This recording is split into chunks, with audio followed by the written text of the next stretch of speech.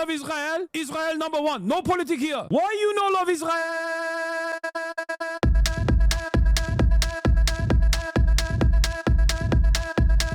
Oh, you hate it?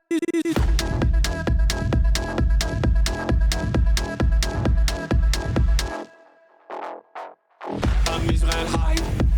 I'm Israel high. I'm Israel high. I'm Israel high. I'm Israel high. I'm Israel high. I'm Israel high. I'm Israel high. You have forgotten to say I'm Israel high? Do you love Israel? You must love Hamas. You are Hamas. I'm Israel high. I'm Israel high. I'm Israel high. I'm Israel high. I'm Israel high. I'm Israel high. I'm Israel high. I'm Israel high. Oh, Israel not number one for you. Oh, anti-Semitism. Israel, small nation. Israel, tiny nation surrounded by scary Muslims. Ah, you are anti-Semitism. You are Hamas. You are Hamas. No politics here. Say Israel number one. Tweet Israel number one. No politics here. No politics here. No politics here. No politics here. No politics here. No politics here. No politics here.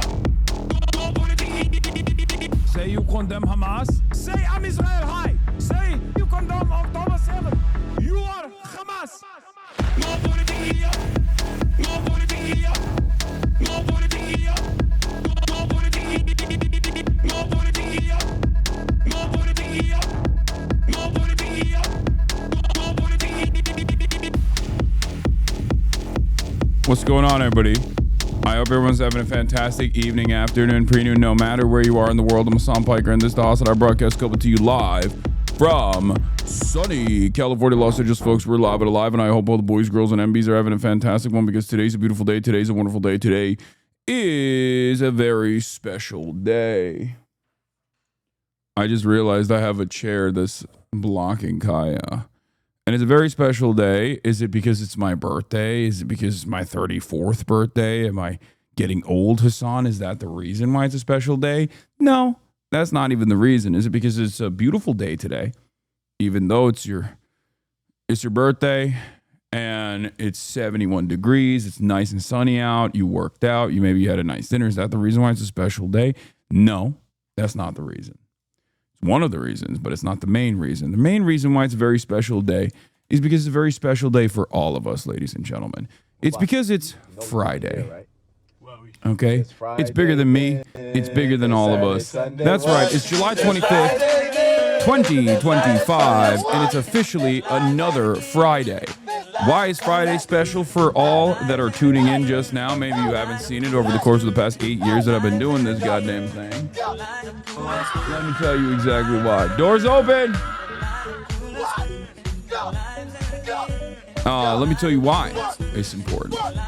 Let me tell you why Fridays are important. That's because our forefathers fought long, hard, to work, to toil, to make sure that we can all celebrate the goddamn weekend. If you like a 5-day work week, even though maybe it should be a 4-day work week, but if you like a 5-day work week and you like a weekend, then you celebrate every Friday and you celebrate the goddamn labor movement.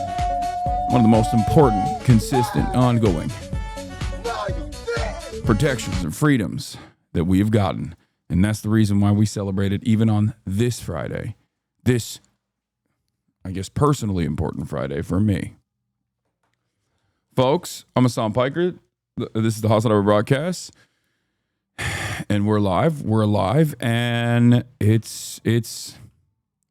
I'm 34. I'm 34 years old, ladies and gentlemen. 34. 34 years old. 3-4. The big 3-4. I'm officially entering the middle stages of the 30s, coming in hot. Now, where are those pants from? Please, they're so fire. I'm actually currently wearing almost entirely gifted shit. That's from Marshy Poo, as a matter of fact. Song for the Mute, new collection this year. One of the greatest things about having the most well-paid people in your orbit is that they get you dripped out the fucking wazoo. They get you dripped down. Anyway,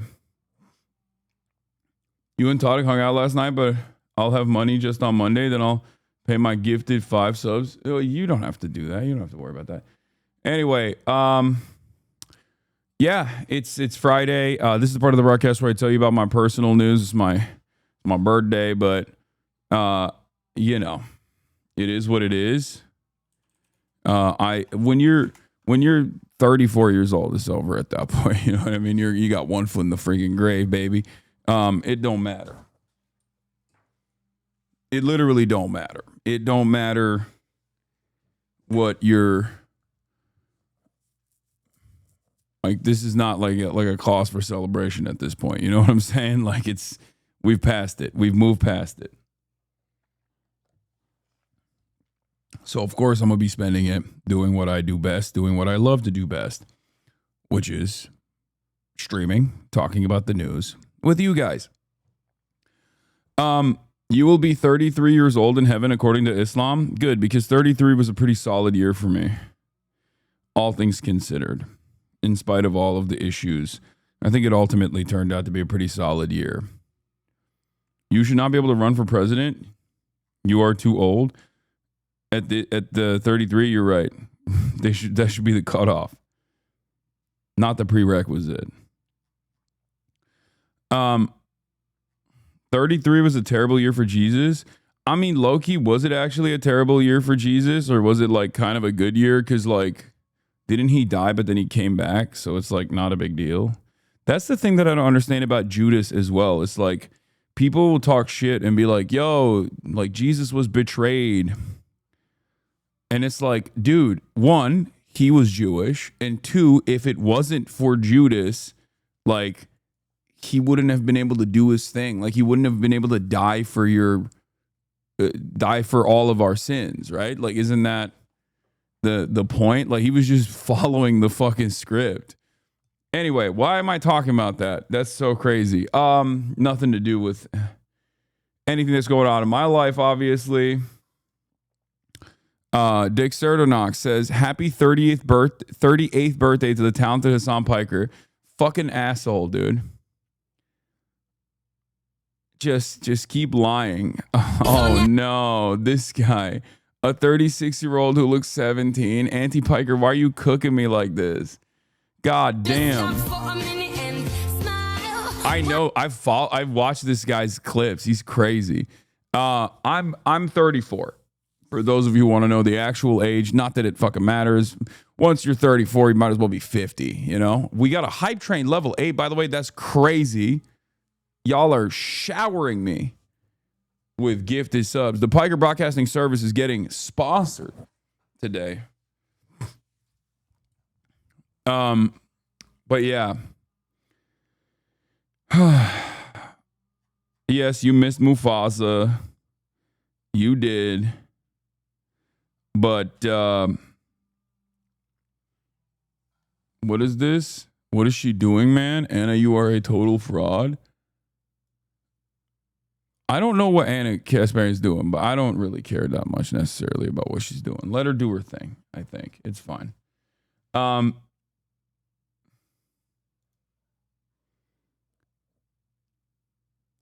What? You sent this in offline chat earlier? Who the fuck is still, and why were they fixing your desk? What? I got a shower still. Was fixing my desk. Yeah, my desk broke this morning, but it's okay. I fixed it. Anyway, it's strange. All right, so what was I going to say? Oh, yeah, personal news. Last night I ended the broadcast, obviously.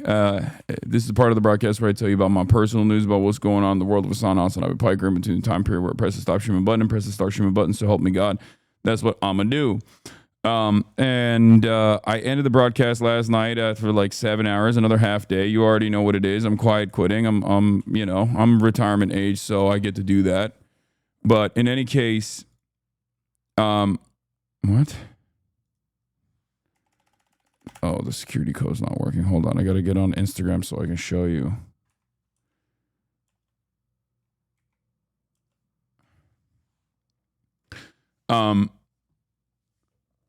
I turned 39 a few weeks ago. There's benefits of being an old head, I guess. I haven't seen it. But if you say so. But what I was going to say is, wait, hold on. Where do you change your appearance? Oh, here it is, dark mode. Okay, Instagram dark mode. It's on here. Okay. So, ended the broadcast last night, and we shot the Fear and podcast, another banger episode. Another banger episode of the Fear and podcast. Can't wait for you guys to see it. Lots of drama, lots of craziness happening in the world, right? And then as soon as the podcast was over, we went out to dinner. And for dinner, we went to Bday. For those of you who don't know, it's a nice Italian restaurant. It's a really nice Italian restaurant. One of my favorite spots in LA, specifically for this one thing that I love that I was able to share with all of my friends that was good. Yes, the bone marrow. Someone already asked. Of course, we got the bone marrow. Yeah, we went to Bday. It's an Italian restaurant, but like I only specifically like the one thing that they have there that I go crazy for, and that is the bone marrow spinach. I think it's like the spinach pasta with bone marrow, and they just straight up put the bone on top of the pasta, and you're supposed to just scoop out the bone marrow and dump it onto the pasta. It's fucking incredible. I will say this. I think I might have had too much fatty bone marrow because I had, after the dinner, let's just say I was rushing to the bathroom. Okay, that's all I'm going to say. Anyway, but it was fantastic, wonderful. Loved to be around friends. It was great. Bunch of people showed up. We had a limited amount of seats, unfortunately, but it was great overall. I don't really like to do like something massive. And instead of doing it tonight, which is my actual birthday, I did it last night. And the reason for why I did it last night is because I'm doing this tonight. I'm going to an anti-ice benefit later. And there's going to be a lot of cool people there that I don't necessarily know that well. But I'm going to be doing a panel with Taylor Lorenz and David Farrier. And this is an anti-ice benefit. So it will be streamed on IG. I guess it will be streamed on IG. I'm not going to be streaming it because it's late.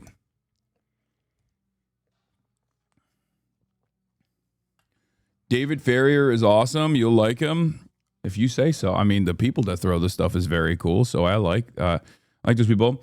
Murat, of course, came in clutch with the 7 year. This is the 7th year running of the birthday cake meme, the birthday cake meta. Okay. Which is pretty crazy. Murat started off with happy birthday woke bay 7 years ago on my 20th birthday, because I'm 27 now. I turned 27. Wait, what is this? Happy birthday. I found this video of you waking up on your birthday today. Red pill riser. That's crazy. How did you get this? How did you get this secret footage of me talking to God? Can you tell me how old you are? I'm 34. I was born in 1975. Would you mind looking at your hands? You don't have to if you don't want to. There's a mirror in front of you. No, Dude, what the fuck? Why can't they just like show the actual footage? What is this? Like, why does it have to be in a movie, like a fake movie theater screenshot? I never understand these like movie, because this is not a copyright get around, chatters. No, I don't think this can stop a DMCA. You can't just like literally post an entire movie and then act as though it's inside of a cinema that you like you added a screen grab into it. I don't understand it. It is to avoid auto detection. Never underestimate how shitty TikTok's auto detect is. I guess. What year is this? 2009. I'm 34. I was born February 9th, 1975. So I guess it must be your birthday. 34. I'm 34. I've got to wake up. I've got to wake up. That's me. That's actually me, bro. That's how I feel this morning. Nandre says Hasan's birthday felt like woke Jeff Bezos' wedding. That's so funny. But yeah, I breaking diva down. Friend made this for you. Happy birthday to the big man. Friend made this for me. Happy birthday to the big man himself. Even though Uncle's becoming peepaw, he still got the sauce. Hasan, poop sock. What is happening here? I don't know. I don't know what this is, but I like it. Thank you. Is this Animal Crossing? Is that what it is? Is Animal Crossing fan art?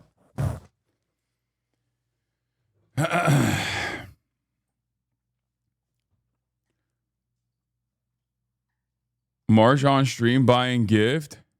All right, here's stop number 1, chat. We're gonna try to no get, shot. Was he there?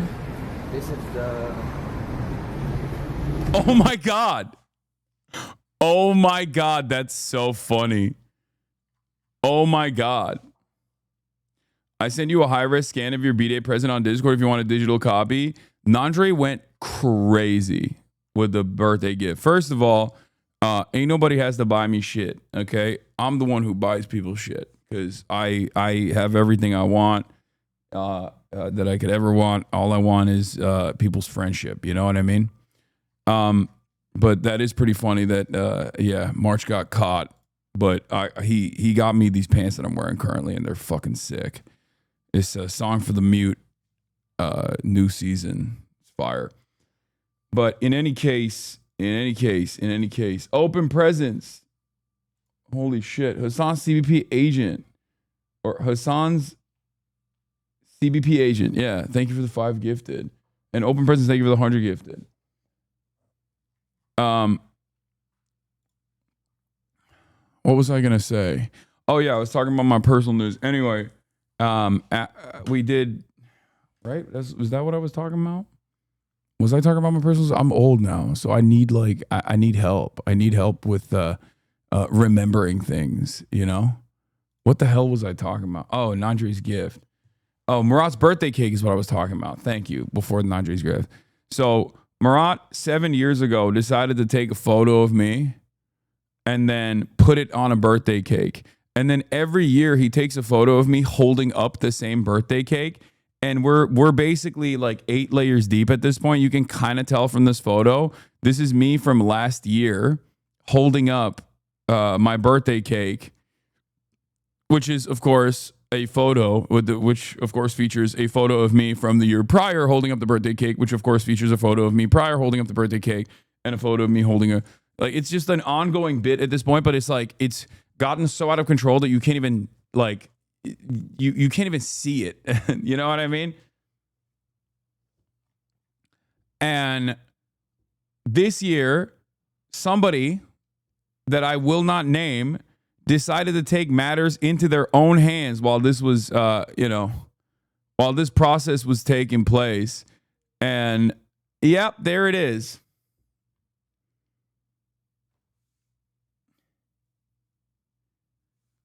It's just that's wild. That's wild that he was like, "Oh, are you taking a photo that you have 7-year tradition? Wait, let me get right in there. Okay? Let me get right in there and just, get immortalized in this."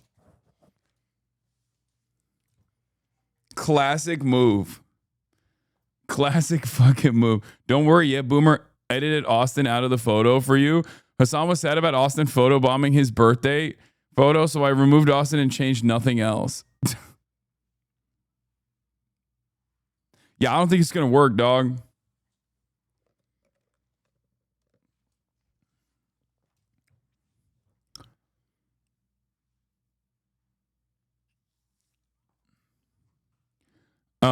But yeah, we did that. That's a cute little That's a cute little tradition. Here's me at the World Trade Center way back in the day with my dad when we were visiting the United States of America. Ominous photos with ominous aura. Where's the yearly Instagram post, Unc? I haven't posted yet. I don't know. I'll post later.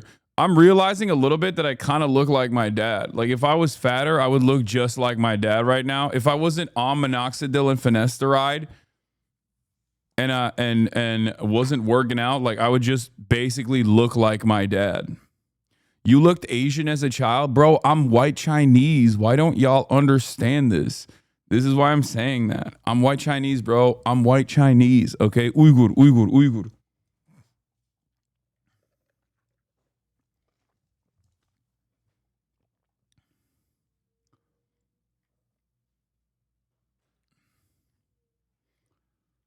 To visit the U.S. while living in Turkey, damn, you must be rich. Brother, I was born here. Yes, the answer to your question is yes, of course. Just like many people that come from all around the world. Even people who like win the green card lottery are usually of a much better financial situation than the average person from those countries. A lot of Americans don't understand this and they take it for granted. But yeah.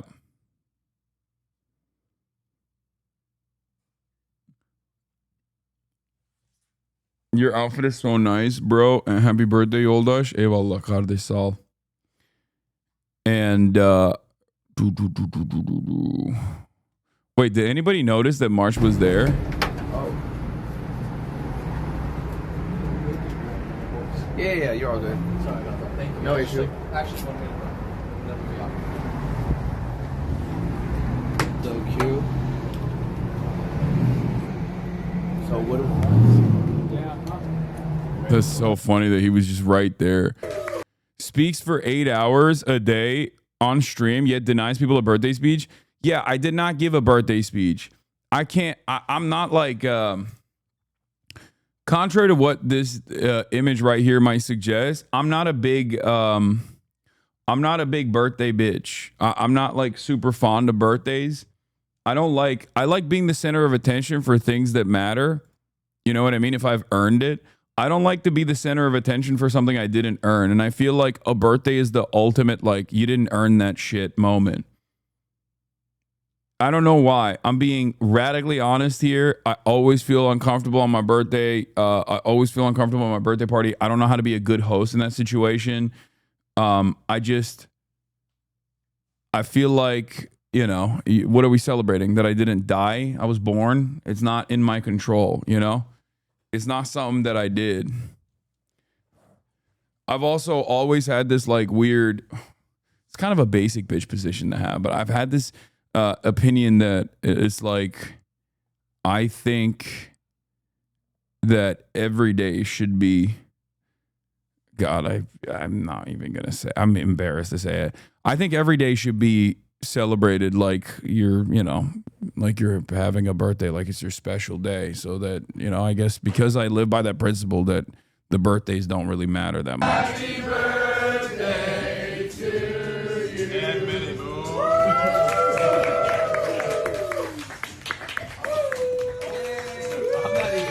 I'm not even that fucking crazy.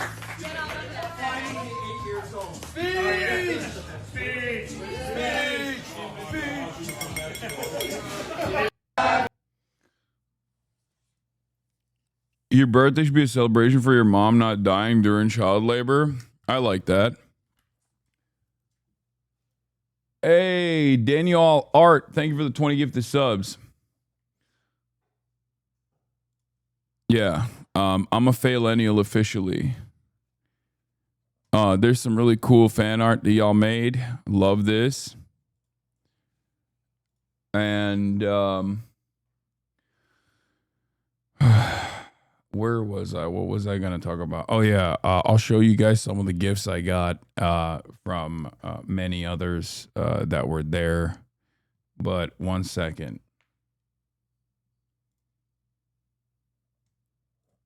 Oh, that's chat mentioning March. Who is Marsh? Marsh? W Marsh. W Marsh. No motion.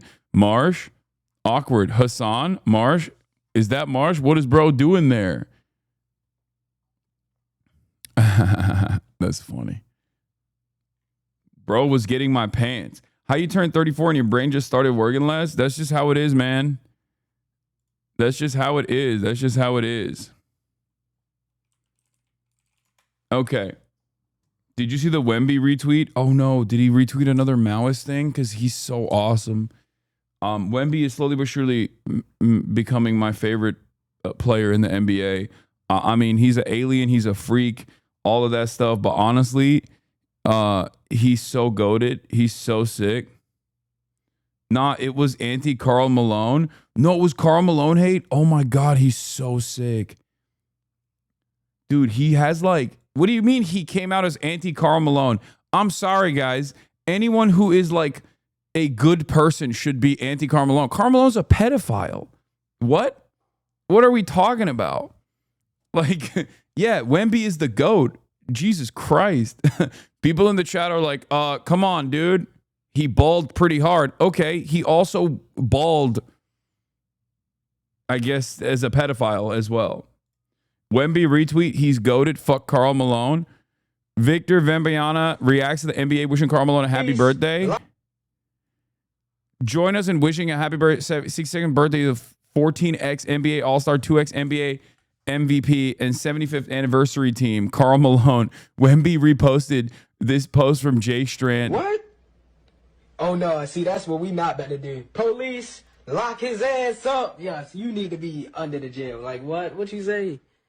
Yeah, arrest him immediately. Isn't that the dude in the video that they're using as like a react meme is one of these like up and coming content creators, right? He's like, he used to be a meme or something, and then he like Kai brought him, right?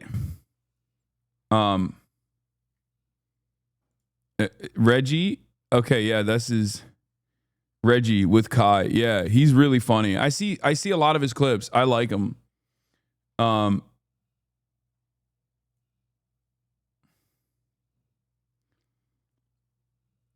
LeBron glazed Karl Malone. Stop. Don't even mention stuff like that. Let's be honest, LeBron would never do this. Wemby is the new GOAT. I'm a bronsexual, by the way. Yes, LeBron would never do that. 100%. Yeah, I think Reggie is very funny. Or at least like all the clips I see of him. And it could potentially be because like I have a fascination with Baltimore, as you guys know, and the Baltimore accent in general that just like automatically gives you +2 funny points. You guys already know. I mean, Stabby baby. Like one of my favorite recurring guests on here is Mr. Baltimore himself, Mr. Baltimore Ravens himself. Ronnie from Dundalk. Baltimore accent? What, champ? What do you mean? Baltimore has some of the most unique accents in the country. What are we even talking about? Yeah. The banner's busted again. Nice, dude. Nice. Good start. Hold on. Let me blast off real quick, and then we'll keep talking about birthday stuff. But yeah. Hold up.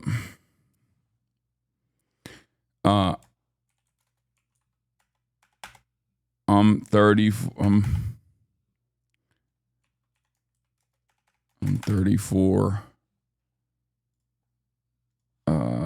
Epstein saga continues as Trump's attorney meets with GHISLAINE Maxwell. You've only been exposed to the East Side accents too. The West Side accent is completely different. That's crazy. There's even, I mean, I know Dundalk and I know like the regular one. The earn.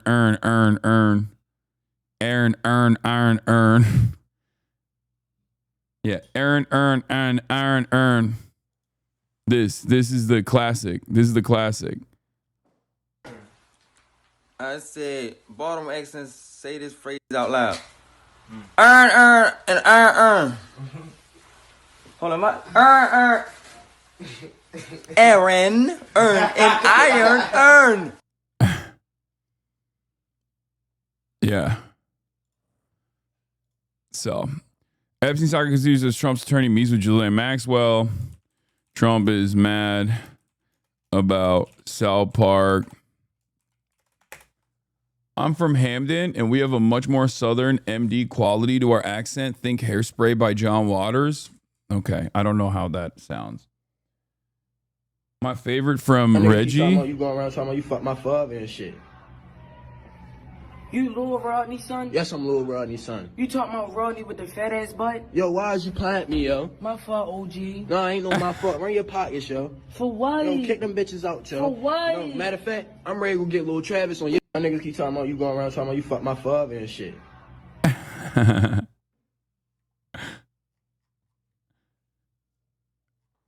Yeah, Trump said he's allowed to pardon GHISLAINE. I'm going to talk about that. Hold up. Okay, there are so many. Today, there are so many blast off memes. Y'all are crazy. I'm going to post a lot of them, okay? I'm going to post as many as I can, which is 4. Okay, I'm 34. Epstein saga continues as Trump's attorney meets with Ghislaine Maxwell. Trump is mad about South Park. What else? There's so much going on. Hold on. Hulk Hogan died.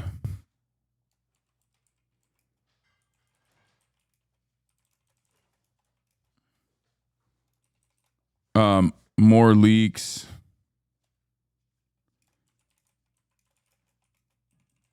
Yeah. New party in the UK. That's not new news. That's been news. We've been known about that.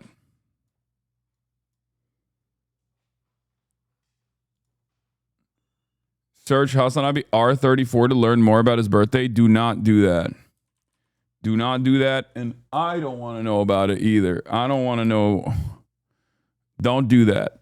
Okay? Here.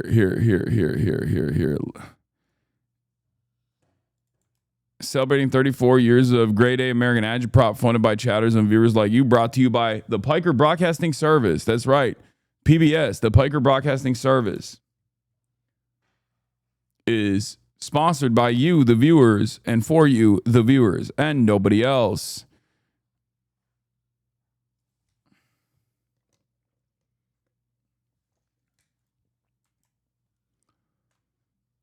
Please talk about Hunter Biden's interview. I know it's trash, but I just want to hear you talk about it. I haven't really had any, like I've seen him talk about crack cocaine on the interview, and it's pretty crazy.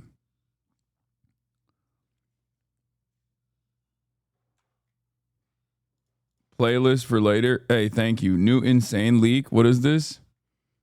Okay, dude.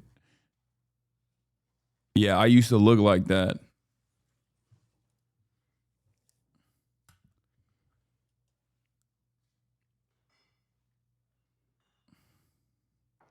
Hunter Biden talking like LeBron on Mind the Game podcast. Yeah, he's the LeBron of doing crack cocaine, I think. Clearly.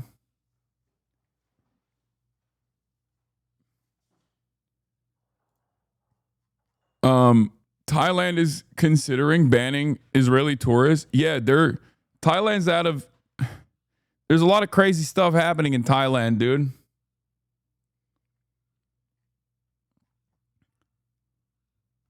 You were so cute. What happened? I got old. That's what happened. Yeah, I'll show you guys the birthday gifts in a second. I only got a couple, and they're all sick. Here is the birthday gifts I got. Okay, hold on. Let me close some of these freaking tabs because I got so much of these goddamn tabs open right now. George Santos is going to prison. Nandre said my birthday was like woke Jeff Bezos' wedding. First and foremost, here is the fit. This is birthday gifts. Marsh got the pants. Shouts out. Song for the mute. I already showed that. And then I got 3 gifts I got to show you guys. One is from Nandre, which is sick. Okay, hold on. 2 people got gifts for me that are not dissimilar to one another. This is Nandre's.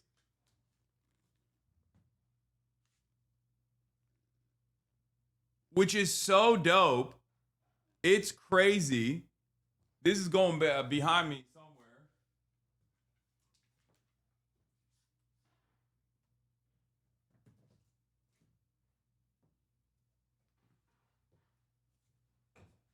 But then, what's even wilder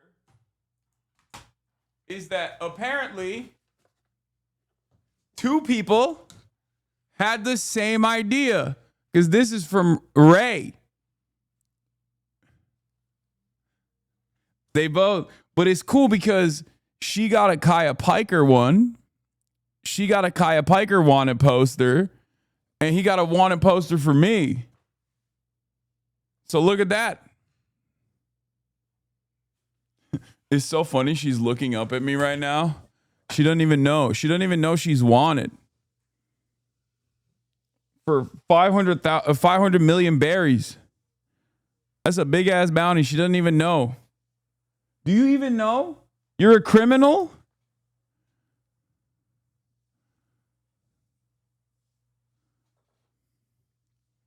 This is when she was actually a criminal. Like she literally was.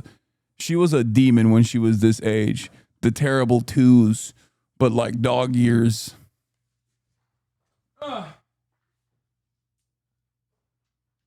I'm going to hang this up somewhere.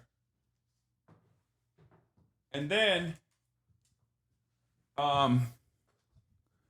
this is what Jarvis got me, which is crazy. My friends know me real well. A Saddam Hussein trading card, PSA graded. A Saddam Hussein Operation Desert Storm trading card. Saddam Hussein, president of Iraq. Hussein has been the president of Iraq since 1979. Skill and force have kept him in power. He's also the head of the Ba'ath Party, which supports policies of socialism and Arab nationalism. In 1959, Hussein was forced into exile because of his association with a failed assassination plot. Returning to Iraq, he was in prison from 1964 to 1966. After his release, Hussein began laying the foundation for his rise to power. Born in Tikrit. Yes, Jarvis Johnson got this. Birth date, April 28th, 1937. Education, Cairo University, Egypt. Baghdad University in Iraq. And it's a PSA graded 1991 Pro Set Saddam Hussein Operation Desert Storm Mint PSA graded 9. Saddam Hussein rookie card, which is fucking amazing. I love this. This is so crazy. It's not a what? Not a PSA 10? Holy shit, I had no idea y'all were friends. I love Jarvis. Yeah, that's why Nandre said it was like woke Jeff Bezos' wedding. Because it's like Jarvis Johnson, Eddie Bareback, Ted Nivison, all of the wokes of YouTube. What did Kai get you with all that illegal trade money? Nothing. Kai's presence is a present, as always. The wokes of YouTube. Are you friends with Drew also? I like him. I haven't. He's not here. He doesn't live here, so I don't really get to see him that much. But he's chill. I'm a fan, and also get to hang out with him every now and then. But yeah.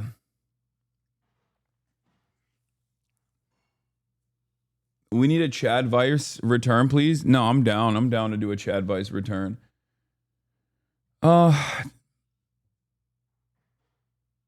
Did you see Connor C. Dog Va was temporarily slandered by The Hill and called a fascist because of the Jubilee video? Wait, what? Why? So, you know, mind my own business. I'm just vibing. And I don't know if you guys saw, there was a like a Jubilee episode that came out where it's like one guy basically has to talk to like 20 like nets. Wait, what happened? They linked the wrong Connor account. No, the fascist was named Connor, so they accidentally. No way. That is hilarious. Also, is his birthday too, by the way. Happy birthday, Connor.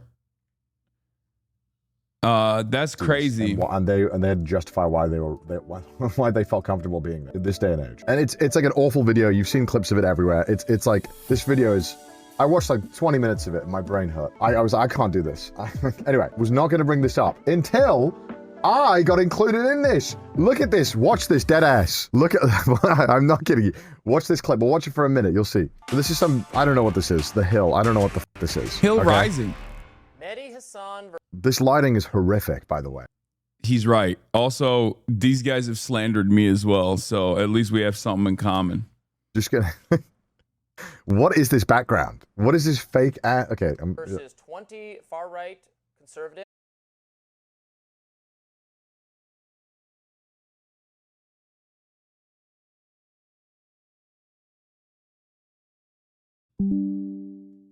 Why is it not connecting? What the fuck?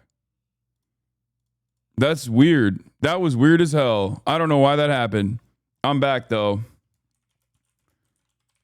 That just that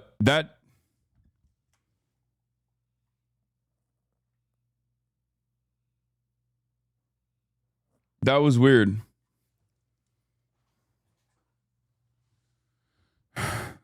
That was weird because like nothing on my end, the internet was perfectly fine. Nothing like the internet was perfectly fine, but I just dropped off my OBS for some reason. But yeah, let's get back to this video. What about the persecution of the Jews? Well, I mean, I certainly don't support anyone's human dignity. Terrible. Like these guys are all fucking awful people. Nazi persecution of the Jews. Anyway. I think that. So this clip goes on, right? A little bit of persecution and stuff like that, which is bad. And this guy is called Connor, by the way. Just so you know, this guy's called Connor. Terrible day for Connors. Terrible day for Connors out there, right? I was already aware that Connor was a pretty generic white name. I couldn't get away from that, but like, look, anyway, because you're a little bit more than a far right Republican. Hey, what can I say? I think you could say I'm a fascist. Yeah, I am. Insane to say that out loud. The man who identified himself as Connor doubled down. Okay. I quite frankly don't care. Was that really necessary? Was that cut there necessary? Think about me. If I'm a Nazi and being a Nazi, is mutual, so being a Nazi means upholding human dignity, because I even believe in your dignity. I don't in a state that I wouldn't normally talk about this shit on stream, but wait for it. Or anything like that. But quite frankly, I don't debate fascists. Okay. So do you concede then? I mean, why? Do I concede you're a fascist who condemn the Nazis? Yes, I concede. Okay, I hate watching this. This thing is awful. Connor says he was fired for his political beliefs and launched Rightfully a fundraiser on a Christian crowdsourced site, Give, Send, Go, and as of airing, he's raised over $26,000. A YouTuber also named. What? That's crazy.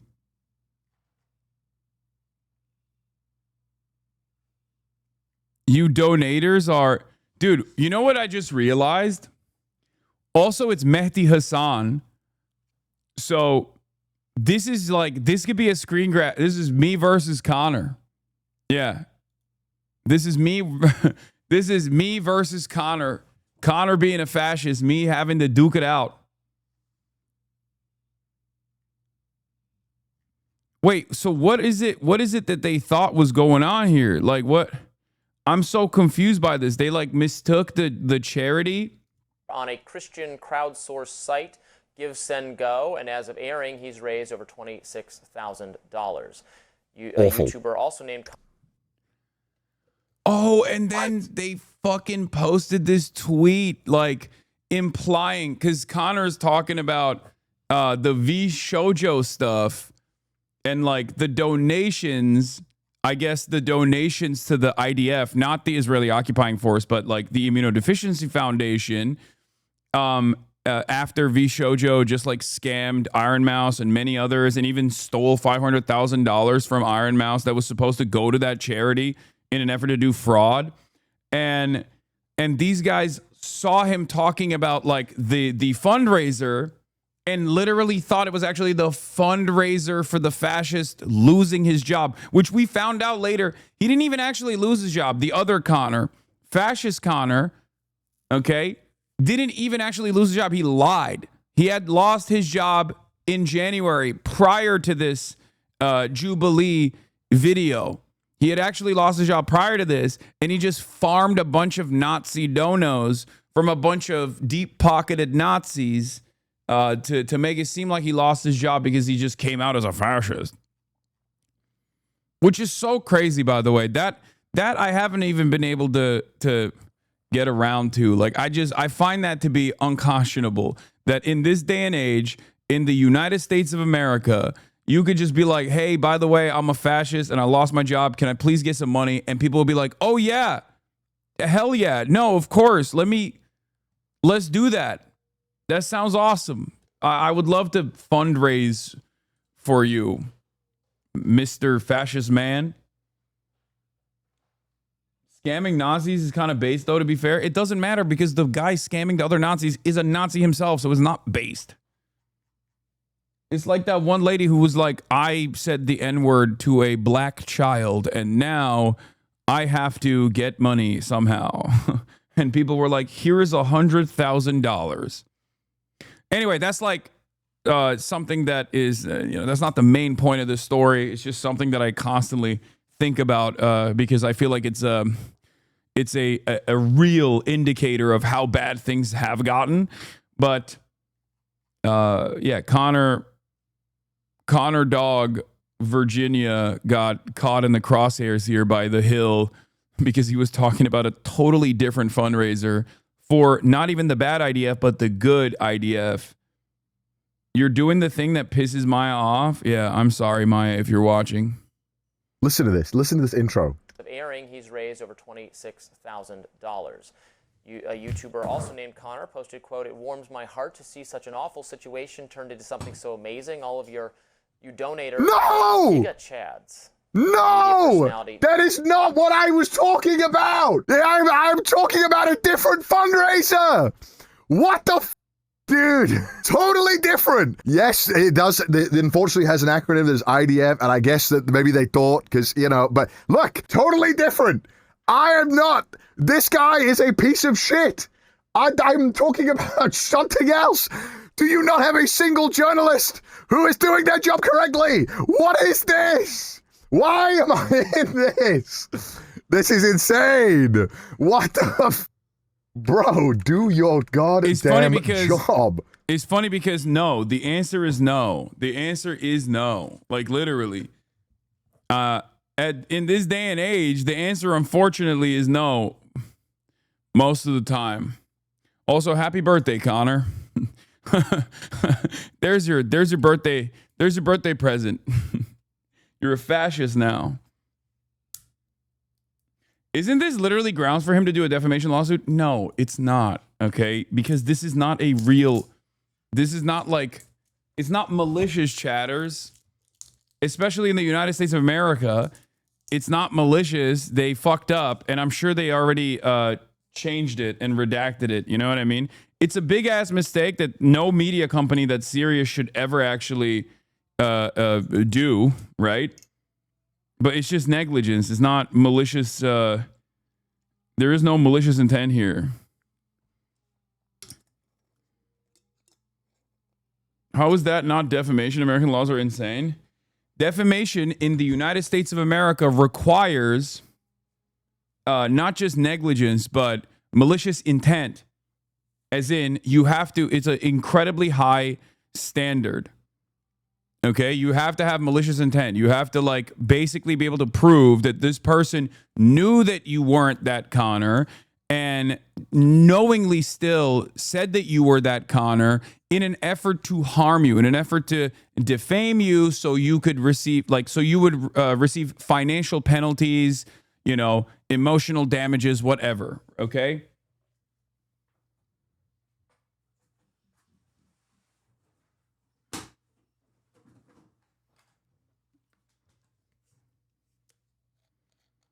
That's it.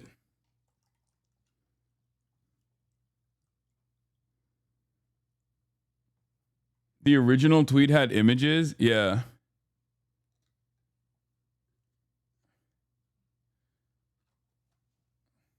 It warms my heart to see such an awful situation turn into something amazing. All you donators are Giga Chads. Holy shit. Yeah. Yeah, Giga Chats for what? For donating to a fascist. No, I'm just kidding. Oh, that's funny as hell. That's funny as hell, bro. Like creating a whole website saying Connor looks like a certain movie producer. I don't even know if that I don't even know if that reaches the standard of defamation for the record. So no. I think like the defamation suit that you're talking about was with Ethan Klein and that like billionaire guy.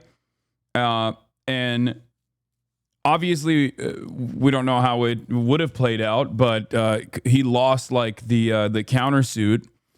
And then they had to settle, and he forced them to apologize, and who knows how much money he took from Ethan. But that was specifically, if I'm not mistaken, because Ethan knowingly kept repeatedly talking about how he was doing a Ponzi scheme, because one of the articles had said that he had done a Ponzi scheme, I think, right? Like he had done a Ponzi scheme when he had not done a Ponzi scheme, and then the article actually retracted it.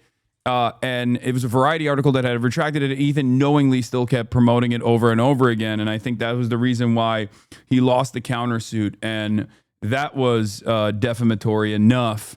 And instead of avoiding a long, lengthy, and even more costly court process, it seems like he engaged in some kind of bargaining. And they settled. And part of the terms of the settlement was Ethan Klein deleting all of the Ryan Kavanaugh, right? Ryan Kavanaugh stuff. And then scrubbing all of the old segments of Ryan Kavanaugh mentions, and then turning around and apologizing for it. It was like a lengthy apology that he had to do. Someone is wishing you a happy birthday. Let's see, what is this? Winnie says, happy birthday, Unc. Aw. My lady. Just curious, but have you addressed the pirate software controversies? No. What? That he was like shitty in a WoW raid and people hate him because they think he's condescending? I don't care. Yeah. Motherfuckers would be like, bro, have you seen this guy's controversy? And the controversy is that he's arrogant and everybody hates that. And then that's it.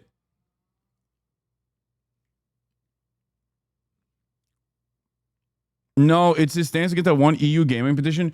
Oh, yeah. It's the stop killing games thing that like really restarted the stuff.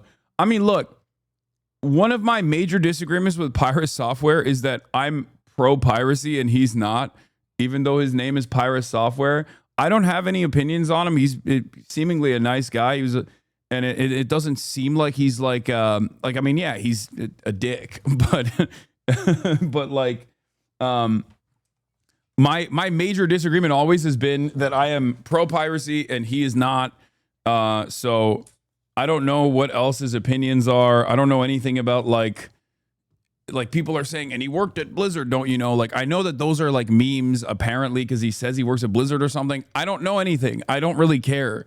I genuinely don't really care. But the Stop Killing Games initiative, I didn't really pay close attention to, but I mean, they are killing games. It's true. It's capitalism that's killing games. And I assume the Stop Killing Games initiative is about like that. Maybe. I don't know.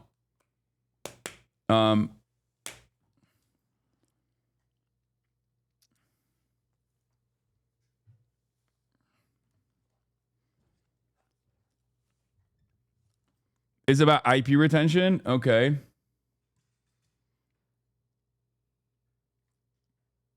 It's a valid initiative, but I don't know why people care about them so much.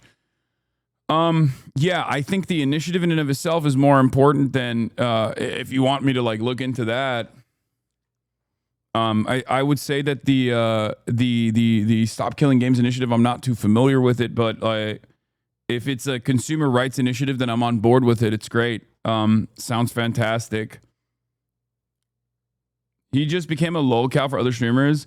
Yeah, I think there's like a lot of people that get in the crosshairs of like some of these classic streamers, and then it's pretty hard to navigate in that space after you get in the crosshairs. Like there's hundreds of random guys online that are just like pirate software, thousands even. It's gamer drama pervert content. Yeah, I think so.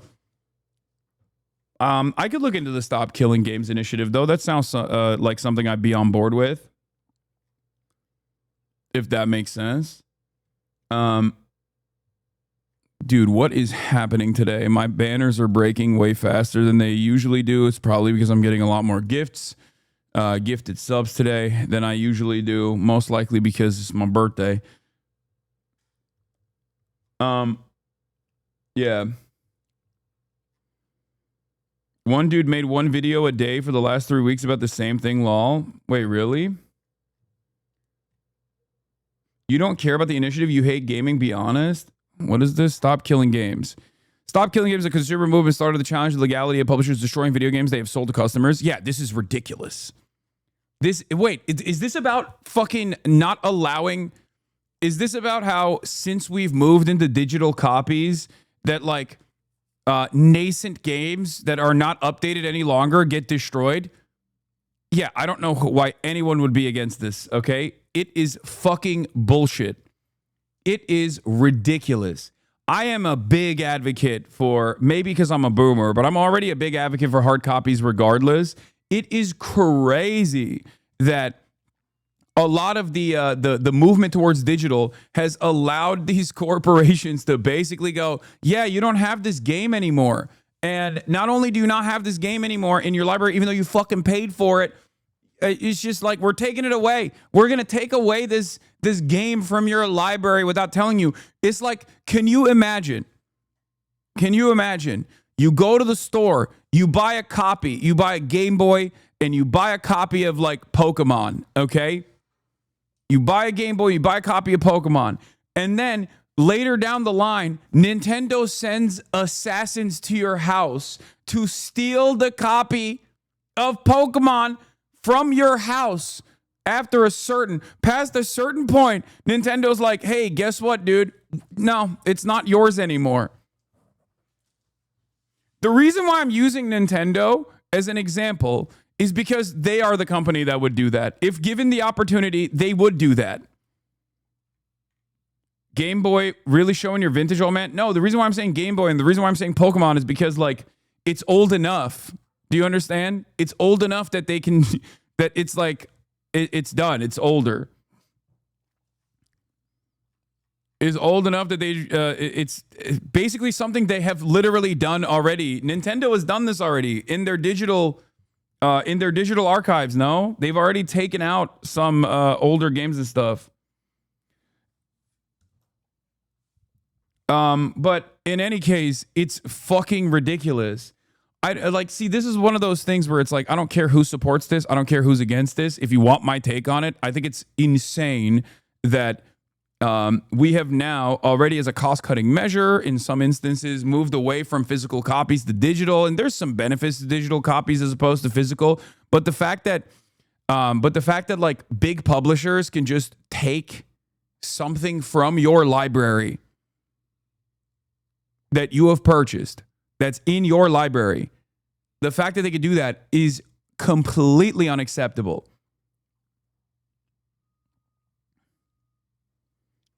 Yeah, it's not just removing digital copies, it's killing servers for online-only games, making them unplayable offline. That's also ridiculous as well. I think that you should always have the optionality to be able to when you purchase a game, whether it's an online game or an offline game, like you should be able to have the optionality to be able to like enjoy it offline or something, or even do your own personal settings or something, personal servers or something, like with very, or if you're not going to service it any longer, then I don't know, release the fucking IP or something so that people can patch it themselves and people can like use a network of devs could just like keep things alive if they want to, just like release the code source and open source the game. I don't really understand why people are against that. I guess like because they just don't want to show some of the proprietary codes. Is that what it is? The Crew is the best example. Ubisoft completely took that game away. Nobody play it now, even if you still own it. This is exactly what Stop Killing Games is, Lamau. No, this is something that I've talked about before because I'm a fucking boomer. I already hate the idea that I'm pro piracy. 2, I'm pro open source software in general. Of course, I'm going to be fucking for this initiative. I'm also pro Gaben in a weird way, even though he has created an entire generation of gambling addicts. I am pro Gaben when it comes to, you know, his classic take. Piracy is a service problem. He's right. Linus and Luke from Linus Tech Tips have talked about this a lot. It's weird because you can't legislate forcing companies to support games in perpetuity, but there should be some sort of recourse for consumers when companies no longer support servers for online-only games. Look, I'm not a developer. I don't know how to do code or anything like that, but I suspect that there is probably a way to hide like some of the most important proprietary aspects of your code, and not release that while also simultaneously like because you don't want vulnerabilities for your newer games that you're creating, right? And I assume that if you were to like release all of the information so that people could just like set up their own servers or whatever, then in that case, I can understand kind of what the developer would not want out there. But having said that, I'm sure there's a workaround.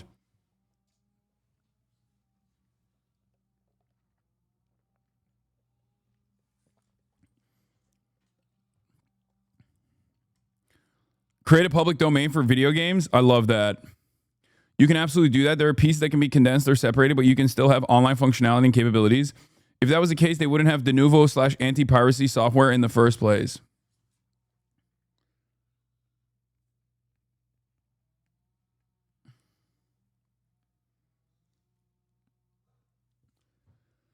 Steam isn't completely DRM free though, so it isn't like you own all the games you buy on Steam. No, I know. And not only that, but Steam has also taken up an interesting initiative where I guess like MasterCard or Visa can now decide that certain games are illegal to play and then you can't fucking buy them.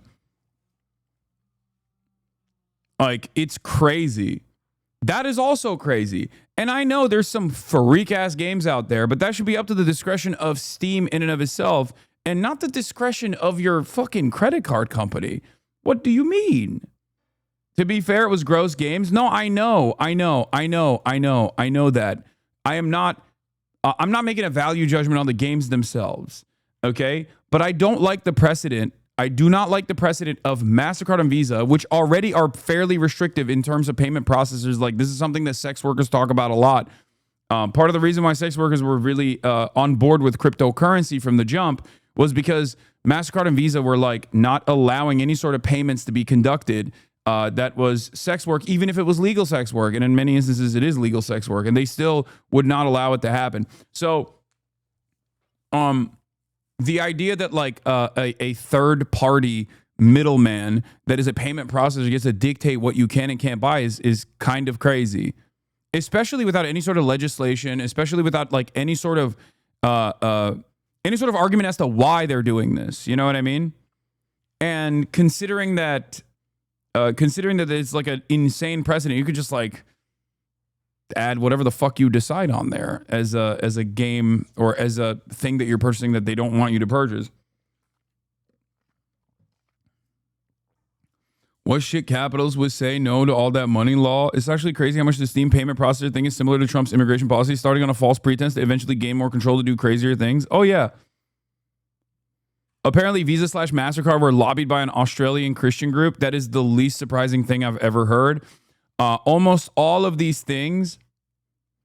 initiatives, like anti-porn initiatives, fun fact, are like 90% of anti-porn initiatives in this country are started off by Mormon advocacy groups that actually hide that they're Mormon advocacy groups by using like Scientific Happiness Foundation or whatever, or the Secular Science Foundation, but it's usually just still Mormons.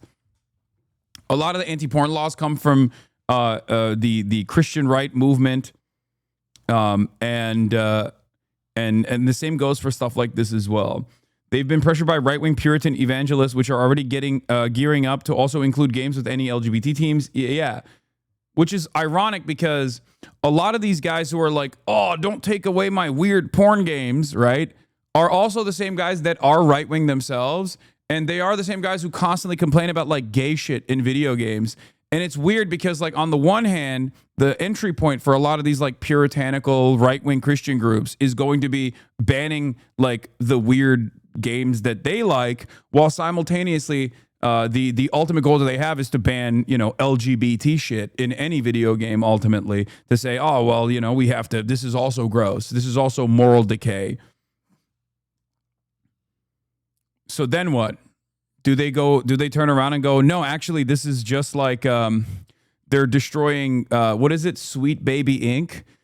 So they're based now. So the puritanical right-wing Christian nationalist advocacy groups are now good because they don't like homosexuals in video games.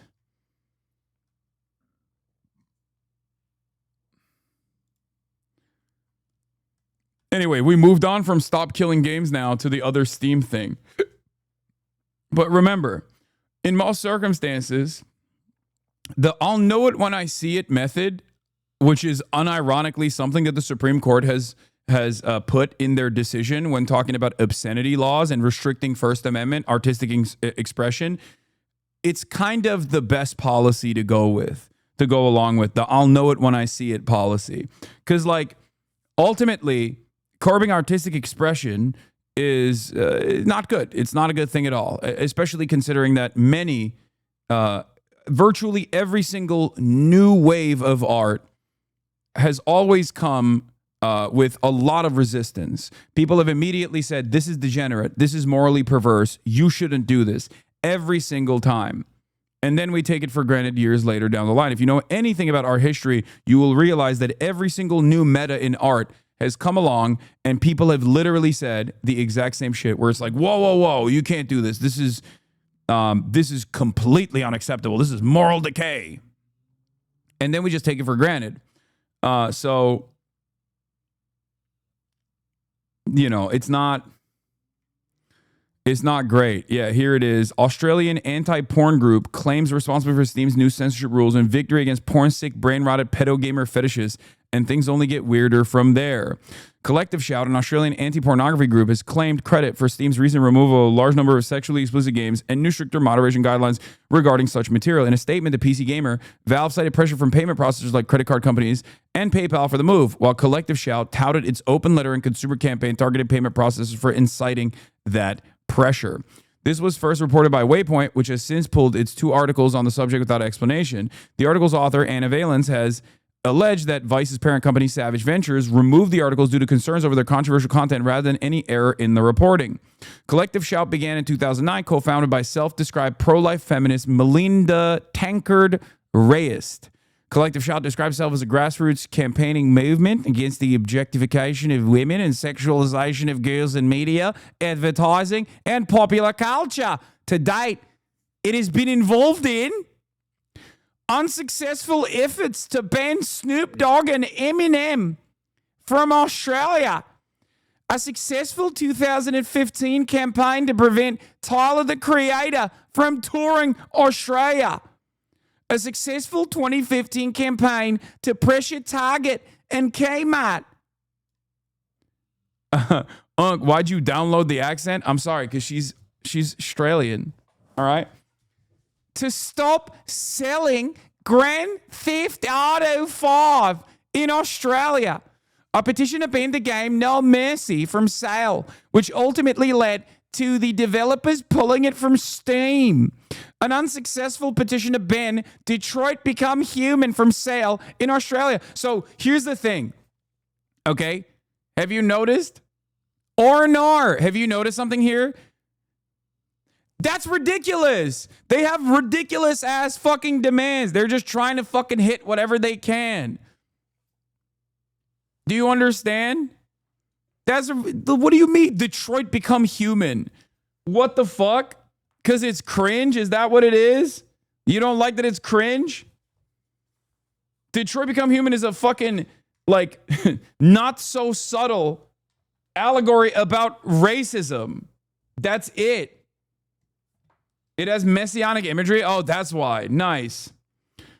On July 7th, Collective Shout shared an update on his No Mercy Change.org campaign, calling on supports to email payment processors, including PayPal, MasterCard, Visa, and Discover, to demand that they cut ties with Steam and itch.io over hundreds of rape, incest, and child abuse games. This was followed by an open letter from Collective Shout asking that they immediately cease processing payments on Steam and itch.io and any other platforms hosting similar games.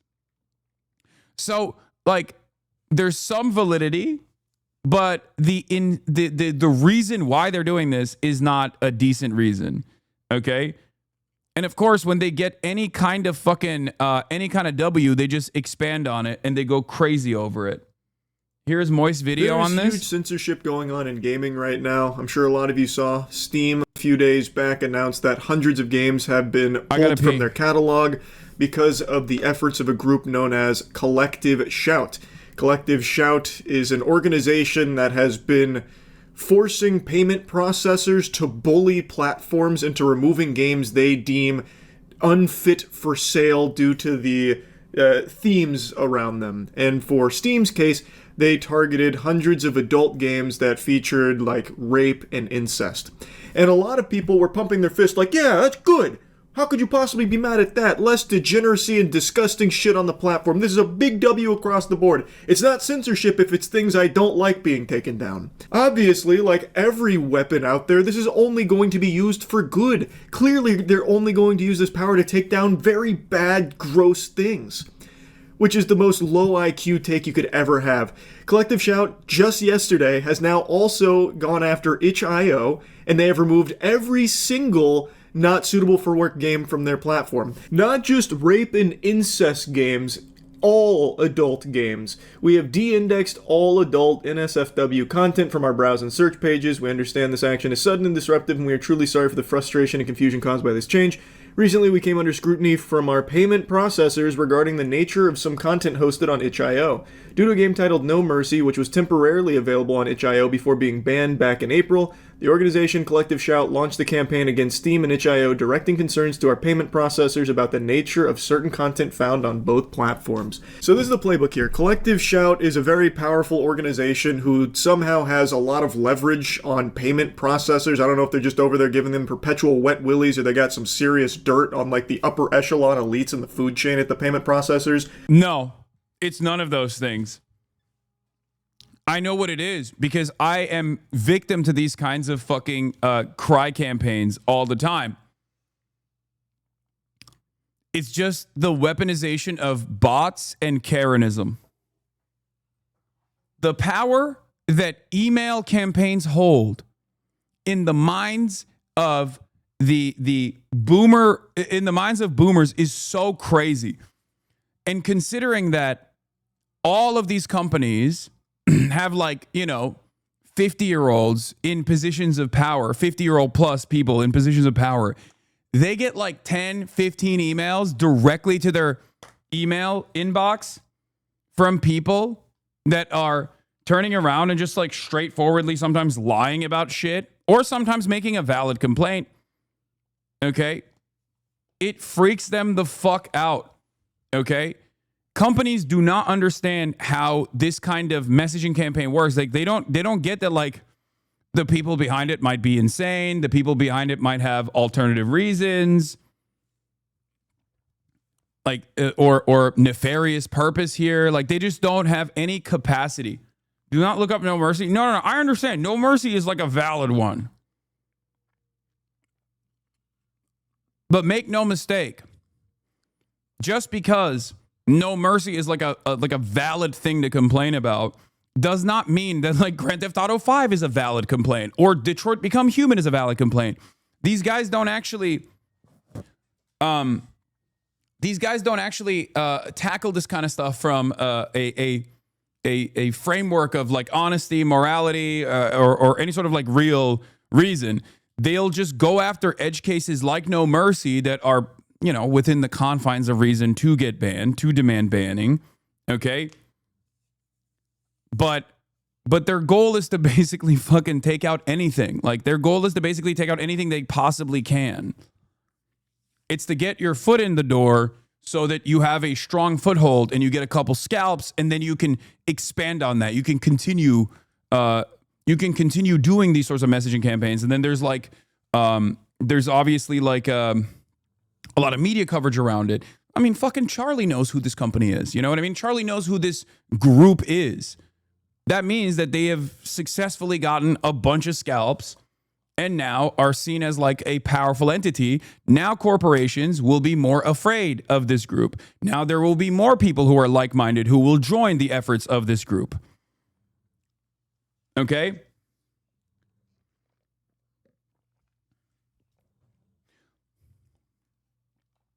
What the fuck is No Mercy? I think it's like a rape game. Like it's literally a video game that's like promoting rape and incestual rape and pedophilia, things like that. It's like gross.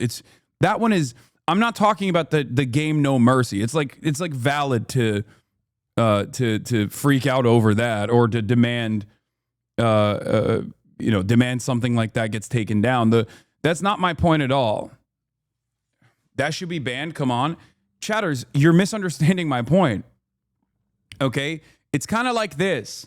There's a difference between someone who is a Holocaust denier actively spreading anti-Semitic conspiracy theories and someone who is simply anti-Israel while simultaneously combating anti-Semitic conspiracy theories. Do you understand? When companies that are supposed to be tasked with like this kind of sanitation do not actually take the necessary steps to be as careful as they possibly can be, and as a matter of fact, weaponize allegations of anti-Semitism, all of a sudden, you basically have diluted the fucking, you've diluted the issue. It no longer has the same level of power. At first, it will be powerful. At first, companies will get scared. And then eventually it'll go back to fucking complete free speech regardless, like maximalist free speech positions regardless, because you've already lost the plot. You've done it too much. Later in the video, Charlie thinks there's a feminist group because they wrap their messaging around protecting women. Yeah. It is pretty nefarious. It is pretty nefarious that these guys will also say like, "Oh, we're doing this to protect women," when in fact it's like a very clearly a right-wing, a right-wing Christian advocacy group. It's not. It's like TERFs and SWERFs that say that they're feminists and that's why they're anti-sex work from a feminist position, or they're anti-trans from a feminist position. It's just fucking bullshit. It's an obfuscation that some people find themselves swept away by. This is the lady, Australian political activist, writer, speaker, media commentator. She describes herself as an advocate for women and girls and is a pro-life feminist. Her campaigns to ban X-rated films have gained national attention in Australia. Tancred Rice is a founder of Collective Shout, a nonprofit organization best known for leading a successful campaign to block the artist Tyler the Creator from touring in Australia due to lyrics considered misogynistic, as well as the removal of multiple Steam games alleged to have depicted rape, incest, and child abuse, which journalistic investigations found also include non-pornographic games containing LGBT themes. There it is. There's a weird handshake that takes place here with like right-wing gamers who want to play like the rape games and get mad and say this is a First Amendment violation, but then also hate gay themes in the games, which Melissa Tancred Rice also hates. As a matter of fact, I would go so far as to say that Melissa Tancred is using the understandable position of trying to get these like, incestuous pedophilic rape games banned to get a foothold, to create a precedent, to show that she is capable of doing that so she can literally ban the fucking the gay games. Yeah, that specific game is already banned on itch.io. The pressure still forced them to delist every single NSFW thing on their website. This doesn't only affect things that one person thinks are objectionable. Yeah. Tancred Rice was born in Mildura, Victoria. She completed his secondary education in Mildura High School and then studied journalism at the Royal Melbourne Institute of Technology. She took up cadetship at the Sunraysia Daily, where she worked from 1983 to 1987. As a recipient of the Rotary Foundation Scholarship, she furthered her studies in journalism at the California State University, Long Beach, during 1987 and 1988. The loony left, or no, the loony left is at it again. Anyway, event Inspiring Christian Series. In 2009, Tancred Rice spoke at a forum called Event Inspiring Christian Series in the Belconnen Baptist Church on behalf of Sheridan Voisey. Yeah, Tancred Rice was on the founding committee of Carinia House for Mothers and Babies and supported accommodation and outreach service for women facing pregnancy without support, and Erin House transition housing for women post-birth. She worked as a consultant for NGOs with a focus on global poverty, including World Vision Australia. Tancred Rice is a contributing editor for 5 books published by Duffy and Snellgrove. Works co-authored in response to criticism and race views are pro-life and thus she can't be a feminist. She self-described radical feminist publishers at SpinFX Press, defended Rice feminism as authentic. SpinFX Press held anti-trans events. Of course they did.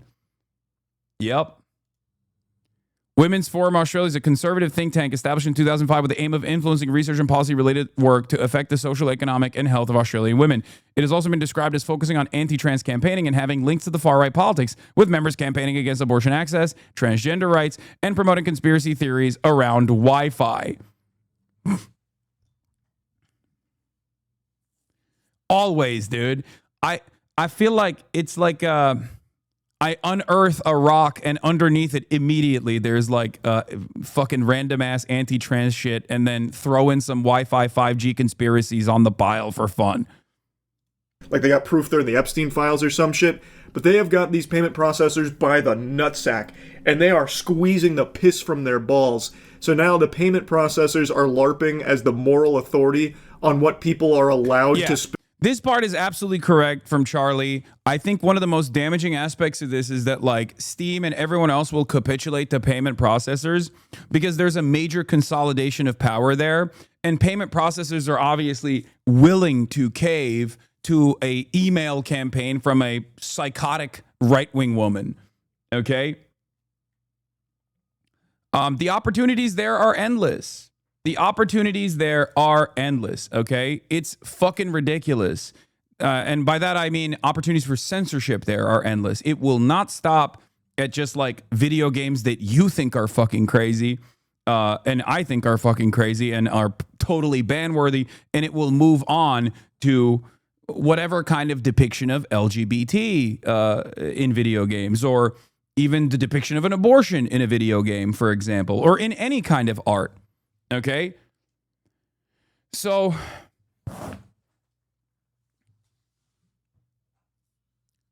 it's clear. Why not movies and TV shows?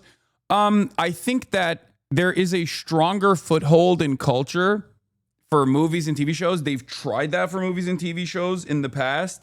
The video game industry, I would say, is a obviously a much younger industry, even though it's a much larger industry now than movies.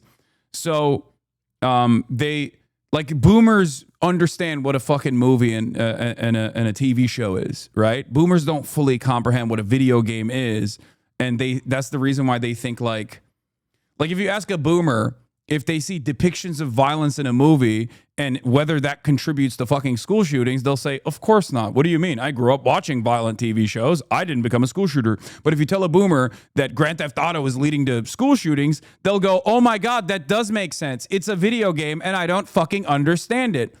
That's because they don't understand what fucking video games are. They can't see it as like literally the same shit that movies are. They don't see it as like art. They see it as something demonic. Do you understand?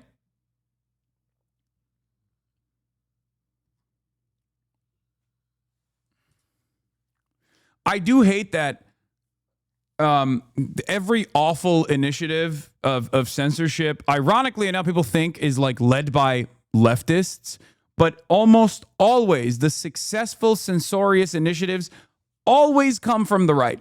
Always. Always. It is always backed by right-wing sentiment.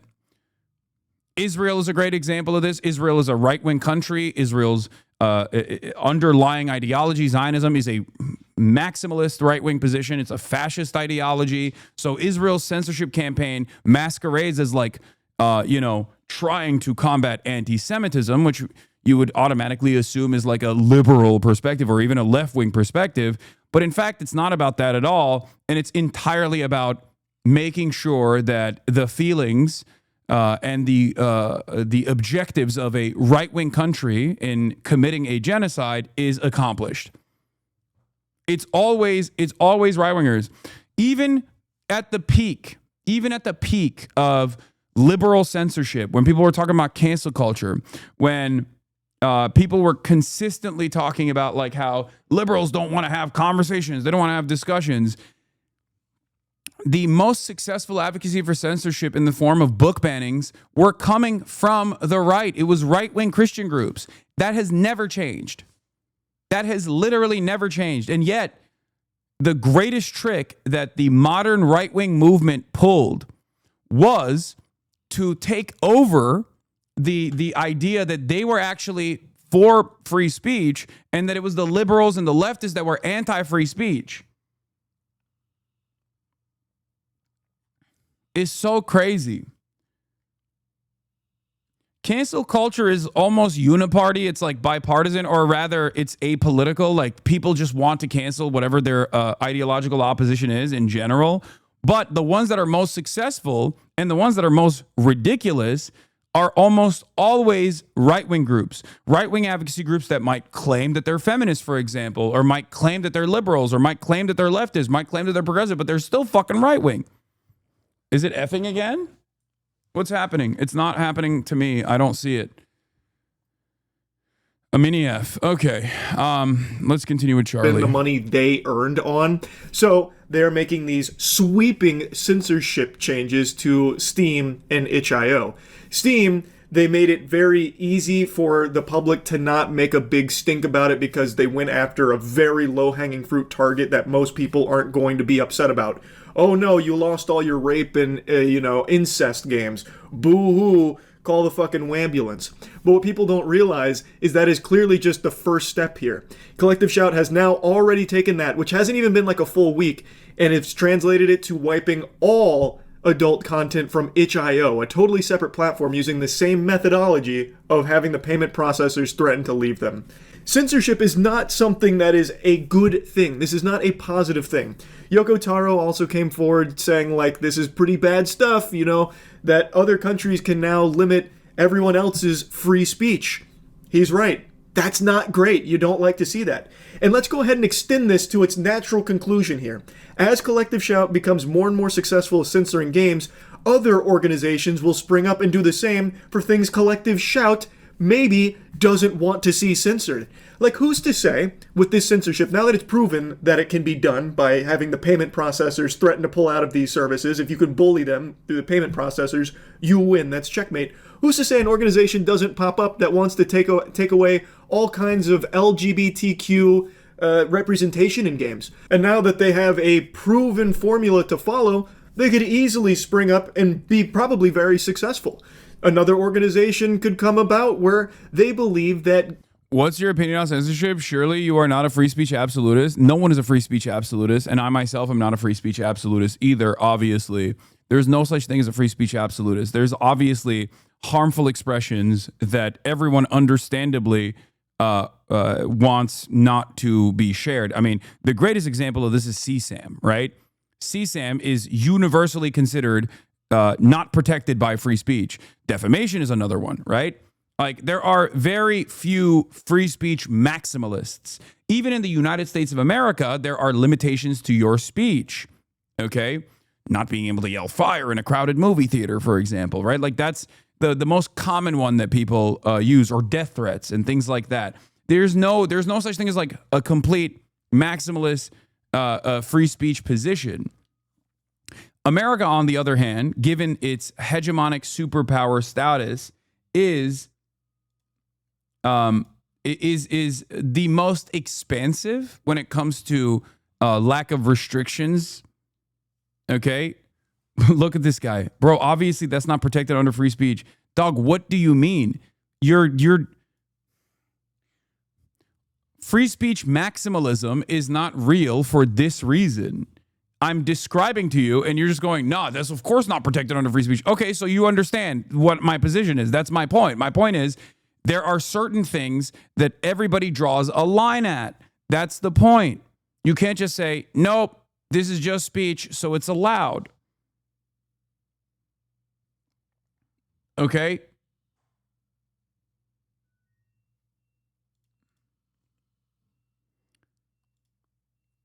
In terms of the Constitution, I just described to you the American free speech boundaries that are constitutionally protected, okay? And even said that there is still speech in the United States of America, despite the fact that it is the most expansive free speech protections afforded. Gave you the reason as to why it's the most expansive, because it's the hegemonic superpower, so it doesn't have any sort of like censorship fears that like countries that are under the thumb of America might have, okay? And yet, even then, there are understandably some limitations to said speech. It's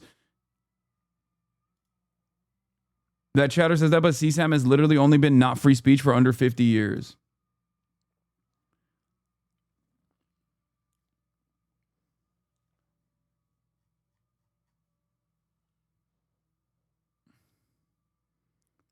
So the point is,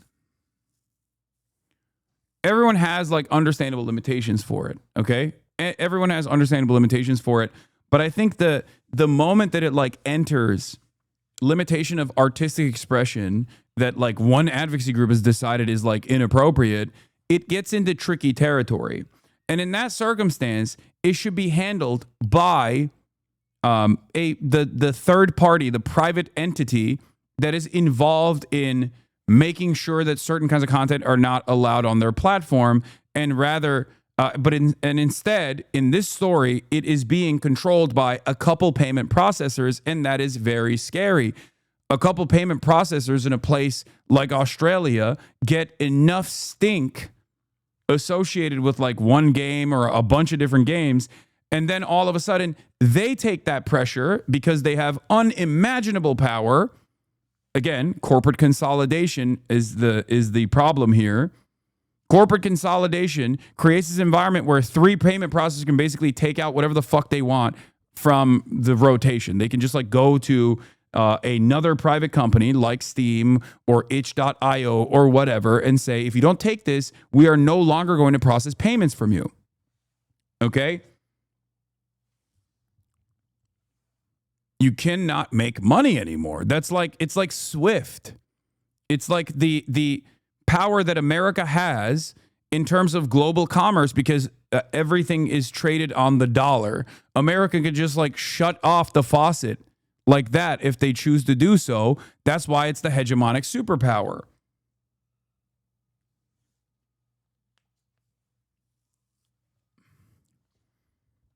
It's almost like sanctions out of nowhere. Imagine if the Japanese censorship was what ruled the world. Yeah.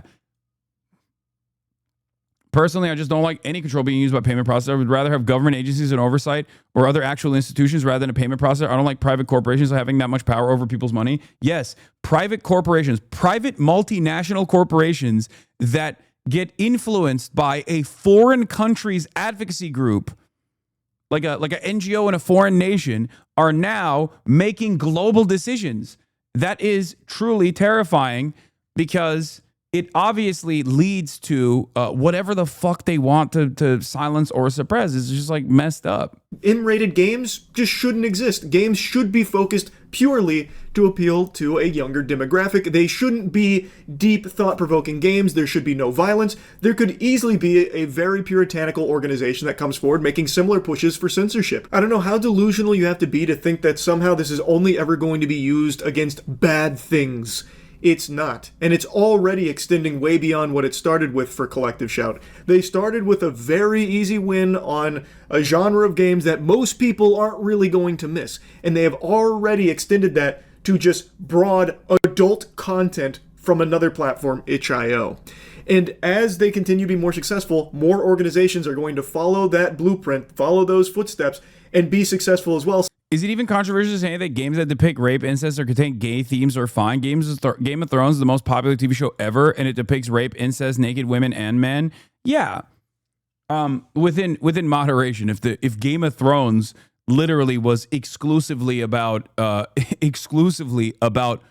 raping whoever you want and doing incest and pedophilia, then obviously Game of Thrones would also probably be banned for good fucking reason. Okay, because if we're comparing Game of Thrones to fucking the game Mercy, then yeah, it's not even in the same fucking wavelength there. You see what I mean?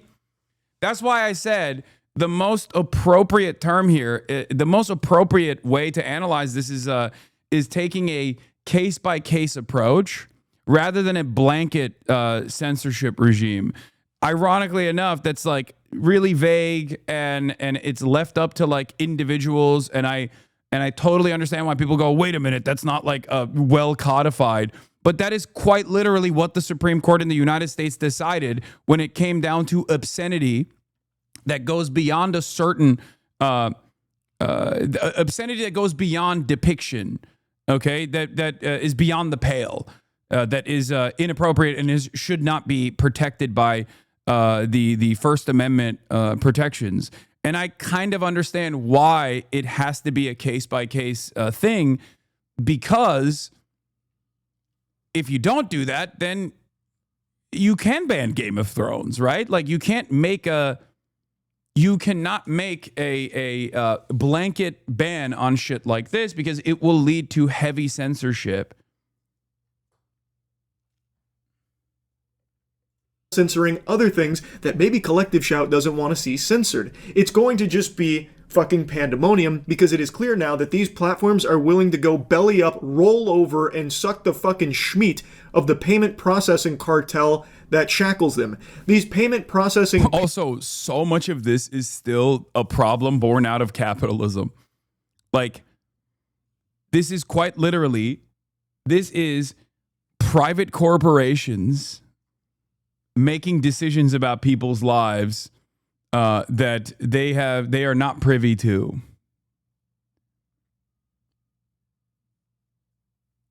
It's just patriots who all of a sudden care so like deeply about morality that you are might want able to do to get these platforms to censor themselves at the behest of the organizations that are strong-arming them. This is why Hollywood made the rating system R versus PG, decided on a case-by-case, nuanced review, industry standard. Exactly.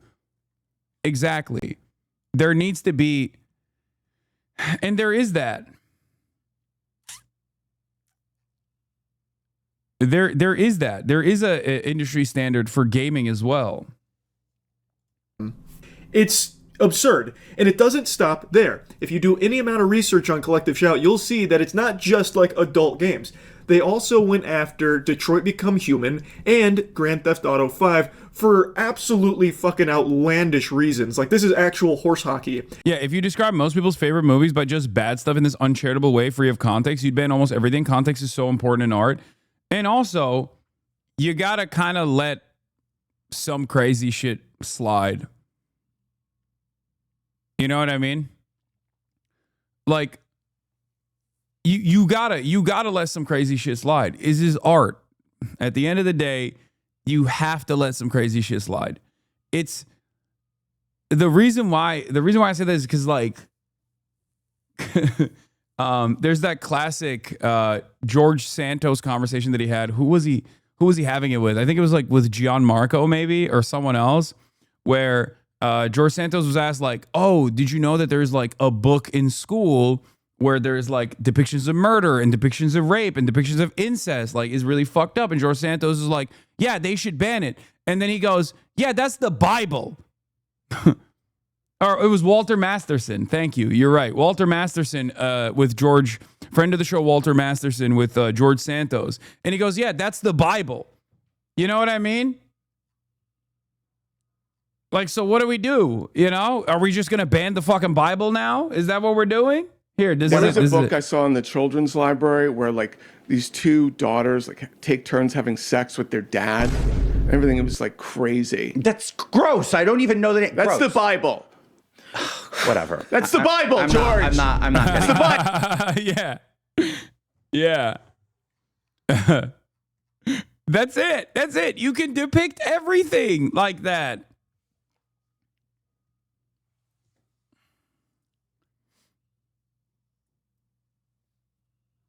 You can depict everything like that. Oh no, the Reddit atheists. The Reddit atheists have gotten. The Reddit atheists are now on board with banning the Bible, so they're like, no, actually, maybe the censorship is good. Yeah, the Bible is freaky as hell, bro. Are we gonna go back to the dumbass PC bullshit? Please, no. What do you mean?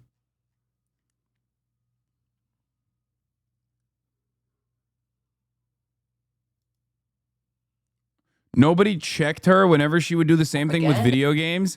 This is abhorrent. It's vile. It's rape training. Campaigner Melinda Tankard Rice tells Shellac Fogarty that games about incest and rape teach boys that they're entitled to the bodies of women and girls. That you should turn yourself into porn, market yourself, make money this way. And then, of course, these games teach boys that they are entitled. They are entitled to the bodies of women and girls. We're seeing it play out in our schools all around the country and around the world. I really like the fact that you mentioned there are 214 rape games and 108 incest games on the Steam platform. We are going to expand this campaign and we are going to call for them all to come down. This is abhorrent. It's vile. It's rape training. It's incest and rape propaganda, and it needs to come down. Why should Gabe Newell and the other executives at Valve profit from propaganda and indoctrination which harms real women and real girls in the real world every day? Everywhere girls are.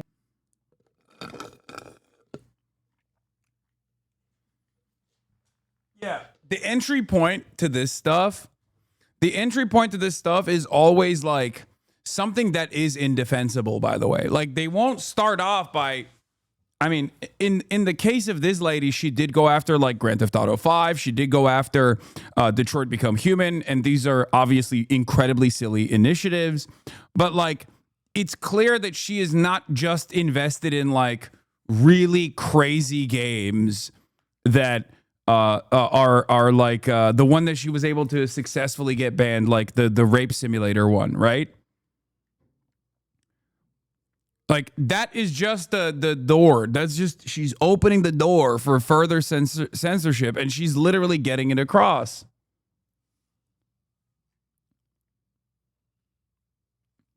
So people need to be very careful with stuff like this. This is really just the reality. This is just Project Reality, as Trump does. He's broken the English-speaking world.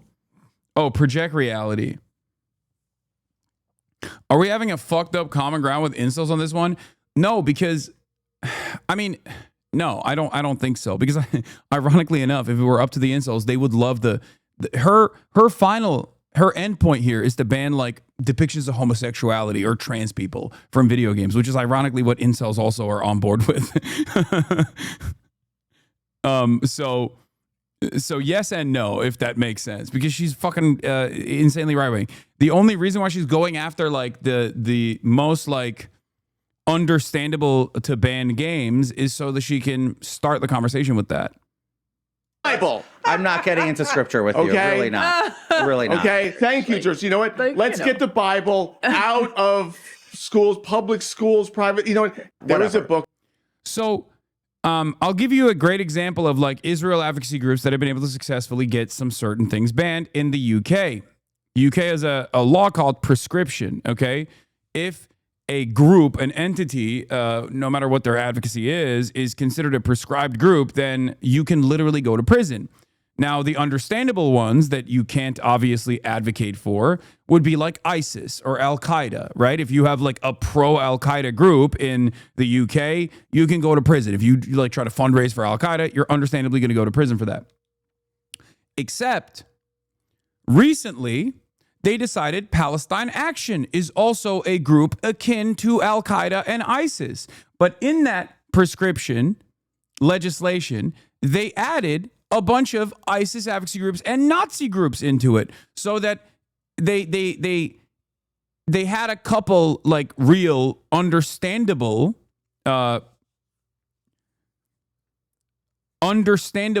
prescribed groups that they added onto the legislation, but the ultimate goal of the legislation was to actually stop Palestine Action, a pro-Palestinian advocacy group. So they always, these groups, these entities always operate like this, okay? What is this person doing? Oh, dude, a classic. No fucking sense of morality. I fucking hate Nazis. She can rot too. Anyone started the game Schedule 1? You just play a drug dealer. No Pornhub in Oklahoma anymore. We got to go to jankier sites. Wait, what is this? I'm not on board with rape games. Why are we so into defending rape games, chat? No, you don't. Why are you calling people rapists in the chat? Just because of your own misunderstanding, Heidi Bang Bang. No, we're not saying that this is like a pro-rape game at all. What the fuck are you talking about? We're not saying I'm literally giving you an analogy of like the ultimate goal here being not to ban like games that are simply there to be rape simulators, okay? Do you not understand that you can literally make that advocacy for Grand Theft Auto 5? You could say like Grand Theft Auto 5 is a rape simulator game. And for these people, that's what they actually want to do. They want to ban Grand Theft Auto 5. They're just simply using the understandable games that are worthy of getting banned as an entry point. So I'm saying, you know, be mindful and recognize that blanket censorship is not good. There aren't, you know, hundreds of games on Steam that are like rape simulators, okay? They're using that as like a advocacy for blanket censorship. These same people called Mass Effect a sodomy simulator in the 2000s. Yeah.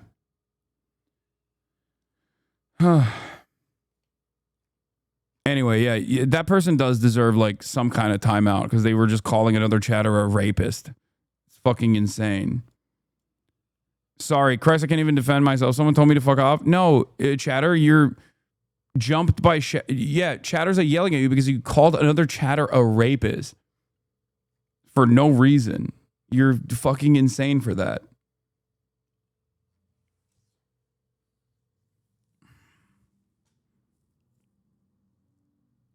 Like, what the fuck?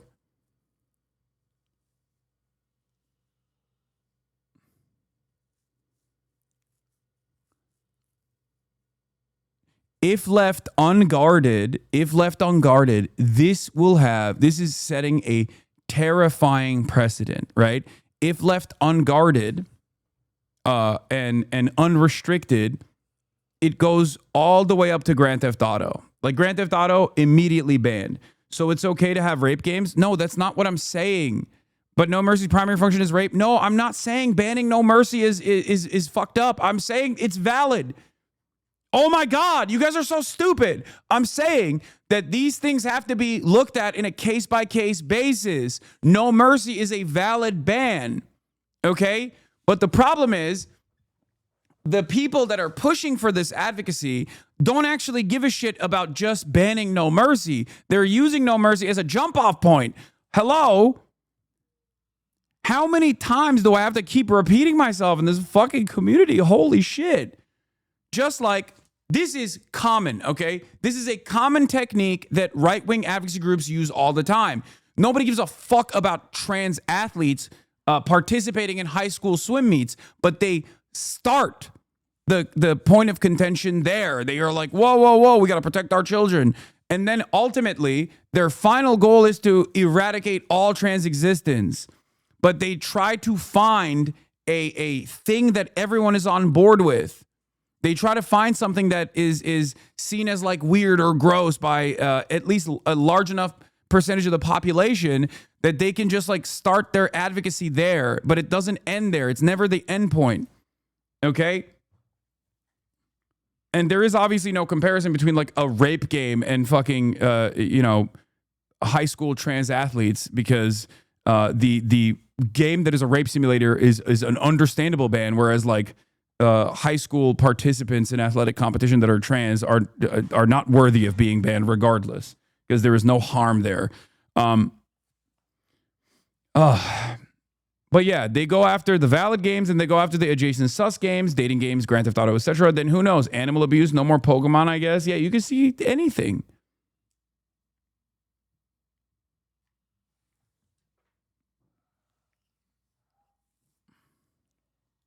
And another scary fact, the article I was reading on stream, which I'm going to show you clips from so you can see about their previous attempts to go after things like Detroit Become Human and GTA 5, that article that I was reading then got taken down 8 hours after stream because Vice deemed it was a little too controversial, because the article wasn't super favorable to Collective Shout.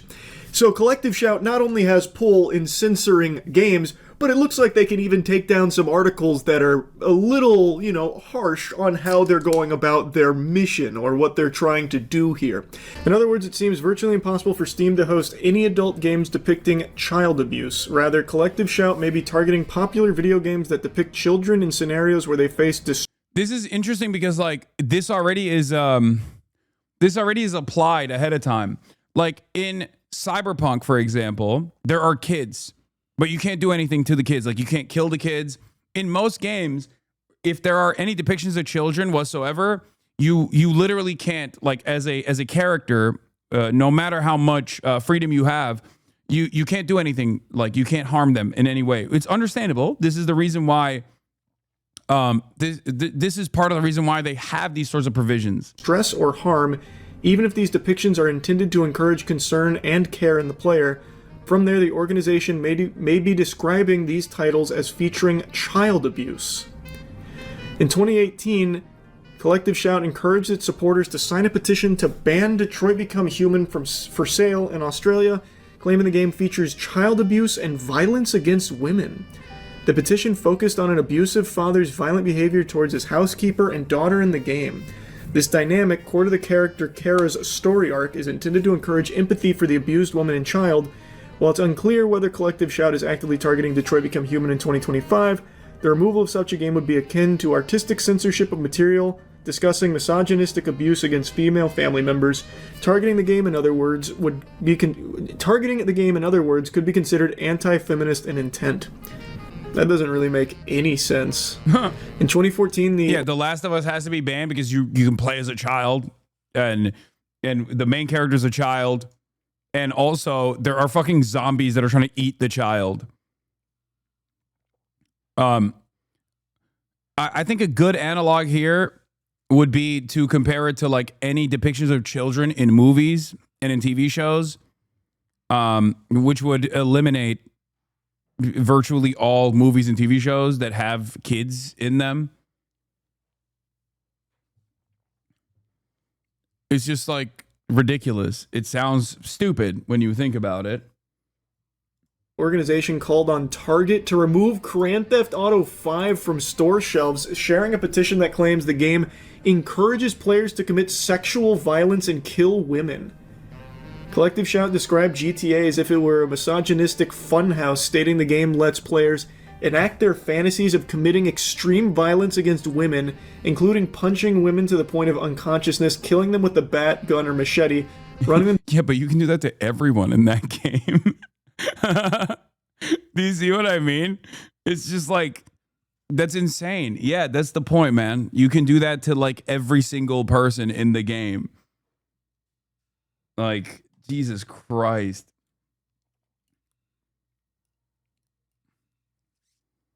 Yeah, it promotes egalitarian murder. Just unlimited super violence to everyone. Down with a car and setting them on fire as they continue screaming. What world are we living in? What? So that all this is only reserved and acceptable if it's men. Like, if you're killing men with a bat, gun, and machete, running them down with a car and setting them on fire as they scream. These arguments are so weak and flimsy, and I think just downright detrimental to what they claim their mission is. This would basically, like these two things in conjunction, would make it so like most games won't even put women in there. So let's take the first example about like how children in like distress and harm. The thing is, Charlie, I don't think these people care about that. They want all of those games to be banned. They want all games to be banned. That's it. They're not like thinking about, you know, what kind of impact this might have in video game development. That's not the purpose here. They don't give a shit. They don't play video games. They don't care about it. They think it's bad. They think it's demonic. They want all games to be banned regardless. So that's it. Unless it's a game that depicts incest and sex and rape and all that. But of course, that is a game that depicts the Bible.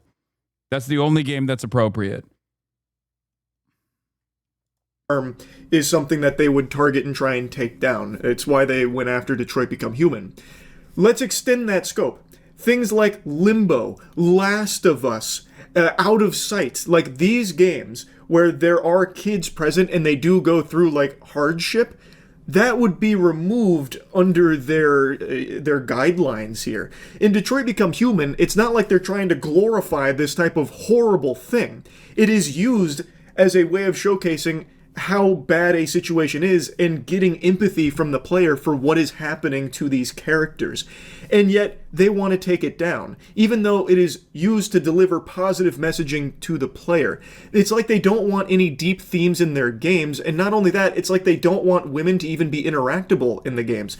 So also something that wouldn't fly under their protocol here would be things like Tomb Raider. Any game where a female is leading it wouldn't really be possible because the women in the game are going to go through distress. Like Lara Croft goes through a lot worse than what they listed for GTA 5 being a misogynistic funhouse. Lara Croft gets killed in so many different ways, potentially if you fail certain things. She's constantly being hunted, hurt. It's all like pretty much no game with a female character in it could be made if Collective Shout continues to gain this much power. It's a fucking absurd notion here. God of War, the new God of War, those games couldn't be made because Kratos' son obviously goes through a lot there. That would be a child in a harmful and distressing situation. It would be poo-pooed by Collective Shout. They would banish that shit to the Shadow Realm.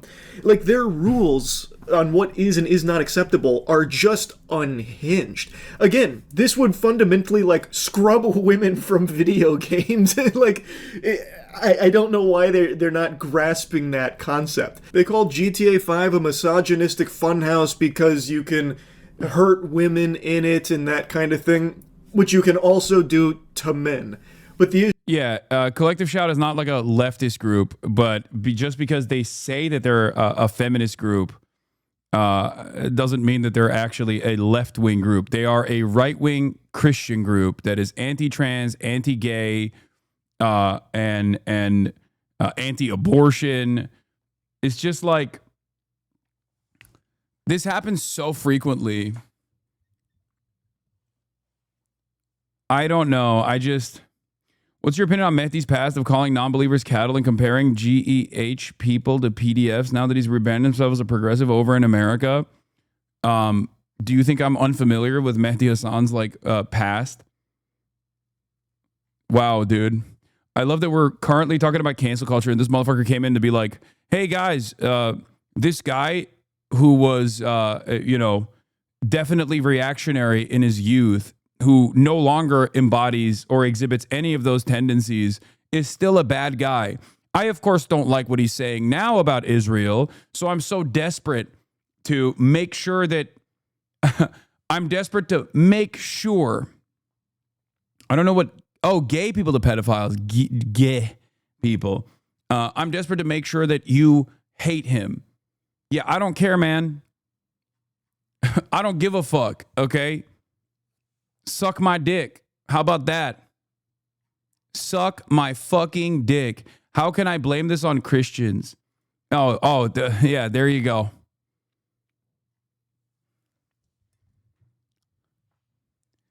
What do you think about gay people, chatter?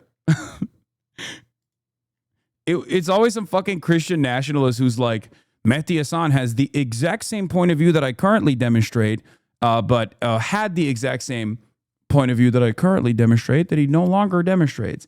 If a Muslim advocacy group was arguing for the same stuff, everybody would suddenly understand censorship like this was wrong. Oh, exactly. That's the other side of the story. Christian advocacy groups in the Western world get to do this kind of shit, but God forbid it was a fucking Muslim advocacy group that said stuff like that. Everyone would clearly understand exactly what's going on here. They'd be like, get the fuck out of here. We don't want this barbaric nonsense here. The difference, of course, between myself and a lot of these other people is that, like, I don't give a shit what kind of advocacy group this is. If it's a Muslim advocacy group, which, by the way, right-wing Christian movements have actually found allegiances every now and then with some of these like reactionary Muslim advocacy groups as well to get certain things banned, like the Supreme Court case that came down recently that decided in favor of these like religious advocacy groups, that in schools you can't actually show depictions of like gay people or whatever in the teaching material. That was a unified front from Muslim advocacy groups and Christian advocacy groups, as a matter of fact.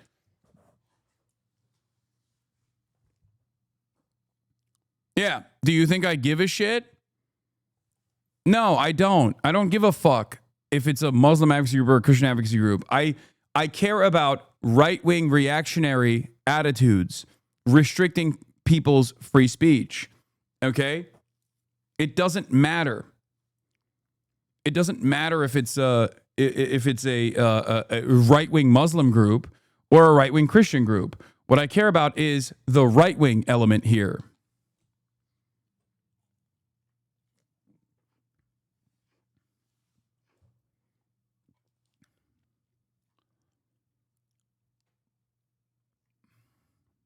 Issue is exclusively because women can also be hurt and killed in GTA 5 just like the men can.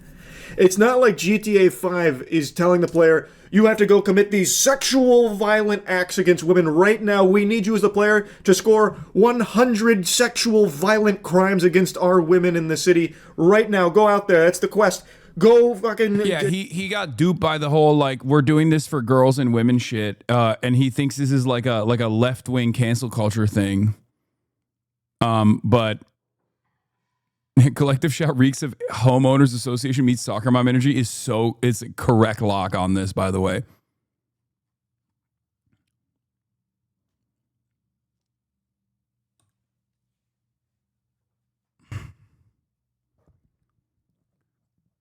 Yeah, it's more than an SFW that takes on all tagged adult games. Basically, no 18 plus. The library has so much less horror now.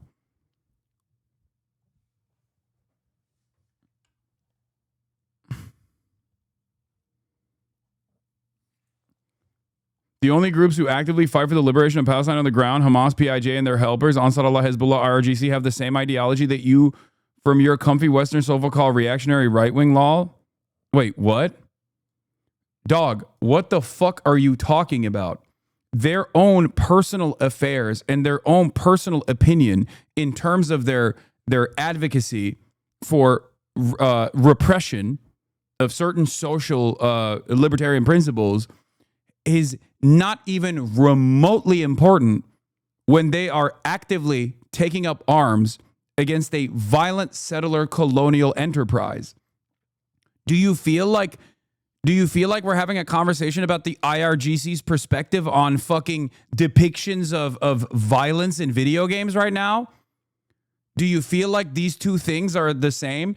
Don't you understand that there is a different hierarchy when we're talking about bombs murdering children versus people living in the fucking comforts of Western Empire, and what kind of advocacy is being done in terms of social repression here? Are you fucking stupid? You can't apply the same blanket attitude. The reason why I don't apply the same blanket attitude here is because those countries and the people in those countries have not had the same liberties to be able to engage in this kind of civil advocacy because they're too busy trying not to be fucking murdered by the state of Israel or by America. Ironically enough, the groups that actively fight for the liberation of Palestine also comprised secular groups and socialist groups as well. And you know that. You are knowledgeable enough to know that as well. But ultimately, the unified goal in this circumstance is liberation. It's an emancipatory one from additional death and destruction. This is why I always use the example of Easy Company, like during World War II, the Allied forces, where we don't make this kind of inference about like what their personal political opinions were.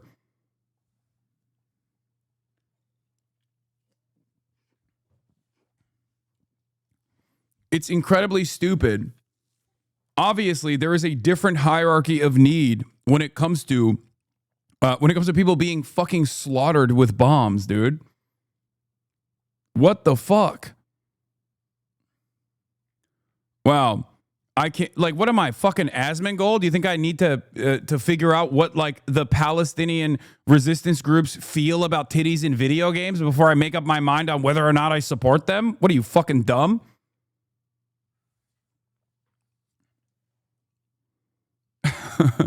Like, hey, sorry, I need to figure out what your opinion is about censorship in gaming before I can make up my mind on whether or not you deserve not to be murdered by the Israeli state.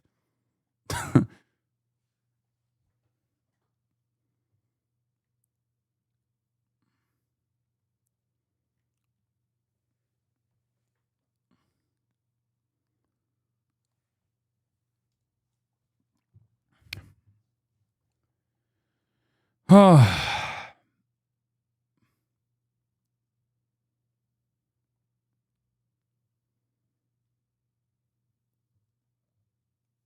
yeah, I will be watching the Jawbreed video, yes. Anti-Ice IRL today? Sorry, don't see it in the title. No, that's later in the night, so I'm not going to be streaming at that point. Oh, also, it turns out this lady actually defended this advocacy group defended fucking the ethics of the documentary, or not, the ethics of the movie Cuties. Melissa Tankard Rice in 2020 literally defended Cuties in an opinion editorial.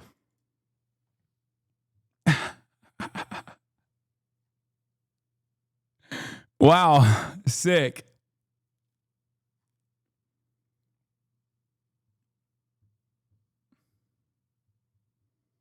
Hasan, I think you fell into the trap of aggressivity and insult. What do you mean?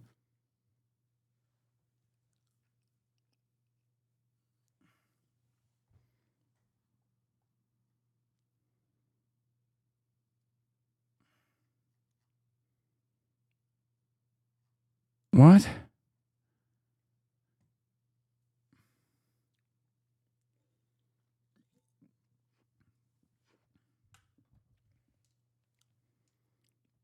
Anyway.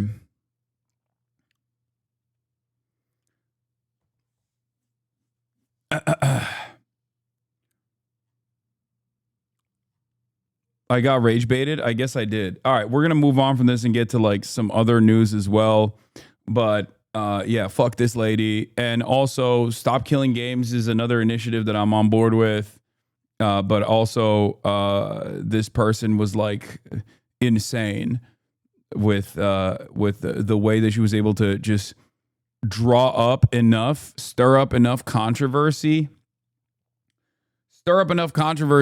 and do a email campaign to one of these like dumb boomer led payment processors that they got scared and they got fucking scared, and now they're cracking the whip on Steam.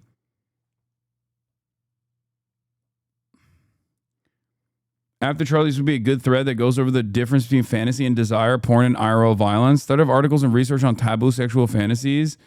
Okay, it's just too much. It's too inside baseball. I'm not going to dive deeper into that. Why is it so easy to rage bait you? Because I have 34,369 people, nice, in the chat. And when I have 34,600 and whatever people in the chat, and I'm trying to read as many of their opinions as possible, there is 34,369 people with different opinions, and there's a lot of dumb ones in here as well. And then there's even people who are trying to actively piss me off.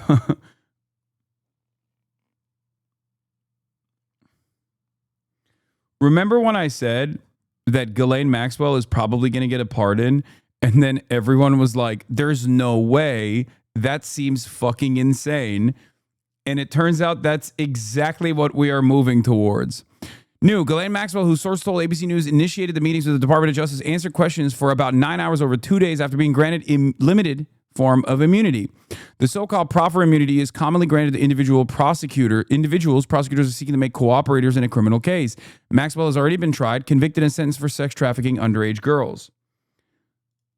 Ghislaine Maxwell just gave the DOJ info on 100 different people, according to her lawyer. Wee woo, wee woo.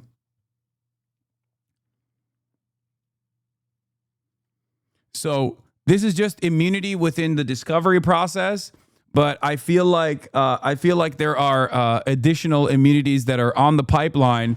Donald Trump earlier today actually said, "I have the power to pardon her if I want to." This is what Charlie Kirk wanted. Charlie Kirk proposes offering Ghislaine Maxwell something in exchange for the testimony regarding Epstein. Maxwell is currently sentenced to 20 years in federal prison for sex trafficking, but is pursuing a claim that her trial was unfair. Maybe some kind of deal could be reached for information. Oh my God. Oh my God. They are literally going to cook the books. Oh my God. Guys, Ghislaine Maxwell wasn't just a criminal party to the conspiracy to sex traffic minors. She also was an assaulter of minors herself, according to victim testimony. Okay, witness testimony as well, but victim testimony. Okay, she was doing the things. She was right there with Jeffrey Epstein doing the same crimes as Jeffrey Epstein. The fact that this administration, who's supposed to be anti-pedophilia, is now going to give her a fucking sentence commutation in exchange for whatever kind of information that she's going to be giving them that is favorable to the administration's side, while simultaneously they refuse to reveal what the discovery showed, what the investigations into all of the financial dealings between Jeffrey Epstein, Ghislaine Maxwell, and numerous other third parties. The fact that they are actively sheltering the public from knowing who the other co-conspirators were, while simultaneously leaving it up to an famously unreliable orator who herself has perjured on numerous occasions to defend other co-conspirators like Prince Andrews, and even perjured to defend herself, to lie to defend herself, and then famously got convicted anyway in spite of her perjury, is crazy.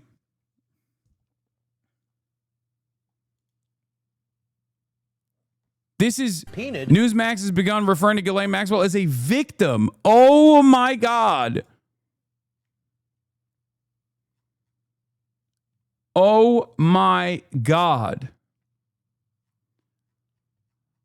Oh my God, it's happening. It's already happening. Now, Ghislaine Maxwell's lawyer has confirmed they are in discussions with the federal government about holding discussions. Maxwell is currently sentenced to 20 years in federal prison for sex trafficking, but is pursuing a claim that her trial was unfair. Since she is still contesting her own case, that may impact what she is ready to tell prosecutors. But maybe some kind of a deal could be reached for information. We will see. Now, Ghislaine Maxwell's lawyer has confirmed they are in discussions with the federal government about holding discussions. Maxwell is currently sentenced to 20.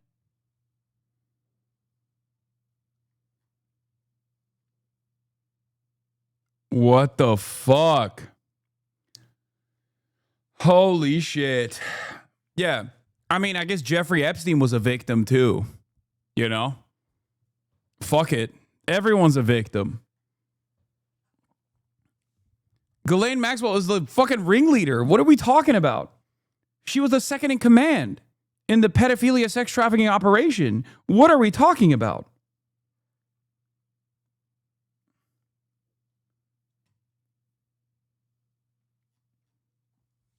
It's wild to me that this administration simultaneously keeps saying like every undocumented migrant is like a rapist pedophile that needs to be forcibly excised from the land and sent to a concentration camp surrounded by fucking alligators Okay. Meanwhile, you have one of the most notorious pedophile sex traffickers who's in prison, and they're like, we should release her because her testimony will be favorable to our side. Like, I know that a lot of people don't care about hypocrisy. No one really cares about hypocrisy, but this is like this might perhaps be a bridge too far. You know? I feel like this is definitely like,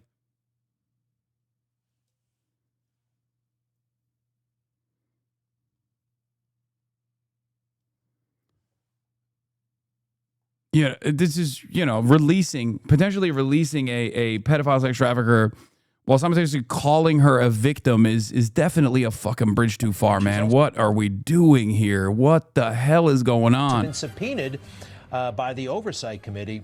I think this is great. I do have a feeling that she just might be a victim. She just might be. There was a rush to judgment. There was a lot of chaos there for a while. All right, granted, she hung out with Jeffrey Epstein, and I know that's apparently not good, but she's in jail. Apparently that's not good. She's a victim. She might be a victim. Yeah, Charles Manson, simply a victim, you know? If Ghislaine Maxwell is a victim, even though she was convicted for sex trafficking minors, procuring minors for sex trafficking, and also participating in the acts herself, in the criminal acts herself, if she is a victim, who is the perpetrator? Jeffrey Dahmer, real victim here. Who amongst us hasn't been hungry? You know, that type of shit. Yeah, she was a victim of her own success. Yeah, Harvey Weinstein, a real victim. They're dabbing on us, folks. Oh, no, for sure. This is 100%. They are. At this point, is pretty obvious. It's like, if you are incredibly wealthy, if you're a wealthy elite, if you're a socialite, the media, or at least the right wing as it stands currently, will do everything in their power to fucking liberate you.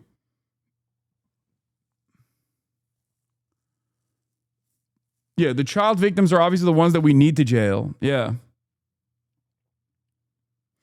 What incentive do news media or right-wing influencers have running cover? Oh, by the way, Open Presence with another 100 gifted subs. Thank you so much.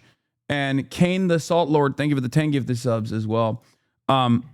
What incentive do news media or right-wing influencers have running cover for Maxwell or Trump at this point? Is it just to say that Trump? Is it just to say on Trump's good side because they think he's invincible? Are they not fucked if the base does not end up turning on him? The incentive here is clear. Donald Trump wants to pack this up, okay? And he realizes that there's blood in the water, and a lot of people are very angry and resentful in his own base of support for refusing to for refusing to reveal some of this information. And now they're asking questions about how much Trump was involved with Jeffrey Epstein. So considering that there is plenty of financial dealings and plenty of ties that the Trump administration would not want to be revealed because they want to protect societal elites, regardless of party politics, they most likely are looking for an out here. Okay? They're looking for an out for Trump. And it's clear to me that through the pardoning or sentence commutation process, Ghislaine Maxwell will very clearly play ball with the admin and offer them that out, especially because there's nothing to check Ghislaine's testimony against. Because we don't have access. We're not privy to this information that was discovered in the process of her conviction. That's the reason why people want this information to be out there. Do you understand? So if she is the only sole surviving person that can offer testimony to who she and Jeffrey Epstein were involved with, and we don't have any access, and they will never release the materials that actually, expand on that, the materials that they could use to check her testimony against, then she is the primary narrator here to her own criminal behavior. And because she has an incentive to lie and to defend Donald Trump here very clearly, she's going to take this opportunity to say whatever the fuck Trump wants.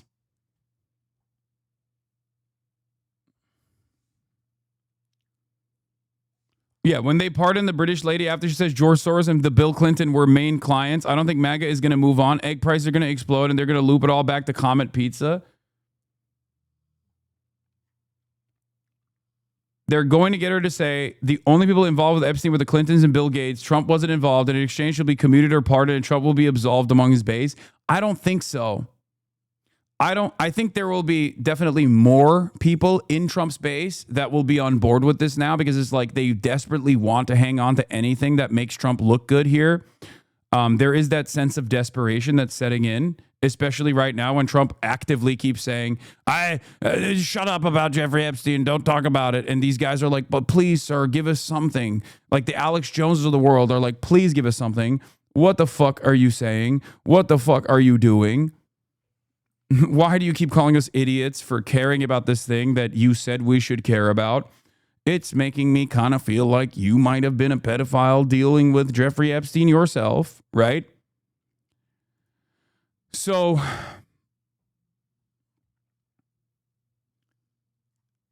I don't think I think that there will be a larger number of people in his base that will buy it.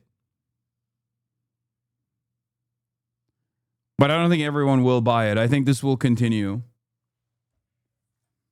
Would you consider a pardon or a commutation for GHISLAINE Maxwell if It's something I haven't thought about. It's really something. Recommended it. It's something I'm allowed to do it, but it's something I have not thought about. But you wouldn't rule it out, sir? Why has the dollar?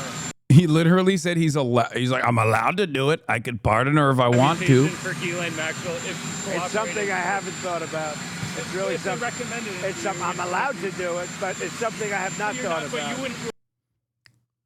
I'm allowed to do it. I haven't thought about it. He has thought about it. In your estimation, how does this end? I mean, there are numerous different ways that this could go.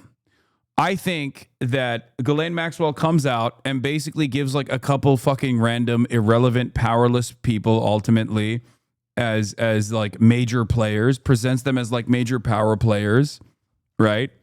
I suspect that it'll be heavily ideologically slanted in Trump's favor, like Democrats, only Democrats, or maybe dead ones, right? Like you can throw a lot of allegations in the way of the dead. Some of them will be real clients as well, for sure, right? And then maybe some rhinos, something like that. Yeah, his new strategy is to say, look at Bill Clinton or the president of Harvard, which, by the way, Bill Clinton is involved. So there will be some real people that actually did get involved with Jeffrey Epstein. Okay? So you'll see that. But the real reason as to why Ghislaine Maxwell will offer this testimony is to basically absolve Donald Trump of wrongdoing. Because that's the only thing he cares about. So I think that's what's going to happen here. Look, Trump on Epstein. You should focus on Clinton. You should focus on the president of Harvard, the former president of Harvard. You guys should focus on some of the hedge fund guys. I'll give you a list. These guys live with Jeffrey Epstein. I sure as hell didn't. Well, he's a professional lawyer. I think he's been. Yeah, unlike you, those guys are keeping quiet because they know their level of involvement, which is high. But you are the one who is the president. And you are the one who literally said there was no list and then said, oh, the list is actually a Democrat hoax. And now you're saying there is a list. Now that Ghislaine Maxwell is ready to fucking compromise some people, all of a sudden there's a list again? You're just giving up names from this list? Which, by the way, he's not even wrong.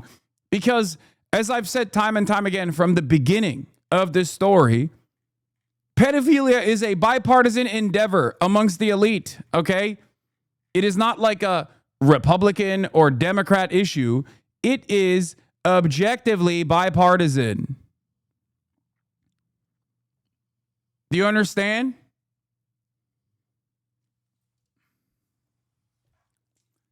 Yeah, it's uniparty. It's like defending Israel's uniparty, constantly finding more money in the couch cushions for the military's uniparty, and of course, the pedophilic acts is bipartisan and uniparty amongst our elite. So, or sex crimes in general.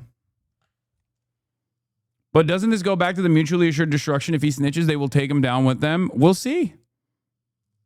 That's why I think it won't be like anyone super significant.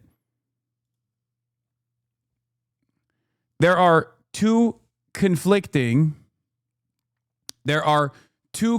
interests here. Not conflicting, but competing interests here. Trump wants something that has meat, okay? Trump wants a name that the base will laser in on, you know? Something that holds weight, like a Bill Clinton, okay? But also, if you go after someone like Bill Clinton and he holds the cards here, he knows the secrets, he can then turn around and counter nuke, right? As I've said from the start, it's mutually assured pedophile destruction. So if Trump releases a nuclear alt against someone like Bill Clinton or Bill Gates, then they can turn around and launch it themselves to be like, what the fuck? I saw you at the party. You know what I mean?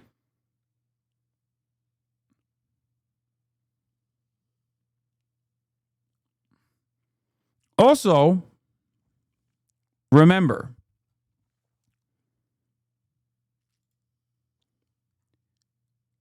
these guys are very incompetent. Remember that. The Trump administration is incredibly incompetent, which means there's still an opportunity for them to fuck this up. So even if they try, even if they desperately try and try to create like a narrative that will at least like soothe the interests of the masses, the MAGA base, there is a very high likelihood. There is a very high likelihood that they can still fuck up on the delivery side and make this an even larger story. So I'm banking on that, as a matter of fact. I think that will be a major part of this. Things like this before, but you know, you should focus on Clinton.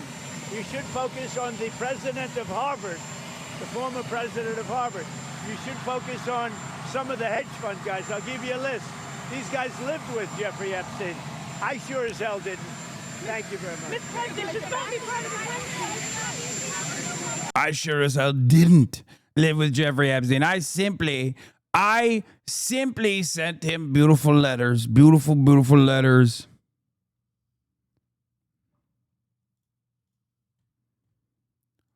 Beautiful letters. We share secrets. Many secrets. Ooh, mystery. Yeah, pro Fox camera work here. Pro camera work from Fox here.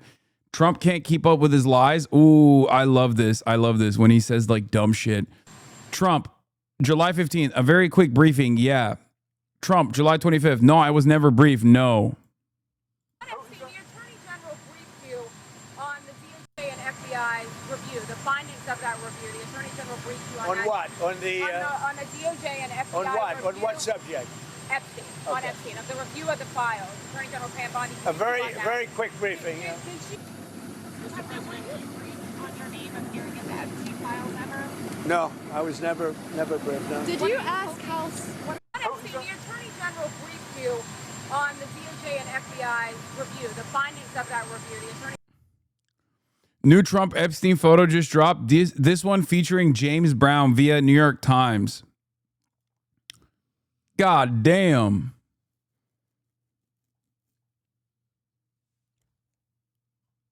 God damn.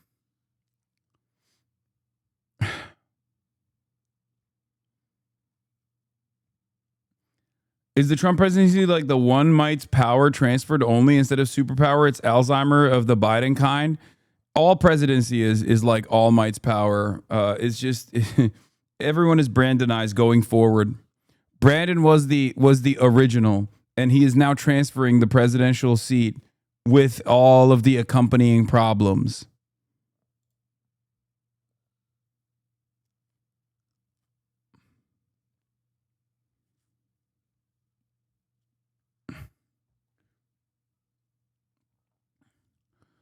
r/conspiracy going feral over the Epstein stuff. I mean, come on. Of course they're going feral over it. James Brown said the CIA spied on him. The CIA won't say. What? Well, I wonder what happened there.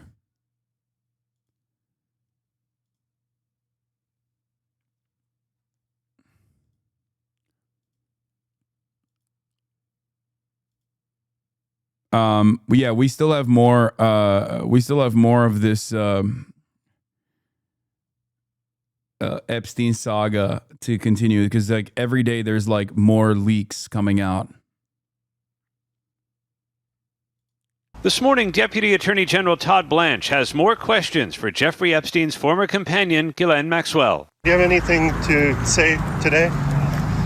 Sources told ABC News Maxwell initiated the meeting as she appeals her conviction and tries to get out of a 20-year prison sentence. Her attorney told us she answered every question. What kind of questions were there? Well, we don't want to get into the substance of the questions. There were a lot of questions, and we went all day. And she answered every one of them. She never just said, I'm not going to answer, never declined. It's almost unheard of for a convicted sex trafficker to meet with such a high-ranking Justice Department official, as one who used to be the president's top criminal defense attorney. Wow. If this meeting were just... Wow. Isn't that crazy?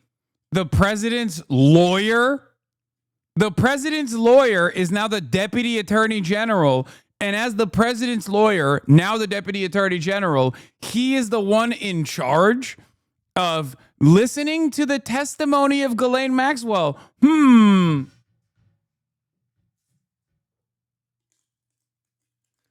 conflict of interest here, folks. Nothing to see here. Yeah. No, this is perfectly reliable.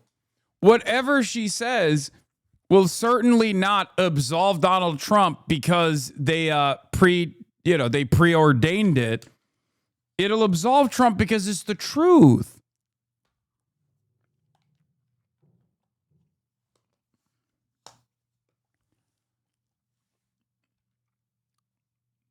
That's right. It's simply the truth. It's simply the truth that Trump had no involvement whatsoever. And I guess basically what they will say, what I suspect Ghislaine Maxwell will say is, given that there is extensive relationships that are obviously out and about, out in public between Trump and Jeffrey Epstein, the only way out of this that absolves Donald Trump is to, I think, say that Trump stopped talking to Jeffrey Epstein in 2003 and then never had any contact whatsoever and hated Jeffrey Epstein or something. You know what I mean? That's what I think is going to happen here. Like I think she's basically going to work actively to absolve Trump. And a part of that will be to, use the information that we do know, and then say, see, Trump had no contact whatsoever with Jeffrey Epstein. I do not think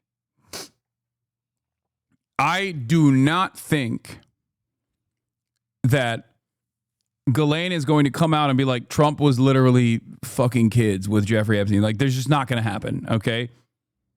I don't think that she is going to reveal any new information, and I think she is going to perjure herself again and again, but this time she has all of the opportunity to perjure herself. She has every opportunity to lie. She has an incentive to lie.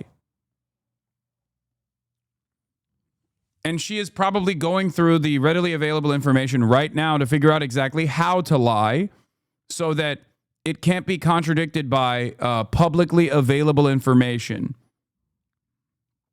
Do you understand? And now we know, according to Spectator Index, like according to New York Post, not the most reliable, but she was given a document box yesterday, and today she has delivered 100 different people linked to Jeffrey Epstein, according to New York Post.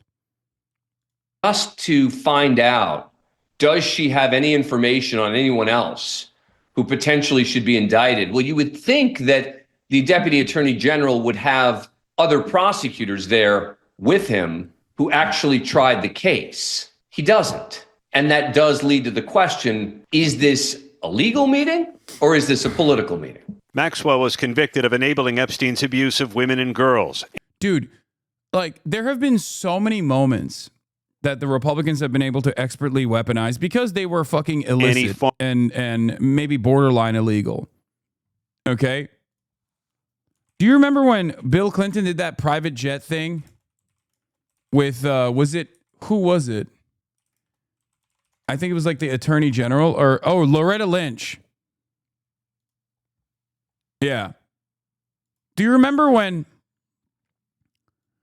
the Attorney General's meeting with Bill Clinton in late June forced the FBI to distance itself from the Justice Department, the Bureau's director said.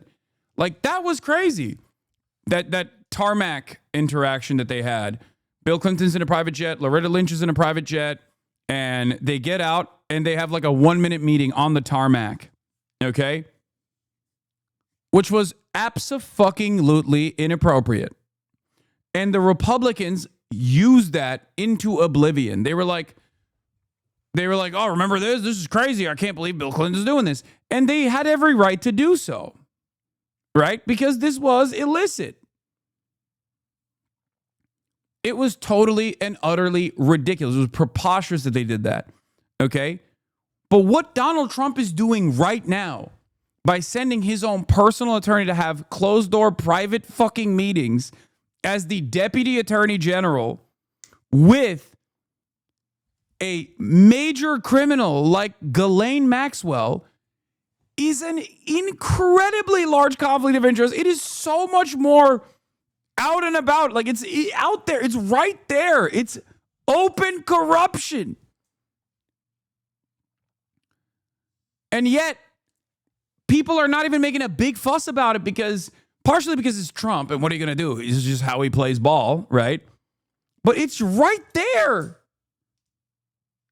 As chatters have said already, they're dabbing on us, okay? They are dabbing on us. They're saying, fuck you. What are you going to do about it, bitch? They're flexing. Like, this is fucked up, okay? Loretta Lynch is Attorney General having a private meeting with Bill Clinton while they're in the process of looking into Hillary Clinton's butter email scandals is ridiculous. But the Republicans were incredibly effective in playing politics and made this a major story at the time. They used it. Meanwhile, Donald Trump has been personally throwing himself out there every day looking like a fucking insanely suspicious criminal directly affiliated with Jeffrey Epstein. And that's the only reason why we're talking about it. It's not because the Democrats are actively pushing for it. Okay? The only reason why we're talking about it is because Trump keeps floundering. He keeps trying to get out of this story, and he's doing a horrible job. That's the only reason why it hasn't been swept under the rug. Democrats barely are hanging on to the story and barely pushing it. Every Democrat should be screaming about this to be like, what are we doing? Donald Trump's personal attorney? Donald Trump's personal attorney is now the Deputy Attorney General and is having a private meeting with Ghislaine Maxwell after weeks of inconsistent statements coming from Donald Trump about the list was fake, but there is a list, but the list was made by Democrats. And now there is a list, but it wasn't made by the Democrats. Now that they suspiciously have, now that they're suspiciously talking to Ghislaine Maxwell in closed door settings. What is happening? Chuck did mention it, to be fair. No, actually, as a matter of fact, I'm talking precisely about Chuck Schumer. Chuck Schumer yesterday tweeted out something, okay? And I think that's really funny that he tweeted this out, even though he didn't personally tweet it out. Someone else must have tweeted it out because Chuck Schumer famously does not have a smartphone. He's very proud of not having a smartphone, so obviously he's not the one tweeting shit out. Someone in his team is.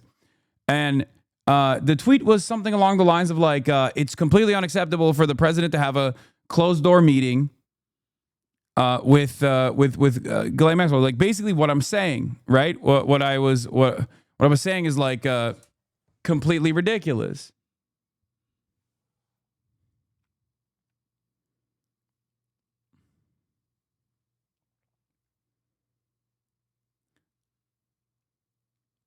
Does anyone have the Chuck Schumer tweet? Yeah, hold on. Let me see if I can find it. I think, was it on his personal account or was it on his private account?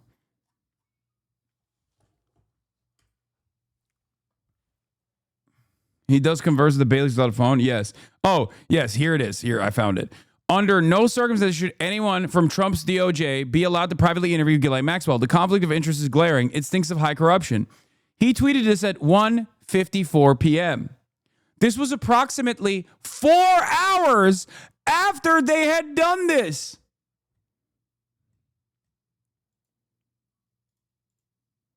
It had already happened at that point.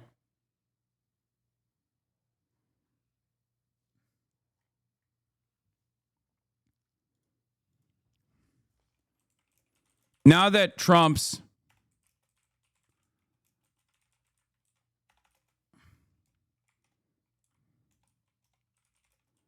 also deputy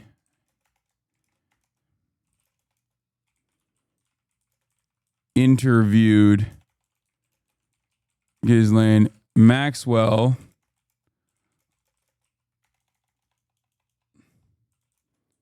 she's ready to give names in exchange for leniency. We have a list again. How fortuitous.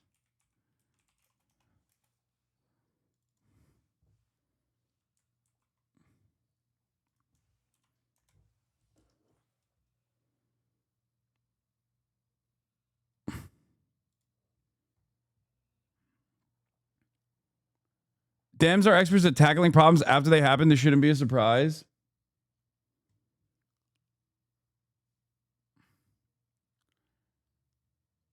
Yeah. Great stuff, man. Why does she even need to give names? I thought they had mountains of evidence already from thousands of hours of literal dollar transactions. They do. They do. There is a list compiled of people who are Jeffrey Epstein affiliates. It's out there. The very fact that they are they're talking to Ghislaine Maxwell is because they don't want the actual list to be released. It's that simple. And Democrats and anyone else should not let that go. Okay? There's footage, there's names, there's a paper trail. There are thousands of wire transfers that connect Jeffrey Epstein through illicit financial dealings to numerous high-ranking officials, heads of state, heads of intelligence agencies, and of course, even the fucking royal family, and also, you know, politicians and the like. So Donald Trump doesn't want that list coming out. So now the only way for you to get a crumb of information will be this heavily slanted Ghislaine Maxwell testimony, even though Ghislaine Maxwell herself has on numerous occasions lied about her involvement and lied about others' involvement even to protect other people like Prince Andrews. Farmer, who testified against her at trial, questioned why Maxwell was granted a meeting with the Deputy Attorney General. It's very disappointing that these things are happening behind closed doors without any input from the people that the government asked to come forward and speak against her in order to put her away. You know, there were so many young girls and women that were harmed by her. The meeting with Maxwell comes as the Justice Department tries to quiet calls from Senate Republicans to release more information about Epstein and his interaction with high-profile figures. I want all the information out. Just put everything out, make it as transparent as you can. Release the damn files. The Justice Department said earlier this month it planned to release no additional information despite an earlier commitment to do so. The Wall Street Journal reports Attorney General Pam Bondi told President Trump in May his name was mentioned in the Epstein files multiple times, along with other high-profile people. Days before the article was published, Trump denied it. Did she tell you at all that your name appeared in the file? No, she's given us just a very quick briefing, and in terms of the credibility of the different things that they've seen. Appearing in the files is not indicative of wrongdoing. The Journal reports Trump deferred to a decision by Bondi and Blanche to release nothing because the files also contain child pornography and information about victims. Blanche said he is seeking to learn from Maxwell whether anyone else committed crimes against victims, saying he will share what he learns from her at the appropriate time. We're waiting to find out what was asked, how she responded, and whether Rebecca Ghislaine Maxwell made a specific pitch for clemency. Rebecca? A lot of open questions there, Aaron. Okay, thank you. What are you hoping Todd Blanche gets out of his meetings with Ghislaine Maxwell? Well, I don't know about the meeting. I know it's taking place, and he's a fantastic man.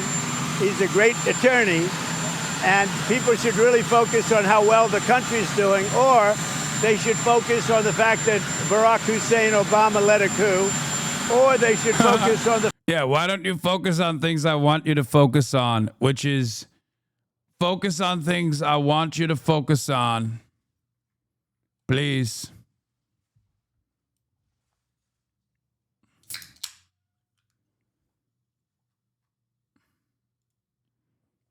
Don't focus on this thing. Focus on others. The fact that Larry Summers from Harvard, that Bill Clinton, who you know very well, and lots of other friends, really close friends of Jeffrey Summers, should be... Oh, shit. I mean, he ain't wrong about this, by the way, for the record. He ain't wrong about this. But why didn't he say this from the jump? What was in there that he wanted to make sure would not be released? Was it his personal involvement? Was it the involvement of maybe a foreign state that he does not want being associated in this time?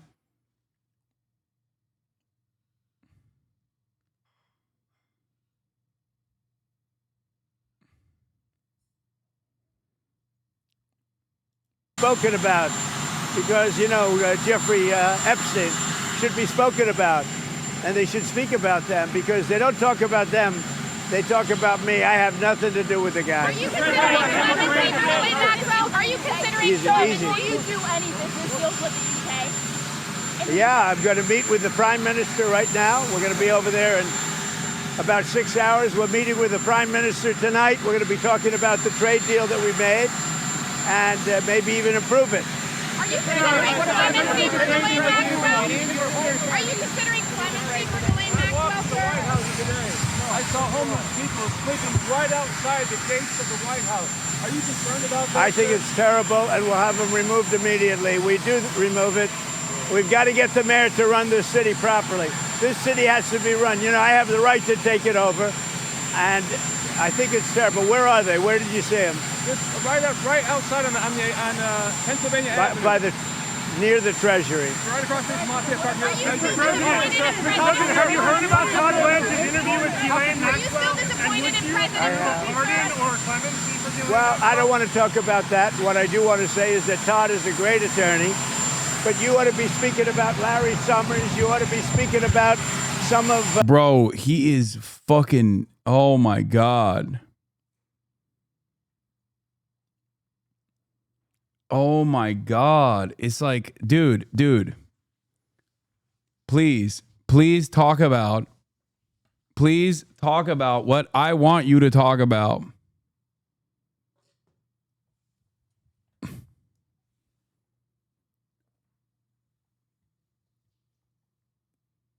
He's giving a few names, but not himself. Yeah. Notice how the few names that he's giving are also, ideological perceived enemies of Donald Trump. Awfully suspicious. His friends that are hedge fund guys, they're all over the place. You ought to be speaking about Bill Clinton, who went to the island 28 times. I never went to the island. Do you maintain you did not write a letter for Jeffrey Epstein's birthday? I don't even know what they're talking about. Now, somebody could... Oh, yeah, totally. He doesn't know. He didn't do it. Yeah, I don't even know how to write or read. I am illiterate. Folks, believe me, I'm stupid and illiterate. Don't believe the lies. People say I draw. I've never written a draw. I never wrote a draw. I do not know how to write draw. It was the Otto pen. It must have been the Otto pen. I could have written a letter and used my name, but that's happened a lot. All you have to do is take a look at the dossier, the fake dossier. Everything's fake with that administration. Everything's fake with the Democrats. Take a look at what they just found about the dossier. Everything is fake. They're a bunch of sick people. Where did you see the people laying outside? Exactly. Right across the street from Lafayette Park, sir, towards 15. We'll take care of it. Why are the journalists like, here are all of the homeless people that you would like, if you would like to kill them, there are homeless people here. Just go and, sick your forces on them.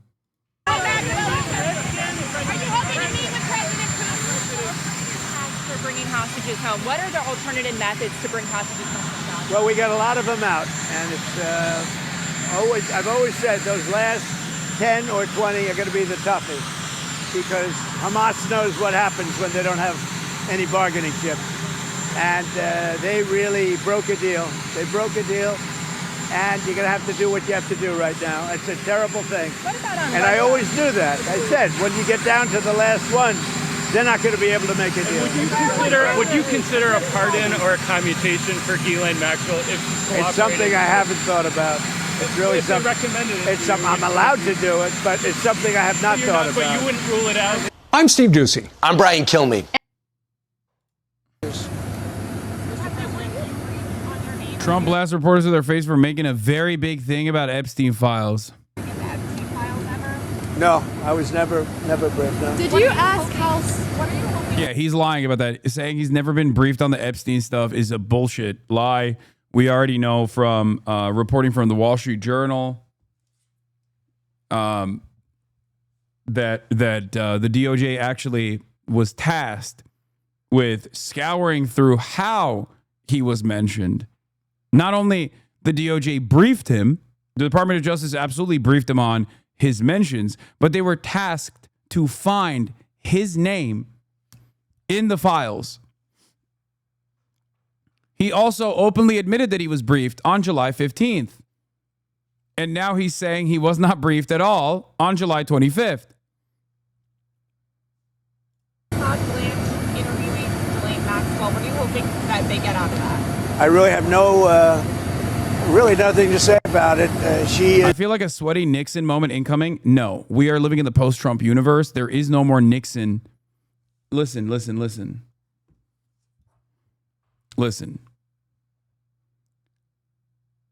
Nixon, there have already been numerous Nixon moments with Donald Trump. There have been Nixon moments with Donald Trump in the first presidency. There have been Nixon moments with Donald Trump so far. The reason why it will never be perceived in the same way is because the normal standards of like shame and people like moving in a certain way where they care about the infallibility of institutions and the notion that these institutions are supposed to keep up a objective view on justice, it's gone. It's over. Nixon moments can only happen, at least if we're looking at like the public perception, right? Nixon moments can only happen if people are capable of getting angry at Donald Trump. If the base of support is capable of getting angry at Donald Trump, if there are enough people within positions of power that still care about, I don't know, defending these institutions, I think it's done. I don't know what could happen. I don't know what could happen for like, what could Donald Trump be caught doing that would be a bridge too far? I genuinely don't know.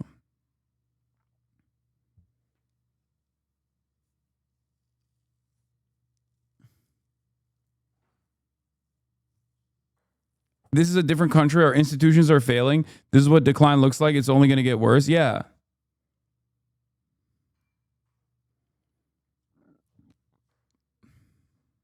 Is being talked to by a very smart man, by a very good man, Todd Blanche.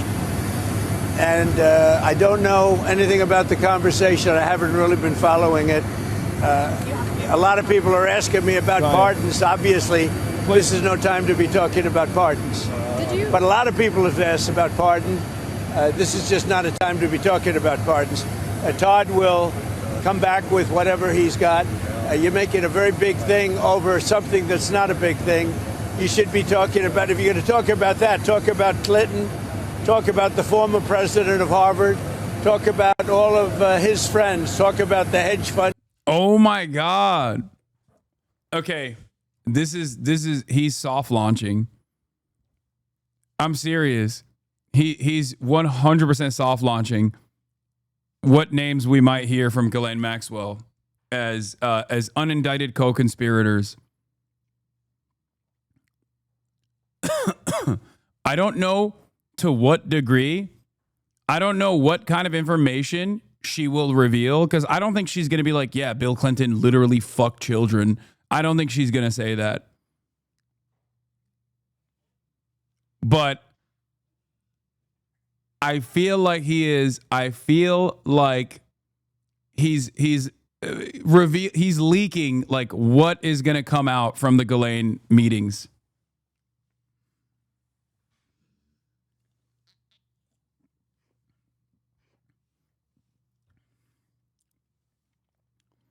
But I mean, when you think about it this way,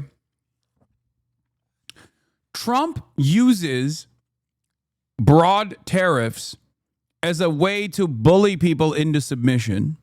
He does this with every lever of power that he has. So it almost makes sense why he could potentially use the Ghislaine testimony as also a way to bully industry leaders into submission, for example. Like, totally see him having side deals with like Leon Black or maybe other disgraced financiers, depending on like their commitment to Trump, and be like, do you want to be named in the Ghislaine files? Because I know you were there. I was there with you, right? And just use this as an opportunity to basically to shelter allies and even bring more incredibly powerful people onto his side, while simultaneously outing his ideological enemies. This way he can bully people like Bill Gates. He can bully hedge funds. He can bully all of these like financiers that have played a role in Jeffrey Epstein's schemes and Jeffrey Epstein's incredibly complex network of influence.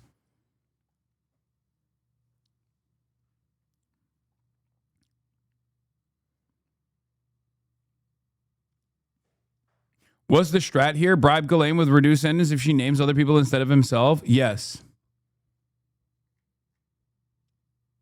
But even then, I don't think that he will be able to, I don't think that he can straight up name names like Bill Gates and then say like, oh, he was a pedophile.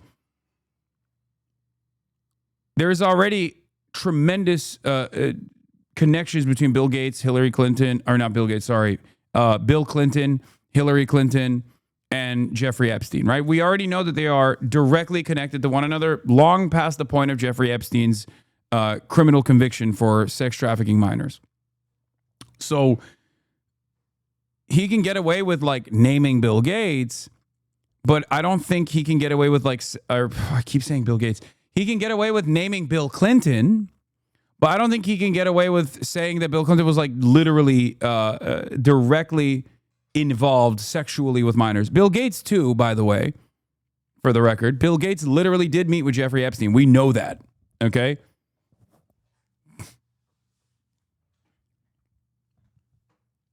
So that's the reason why I keep saying Bill Gates as opposed to Bill Clinton. So I don't...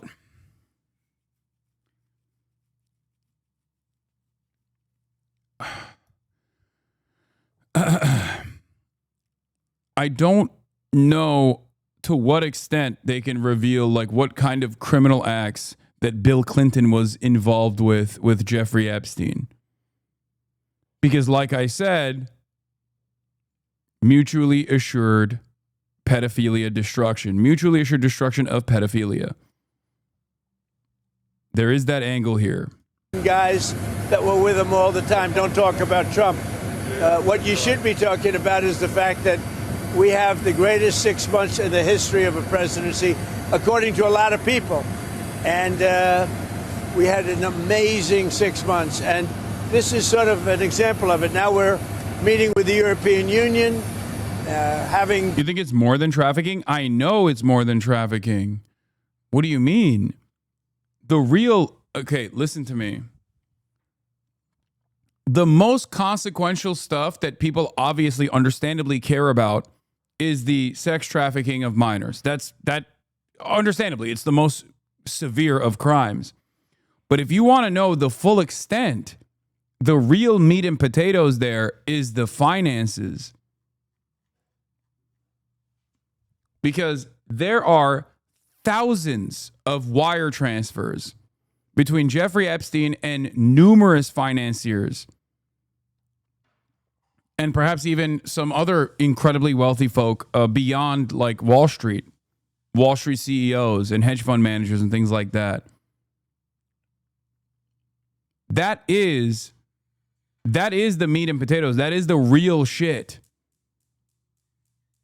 Connections to intelligence agencies, connections to foreign heads of state, connections to, American politicians.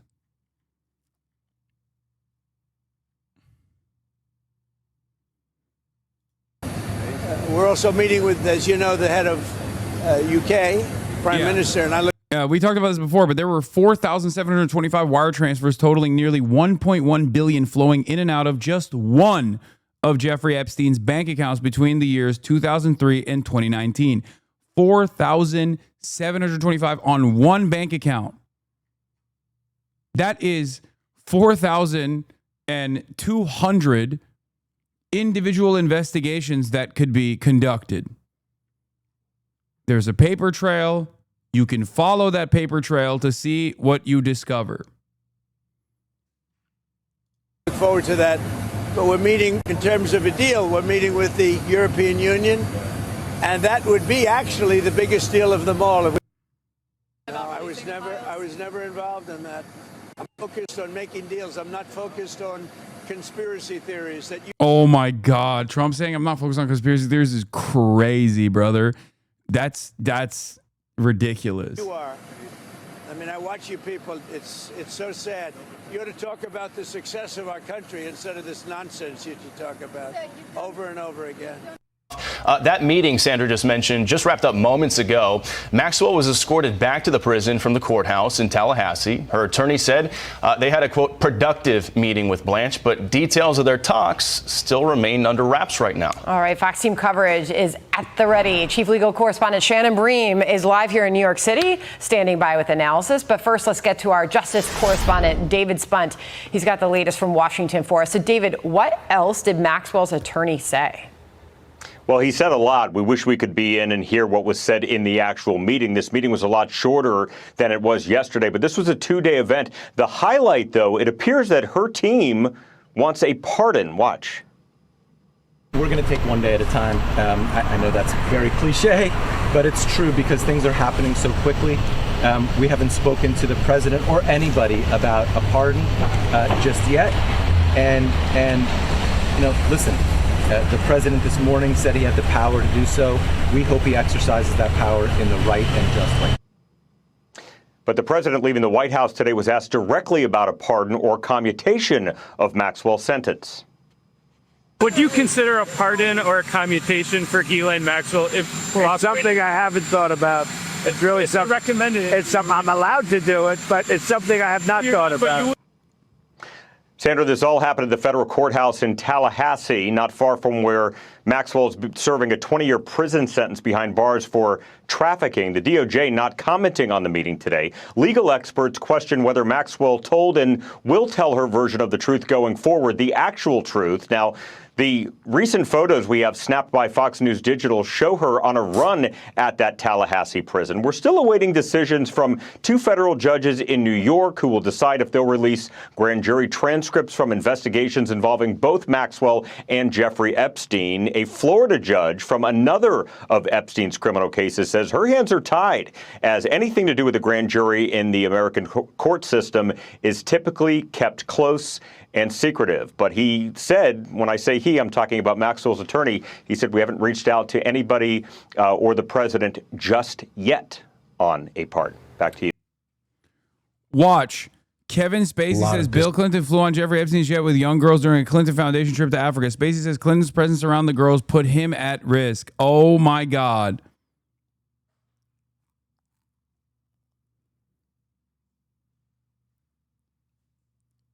Oh, my Lord.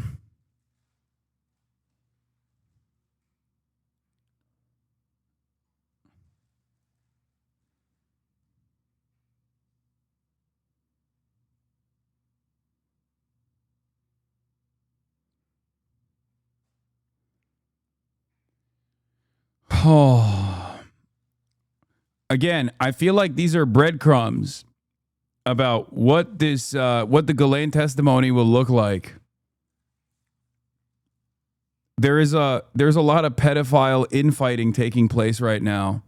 Business leaders in London because he knew I was coming to the Old Vic.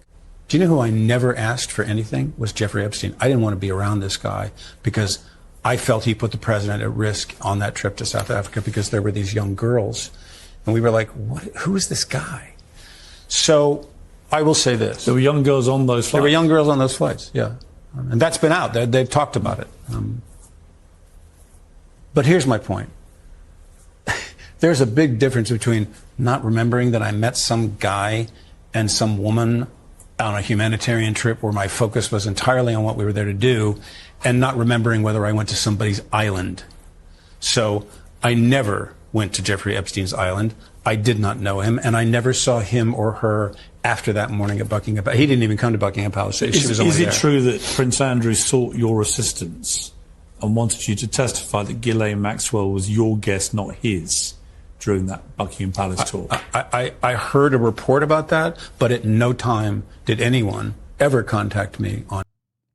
Bro, Kevin Spacey coming out this comfortable is wild. Okay? Kevin Spacey's definitely on the list. Yeah, no shit he's on the list. What are you talking about? We know he is incredibly connected to both the Clintons and GHISLAINE Maxwell and Jeffrey Epstein. We know that already.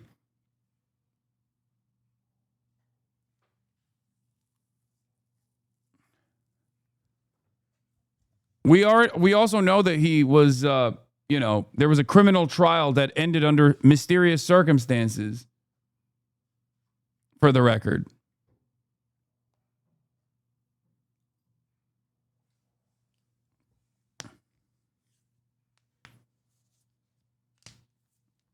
Like, he had criminal trials with minor victims that ended under mysterious circumstances separate from Jeffrey Epstein. He's soft launching his public image again. Piers ain't that big, but is big enough to check public opinion. Yeah. This is wild, man.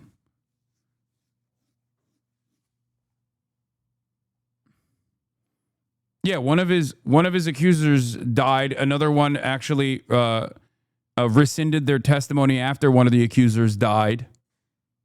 On his behalf. And as I say, I'm not friends with him. I never saw him after that day. What do you think about what's happened to him?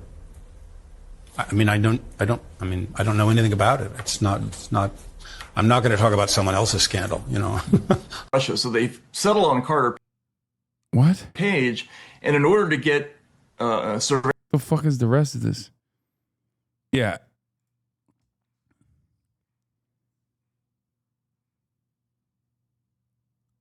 He's 3 of his accusers died in the same year. Ari Ben dies at 47, marking 3rd death this year of Kevin Spacey accusers.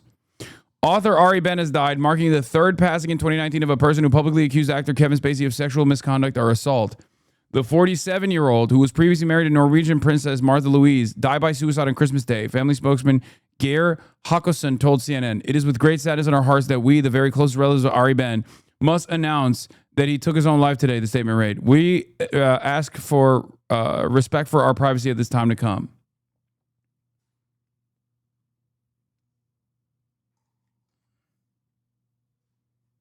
Anthony Fantano says, "Happy birthday." Hey, thank you.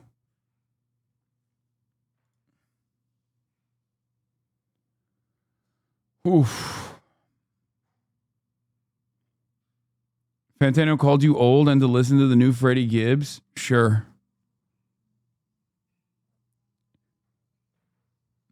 His death comes 2 years after he spoke openly on a Norwegian radio station about an alleged encounter with Spacey that transpired when the actor had hosted a Nobel Prize concert. "I have a little Me Too story about Kevin Spacey," Ben said, becoming one of the 15 individuals to come forward with disturbing claims about Spacey. "We were having a nice chat where we spoke about theater and drama in the Little Theater, The Wick, a theater in London. We had a good conversation sitting beside each other. After 5 minutes, he said, 'Hey, let's go out and have a cigarette.' Then he grabbed me under the table right in the balls." Hey, Sanchovies. Yeah. This was the 3rd death of a Kevin Spacey accuser in the same fucking year when they were all coming out. And then the remaining... Did you talk about the Tim Heidecker H3 office hours Hasan hater caller yet? No, I don't know what those words mean. That's crazy.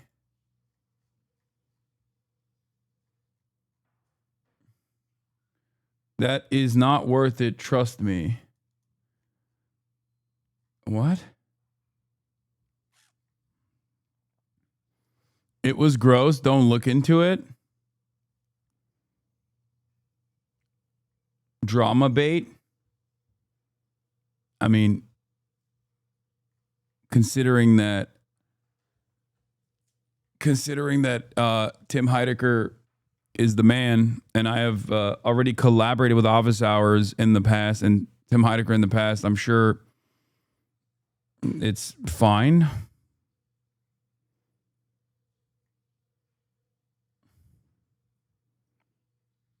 But yeah, I don't know. No, Tim defended you as a rando. A fungi called in to berate Tim and other hosts for working with you, a misogynist. That's funny. Okay. All right, well.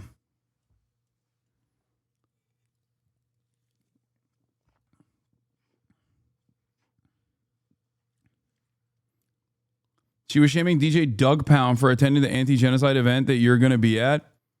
Oh. Oh, no, it was an anti-ICE event.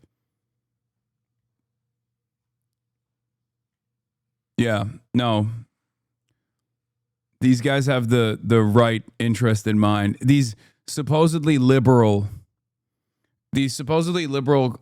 people that are so obsessed with their favorite content creator that they're like, hey, you should not participate in a anti-ICE fundraiser that this person is going to be at, because my favorite content creator who doesn't actually fucking care about my favorite content creator who doesn't care about any politics has decided that this person is evil.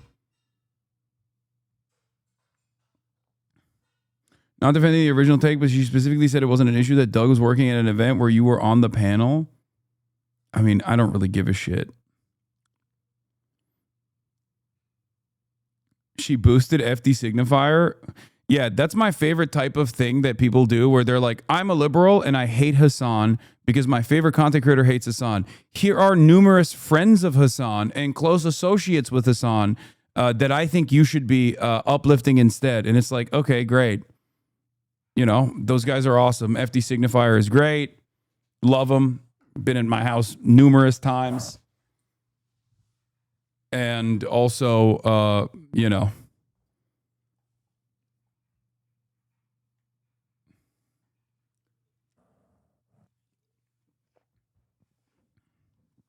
it is what it is.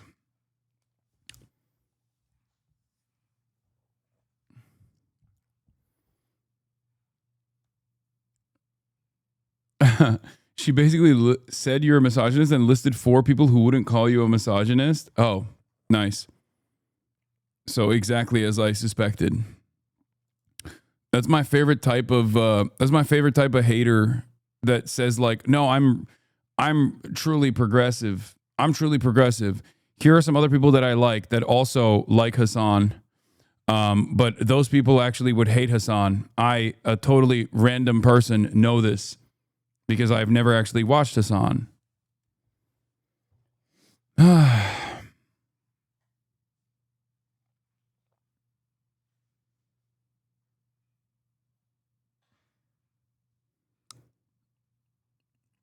right, let's get back to important things.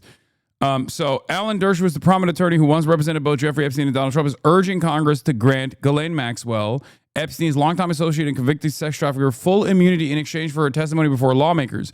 Dershowitz argues Maxwell knows everything about Epstein's criminal enterprise and calls her the Rosetta Stone of the case, claiming such testimony could finally unravel key details about the financier's activities and connections with powerful figures. If Alan Dershowitz, who was incredibly connected to Jeffrey Epstein, who was Jeffrey Epstein's lawyer, who famously and very notoriously has actively been in legal trouble with other Jeffrey Epstein victims that have directly outed him, okay?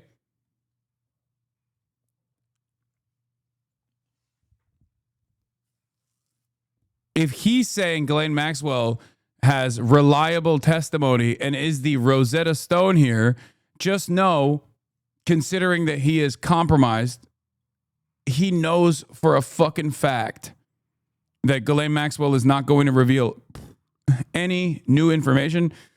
And as a matter of fact, I suspect that that testimony will hold very little weight.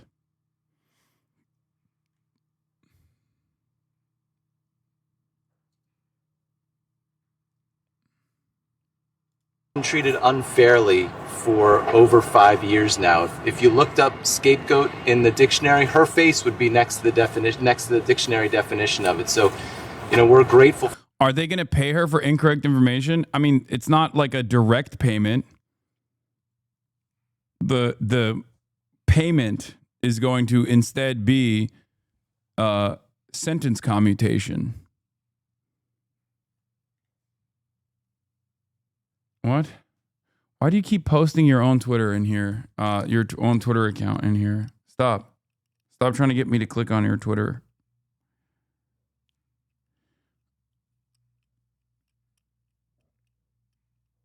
For this opportunity to finally be able to say what really happened. And that's what we're going to do yesterday and today. She's keeping her spirits up as much as she can. She's one of the strongest people I've ever met. She's been in terrible, awful conditions for 5 years.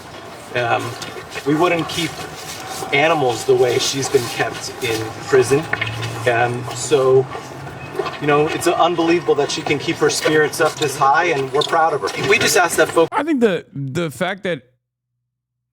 fact that she is one of the primary facilitators and she is the only known major conspirator that hasn't died in prison under mysterious circumstances is evidence enough, at least, you know, I'm speculating, but it's already suspicious enough.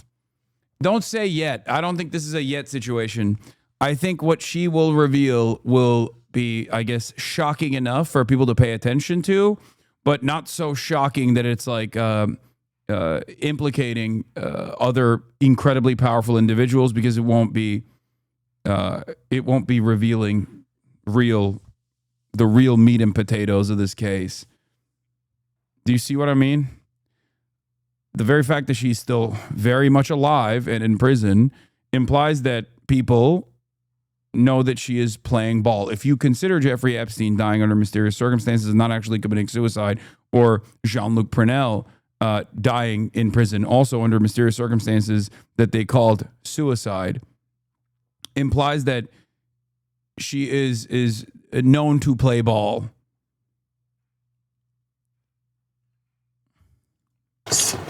Look at what she has to say with an open mind, and that's what Deputy Attorney General Todd Blanche has promised us, and everything she says can be corroborated, and she's telling the truth. She's got no reason to lie at this point, and she's going to keep telling the truth. Yeah, she's so fearless. And we're finished after... She's so fearless. She's such a girl boss. I like using girl boss terminology when talking about a convicted sex trafficker of minors who was also a convicted rapist as well. A rapist, sex trafficker of minors. And this guy's like a real girl boss, real brave of her. Hashtag free spirit. All day yesterday and today, Ghislaine answered every single question asked of her over the last day and a half. She answered those questions honestly, truthfully, to the best of her ability. She never invoked a privilege. She never refused to answer a question. So we're very proud of her. We're proud of how the process has worked over the past day and a half. I will say this, she has been treated unfairly for the past 5 years. She didn't get a fair trial. We're still appealing to the Supreme Court. We're going to be filing a reply in the Supreme Court on her cert petition on Monday. Remember, people have questioned her honesty, which I think is just wrong. Remember, a juror lied to get onto the jury, admitted to lying to get onto her jury. She did not get a fair trial. No prosecutor even mentioned her until Epstein died. So we feel that the process for Ghislaine has... Oh, that Kevin Spacey clip happened last year? The one that we just watched? Oh my God, that's from last year. I mean, a lot of the Ghislaine, the Ghislaine prison interviews, also on the Piers Morgan show, did happen last year as well.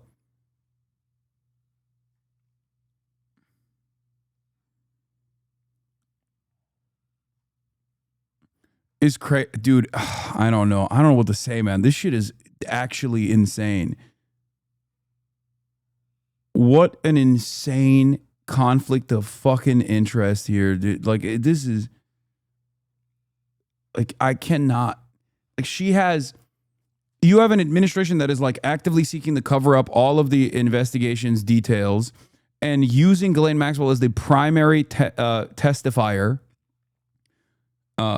And she has all the power and all the interest in seeking clemency, seeking a pardon, and her freedom from an administration that is known to engage in quid pro quo is hanging on her testimony. She has literally every reason to lie. Been unfair. She was denied bail. She was treated worse than an animal would be treated in jail when she was first held, woken up every 15 minutes. So we're just trying to get through the process where we are now and get her some relief. So that's where we are today. Do you feel like you're going to get some relief after all the conversations we've been having the last couple of days? We don't know. We don't know how it's going to play out. We just know that this was the first opportunity she's ever been given to answer questions about what happened. And so the truth will come out about what happened with Mr. Epstein, and she's the person who's answering those questions. We don't think this will affect her appeal. We're appealing on a very important ground, which is the government at the time promised Jeffrey Epstein that any potential co-conspirators would not be prosecuted. And so she deserves that promise.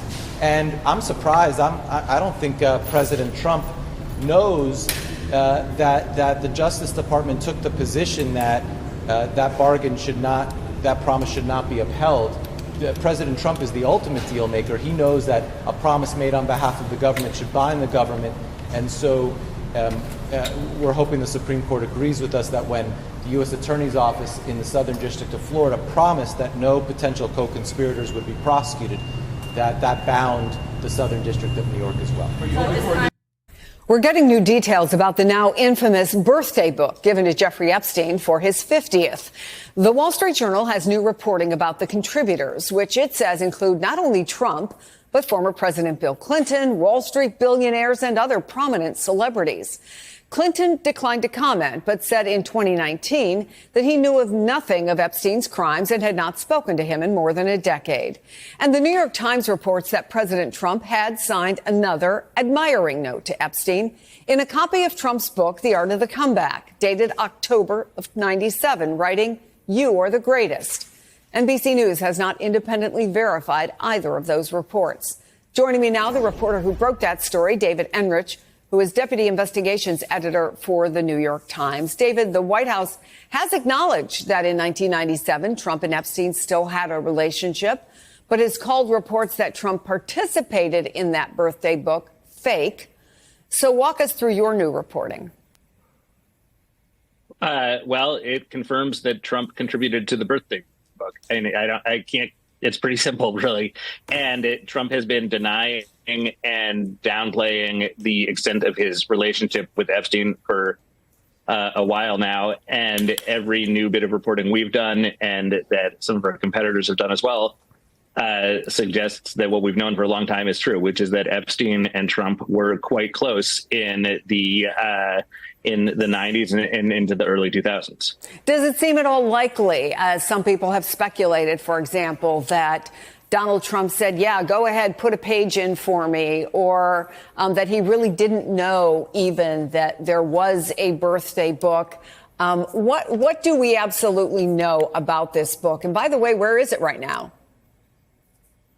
Well, the birthday book is, our understanding, is in the possession of Jeffrey Epstein's estate, which is being controlled by some of his former lawyers and advisors. I think it's possible with Trump's submission to the birthday book that someone else prepared it for him and he signed his name. And I don't know that that's the case, but I think that is plausible.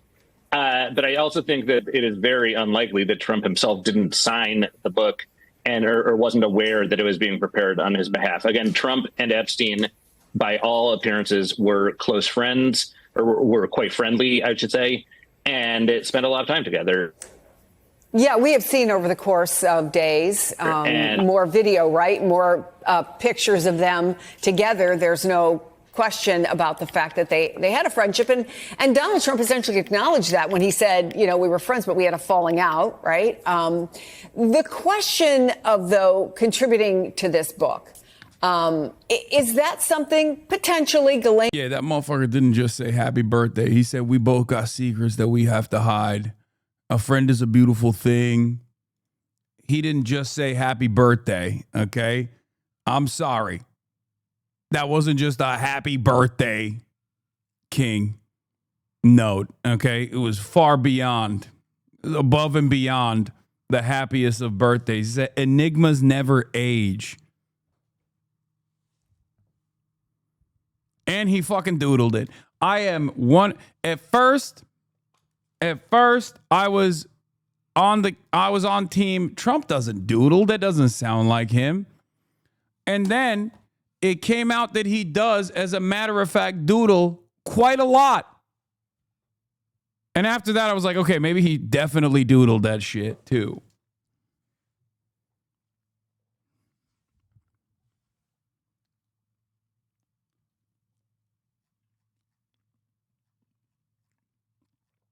He is a major doodler. He loves doodling. And perhaps diddling as well. Maxwell might be able to clear up in her conversations that she had up until 12:30 this afternoon and all day yesterday with Todd Blanche. Yeah, absolutely. I mean, Ghislaine Maxwell is the one who put this book together. I think she is the holder of a lot of information and a lot of secrets about Epstein's relationship with quite a few powerful people, including Donald Trump. But again, I don't think there's really any dispute that, and I know Trump is denying it, but I do not think there's any dispute among people who have studied this and looked into the facts and done reporting that Trump did submit to the birthday book. That does not mean that Trump had an improper relationship with Epstein or knew about Epstein's crimes. It just means, again, what we have known for a long time, which is that Epstein and Trump were pals in the 90s and early 2000s. And what's notable to me is the degree to which Trump is denying this and the ferocity with which he's denying it. And that has surprised me. And I think that it suggests something about his sensitivity to this stuff. And it makes me wonder what else there is to know that has got his guard up so ferociously here. Again, because, frankly, being friends with him or being mentioned in what we're now calling the Epstein files is no proof of wrongdoing. So, David Enrich, I have a feeling you're going to be doing more reporting, and we may have you back on the show at another time. But some great reporting so far. Thank you.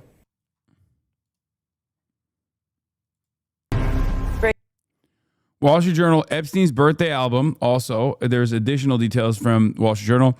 Epstein's birthday album included letters from Bill Clinton, Donald Trump, and others. This is it. Jeffrey Epstein's birthday album included letters from Bill Clinton and also disgraced financier Leon Black. Now, we've talked about Leon Black a little bit.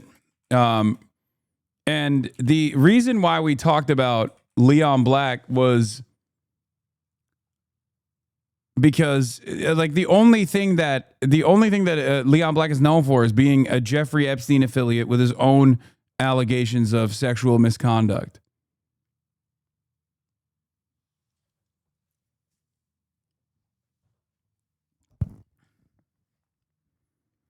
Lots of different sources using Bill Clinton's name front and center. Everyone's soft launching. Former President Wall Street billionaire were listed along with Donald Trump as friends in the 2003 book's table of contents, which named around 6 contributors. The biggest name was a past president rather than a future one. Epstein's former girlfriend Ghislaine Maxwell was keen for Bill Clinton and other bold-faced names to submit letters for the special gift, according to people involved in putting it together. In the end, she was successful. The leather-bound album, assembled before Epstein, was first arrested in 2006 and included a page with a single paragraph in Clinton's distinctive scrawl. It's reassuring, isn't it, to have lasted as long across all the years of learning and knowing, adventures and illegible word.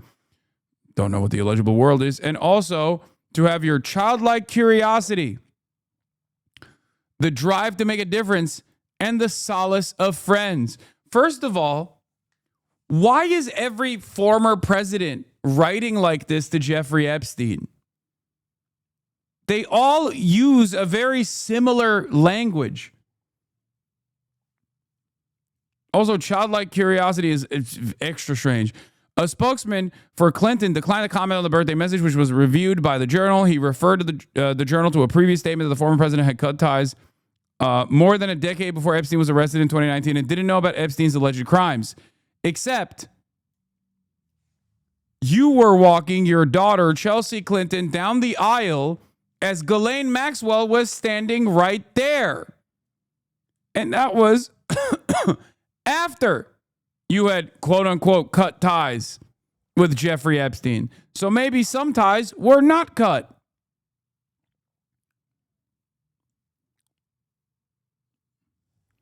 The former president was among around 6 people, including Donald Trump, Wall Street billionaire Leon Black, fashion designer Vera Wang, and media owner Mort Zuckerman, who ended up in the letters in the 2003 book, according to documents reviewed by the Wall Street Journal.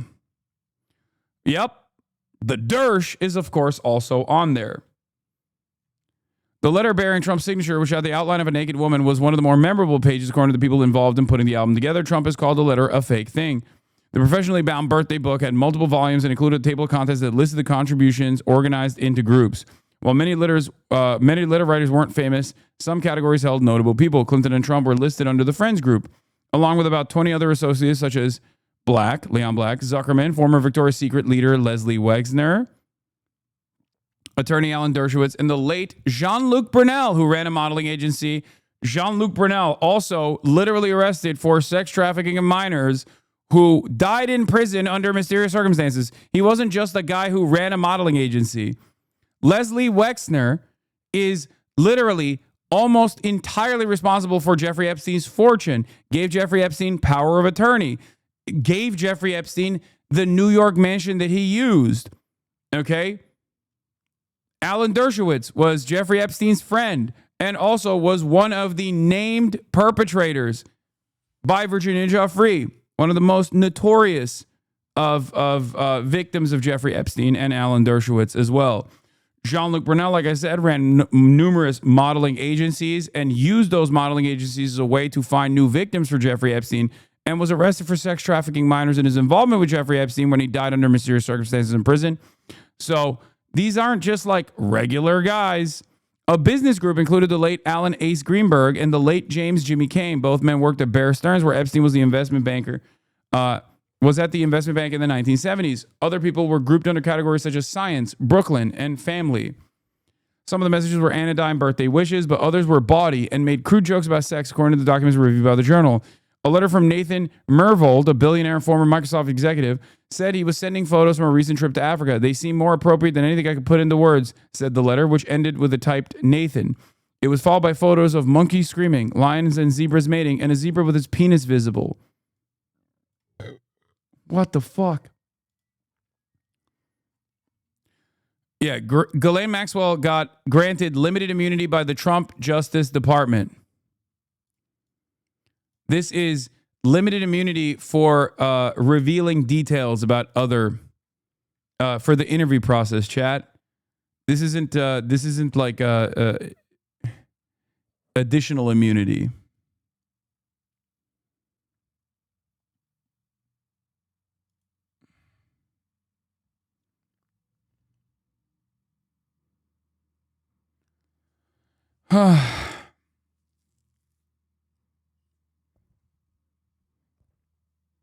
Yeah, this is just that. This is just a rehashing of something we covered earlier today.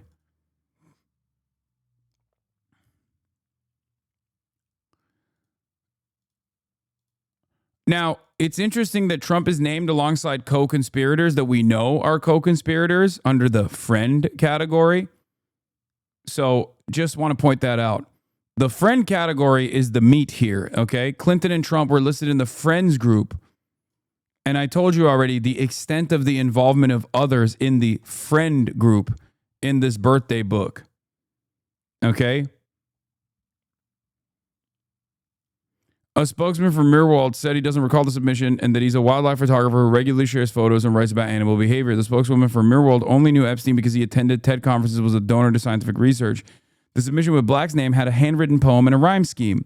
The poem included acronym WFPC with an asterisk that said that it stood for Vanity Fair Poster Child, a reference to a magazine profile of Epstein that was in the works.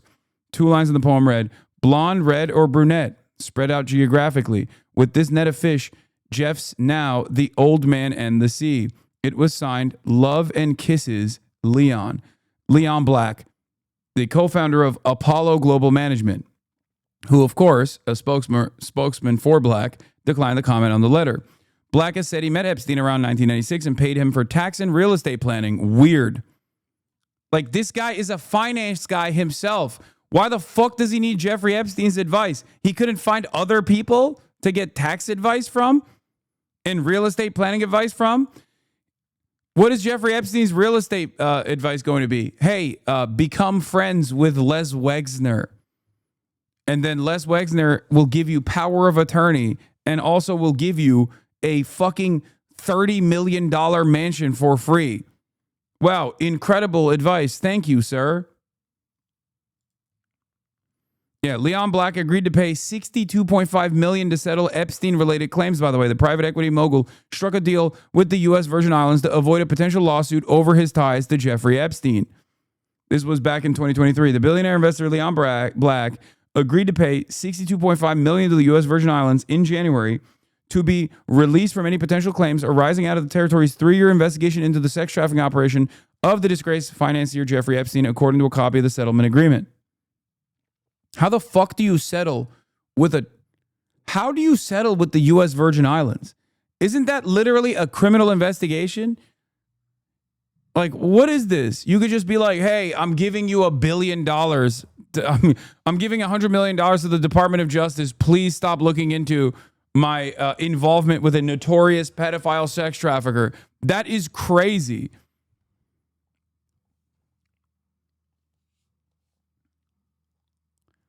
Yeah, Black resigned from both Apollo Global Management and the Museum of Modern Art in the wake of sexual misconduct allegations. The previously undisclosed settlement came after the Virgin Islands reached a $105 million deal in November with Mr. Epstein's estate. The next month, the territory sued JP Morgan and Chase in federal court over the bank's 15-year relationship. A registered sex offender who killed himself in Manhattan jail in 2019. Killed himself, sure. The Virgin Islands government produced a settlement agreement with Mr. Black in response to a public records request by the New York Times. In January, representatives of the two parties held a private mediation session to settle claims, according to another document reviewed by the Times. The $62.5 million settlement followed that session. Mr. Black agreed to pay in cash, according to the settlement document. The settlement shows the extent to which Mr. Black, once a titan of the private equity industry, has gone to limit scrutiny of his decades-long social and business ties to Mr. Epstein. This is Wild Spacey. Oh, yeah, he does Frank Underwood threats. Yes. Yes, I remember this. This was when he was, in 2018, numerous victims of Kevin Spacey came out about his sexual misconduct. In 2019, 3 of them died. I believe by 2020, all of the cases had ended either because the victims had died or because they had rescinded their testimony after 3 of the alleged victims had died.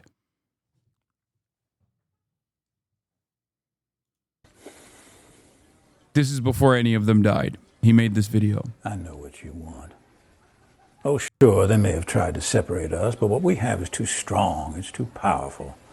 I mean, after all, we shared everything, you and I. I told you my deepest, darkest secrets. I showed you exactly what people are capable of. I shocked you with my honesty, but mostly I challenged you and made you think.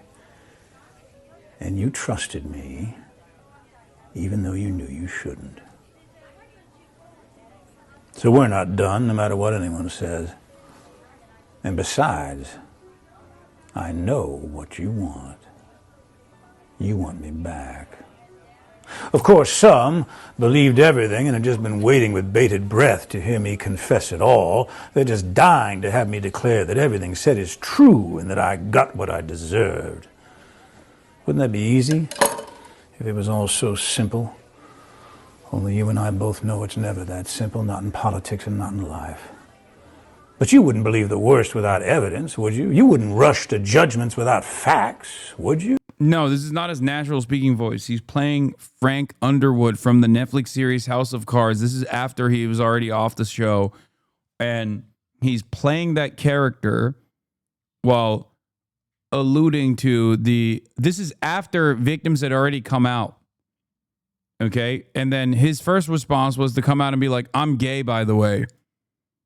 Like that was supposed to be the big revelation that I guess takes some of the attention away from him. I don't know. But he was like, I'm gay, by the way. Oh, these people are saying I'm a sex criminal. Well, guess what? I'm gay. And then he did this video on Christmas Day. Yes. Playing the role of his former Netflix show, House of Cards, Frank Underwood, the president who notoriously does murders and stuff personally.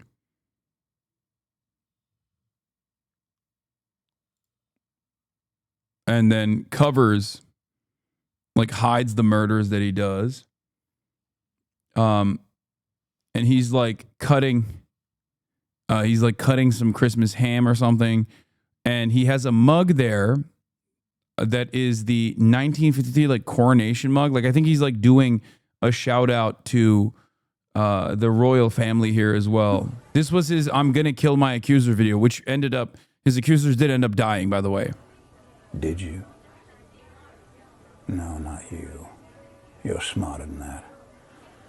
Anyway, all this presumption made for such an unsatisfying ending, and to think it could have been such a memorable send-off.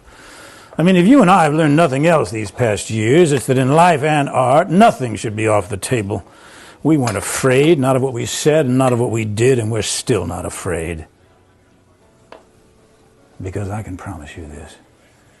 If I didn't pay the price for the things we both know I did do, I'm certainly not going to pay the price for the things I didn't do. Oh, of course, they're going to say I'm being disrespectful, not playing by the rules, like I ever played by anyone's rules before. I never did, and you loved it. Anyhow, despite all the poppycock, the animosity, the headlines, the impeachment without a trial, despite everything, despite even my own death, I feel surprisingly good. And my confidence grows each day that soon enough you... Look.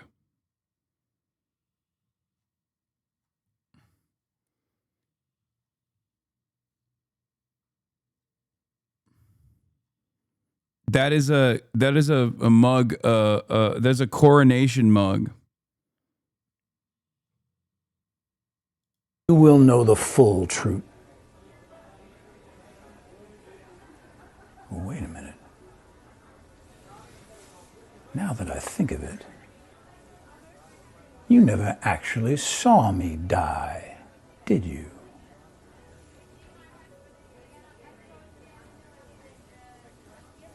Conclusions can be so deceiving. Miss me?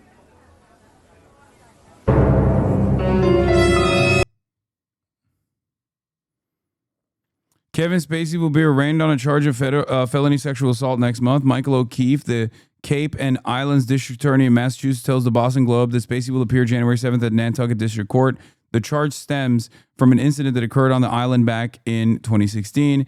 The victim's mother, Heather Unruh, said last year that Spacey repeatedly stuck his hand down the pants of her 18-year-old son. The boy was eventually able to get away when the woman walked over to him while the actor was in the bathroom and said, "Run."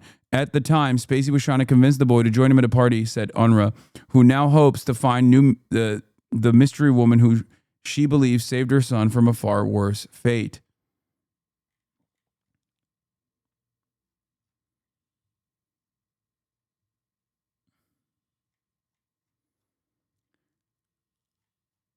Anyway, but yeah, Mr. Black, Leon Black, 71, was forced to step down in early 2021 as chairman and executive of Apollo Global Management, the giant private equity firm he co-founded in 1990, a major art collector who made news for his $120 million purchase of a version of Edvard Munch's The Scream. Mr. Black also stepped down as chairman of the Museum of Modern Art in New York. The 4-page settlement said nothing in it should be construed as an admission of liability by Mr. Black. Benicia H. Velasquez, a lawyer with the Virgin Islands Attorney General's office, which negotiated the settlement, said, for the past several years, the Virgin Islands Department of Justice has made it a priority to support human trafficking victims and to enforce the law to prevent and deter human trafficking. Except for the fact that you can, I guess, like buy your innocence. Like it's a fucking civil claim or something. Like it just like doesn't make any sense.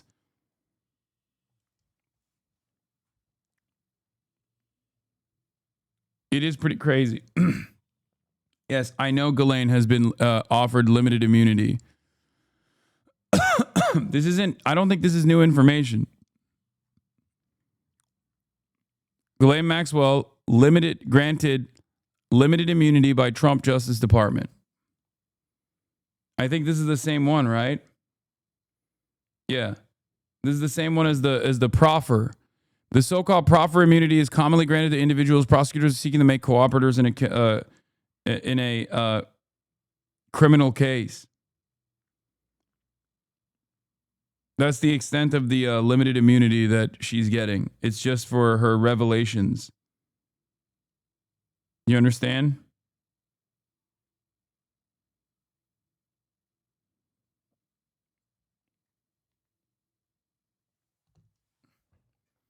Let's get rid of taxes and let the billionaires pay for their crimes they're not getting charged with. Yeah. Jesus Christ. Anyway. Breaking moments ago, new reporting from the Wall Street Journal sheds more light on that book Ghislaine Maxwell compiled for Jeffrey Epstein's 50th birthday in 2003. The book that contained a letter bearing Trump's signature and had the outline of a naked woman. The Journal now has details of other letters in that book, including former President Bill Clinton, Wall Street billionaire Leon Black, fashion designer Vera Wang, and media owner Mort Zuckerman. That's according to documents reviewed by the Wall Street Journal. More from the Journal's reporting. The professionally bound birthday book had multiple volumes and included a table of contents. Happy birthday, King. Why are you not celebrating? This is what I love doing. Okay? I love streaming. I love covering the news. Why would I do anything but what I love to do, that I'm fortunate enough to do every single day on my birthday as well?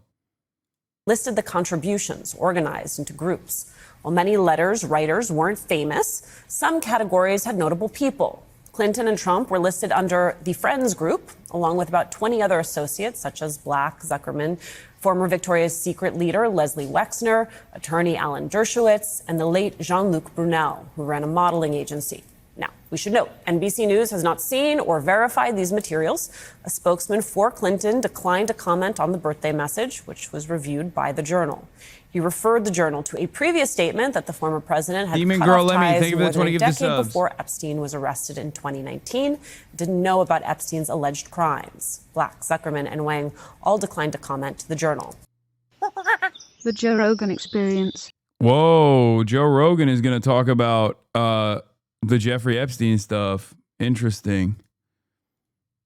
I wonder if the rats are escaping the ship. Earl Lemmy, thank you for the 50 gifted subs.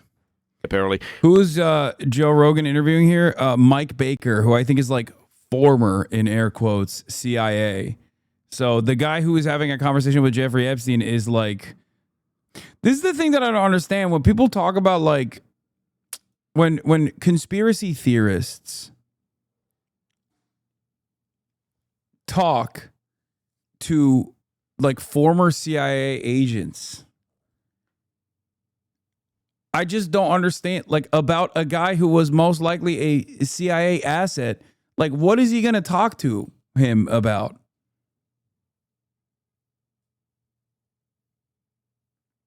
Like, what? Why is it the CIA guy that you're asking? This stuff never... It's just, I don't know. It's like weird to me that a lot of the people who are interested in conspiracy theories will just go, oh no, this former CIA guy is definitely reputable. If you haven't gone to jail, and even if you have gone to jail as a whistleblower, I still don't fully trust you as a CIA agent.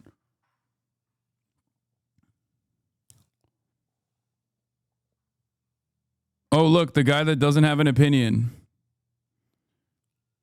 Joe Rogan doesn't seem to want to connect Trump to Epstein. This is not the guest you want on to talk about this. Oh, thank God. Okay, even his fans are not eating this. He's supposed to be having Alex Jones on, not a Fed, except Alex Jones is also directly connected to Trump and has been doing defense for Trump. Okay, Rogan, sure, let's bring up the CIA for the truth. Why doesn't the president want the files released? Why don't these chumps address the Zoonacia-sized elephant in the room? What is Zoonacia? Notice they didn't utter the name Trump once this entire segment. Absolutely pathetic. Oh, it's the elephant island from One Piece. Fake fan. Okay, calm down, guys. The CIA guy had nothing to say. The CIA was involved.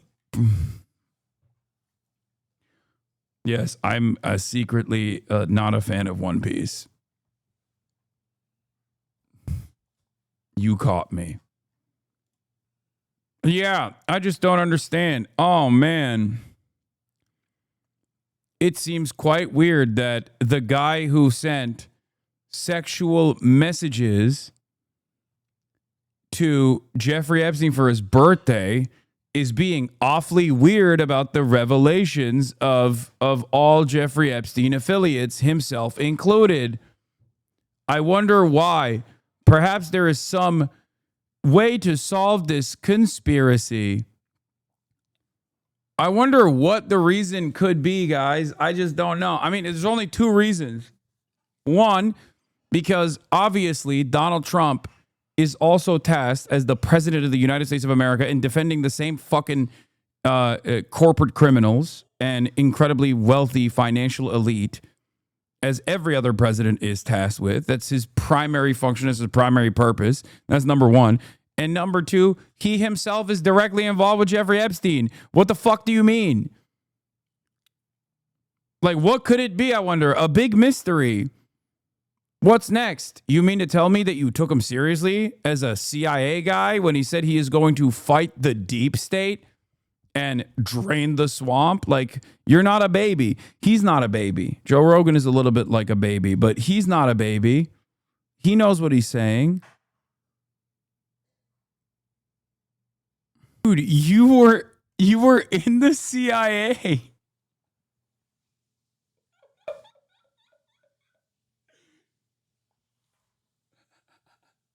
Just have Jeffrey Epstein on at that point. Joe Rogan interviews Ghislaine Maxwell. Is like, so it's really strange, huh? Like, I'm just so confused. We're all trying to figure out, like, what kind of intelligence associations could this guy possibly have? I don't know. Having Ghislaine Maxwell on to talk about her conviction, her criminal conviction as an act of cancel culture. Repeating the other conspiracy theorist guy that said this verbatim last week. He's just, to the CIA guy, he's like, yeah, you can't just like go fuck random girls for Bill Gates. Like, why not? I don't understand.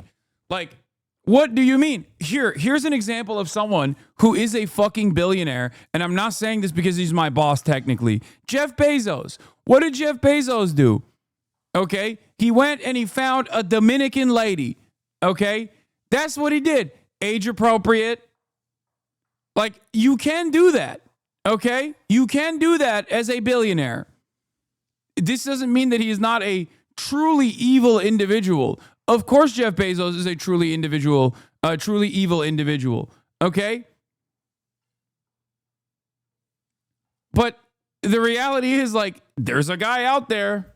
She's Dominican. No, I don't know if she's Dominican, but she is Latina. And I do know that for a fact because she turned Jeff Bezos Dominican. There's Mark Zuckerberg. Mark Zuckerberg has stayed with his wife.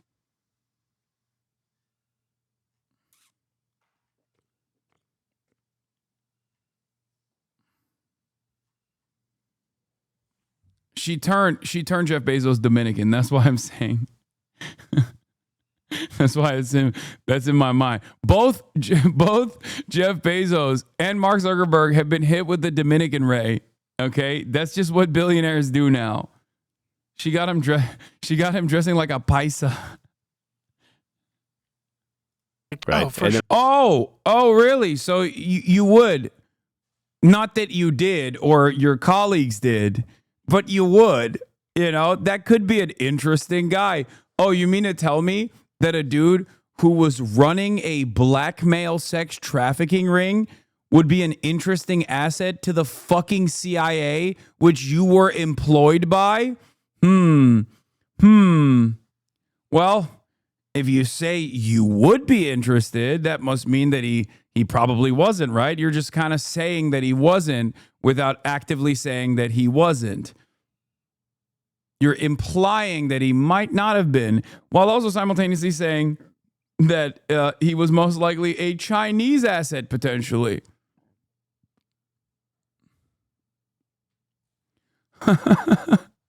This is so stupid. Justin, a mysterious intergalactic object could potentially be a hostile alien spacecraft that's slated to attack our planet in November, according to a new study by scientists from the New York Post. The consequences, should the hypothesis turn out to be correct, could potentially be dire for humanity, the researchers wrote in the inflammatory paper, which was published July 16th, to the preprint server ARXIV Southwest News Service reported, to which Evan replied with, he's literally on every page of the Epstein files.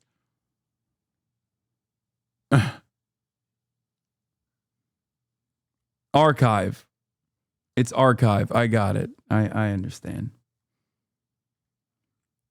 I've told you this already, but since the UAP congressional investigations, I have been incredibly suspicious of the government constantly talking about aliens. I think they think it's a good way to just like change public perception on an issue and get people to pay attention to some nonsense. I have been saying this over and over again. Anytime the federal government comes out with like information on aliens, just know that they're doing that shit deliberately to make you fucking pay attention. Okay? The aliens community was taken over by Nancy Mace and her Chud Army. I just don't believe any of that fucking UAP shit. I'm sorry. I don't believe it. I'm not saying that there are no such thing as aliens or whatever. I just, I have my own theories on this. I've talked about it extensively. It pisses off a lot of people in my community because they're like, there are a lot of people, but I think all mention of UAPs and aliens from the federal government is a psyop. 100%. It is just a way for you to get really excited about some secret conspiracy. It's just nonsensical. They are just doing it to make you pay attention. Okay, that's it. Half of it is just like most likely already like pre-existing defense contractor, new technology that was seen by people or whatever. And they're just like, oh, that must be an alien. Who knows? It's suspicious. But I'm telling you right now, okay? All the alien stuff is just like used as a distraction by the government. And many of you are coping because you're eating that bait hook. That is the biggest bullshit. Oh my God. Oh my God. That is crazy. Oh, dude, notoriously, we don't do any blackmail in tradecraft because it's just like it's ineffective. Just don't look at that. Don't look at, nah. We just don't ever do. Nobody ever does blackmail, okay? Especially not Israel. And certainly not the CIA.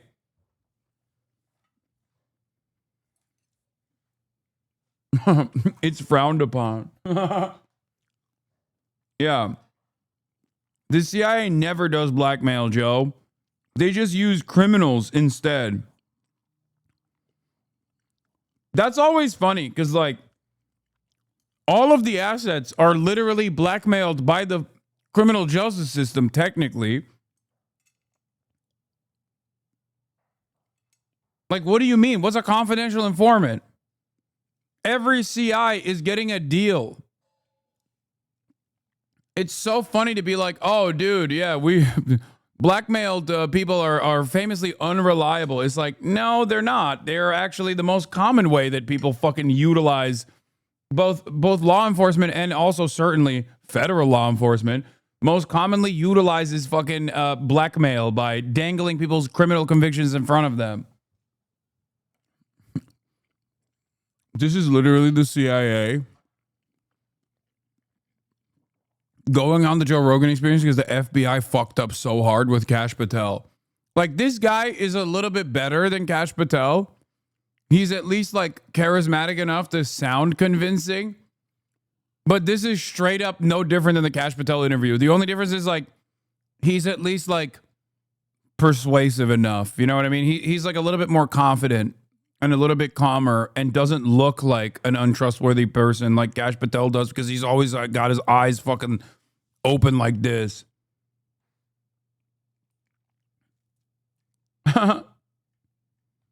This is crazy. He just said the CIA doesn't do blackmail. It's just a bad idea.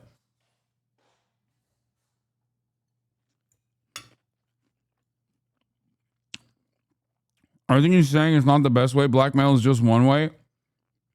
He literally just said the most common technique that the CIA and all members of law enforcement, from police all the way to fucking federal law enforcement, use is actually not that common because it's unsustainable. What are you talking about? I just described to you the most common way that you get confidential informants. What is that? That's also kind of like blackmail. It's the exact same principle. Blackmail is basically the process that you engage in if you don't put someone through any sort of criminal charges. It's the same type of coercion.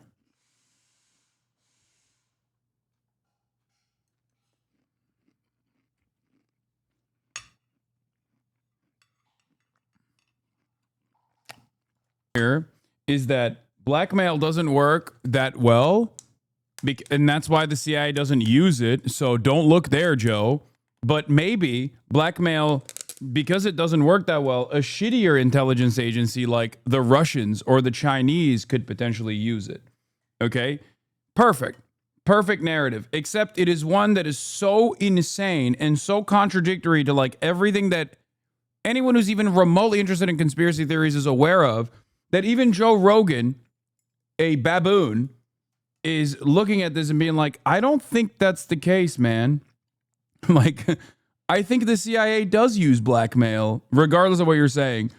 Now, will it actually reach a level of scrutiny from Joe that he actually starts questioning Mike Baker? Probably not.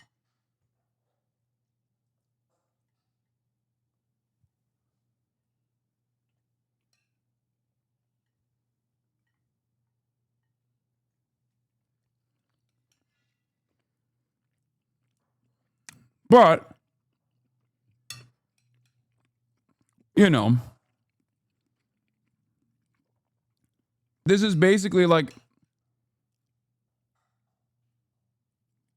this is basically like asking Ghislaine Maxwell. You might as well ask Ghislaine Maxwell or ask Kash Patel again about what Jeffrey Epstein's like intelligence associations look like, or why the administration is not releasing any serious information from the files.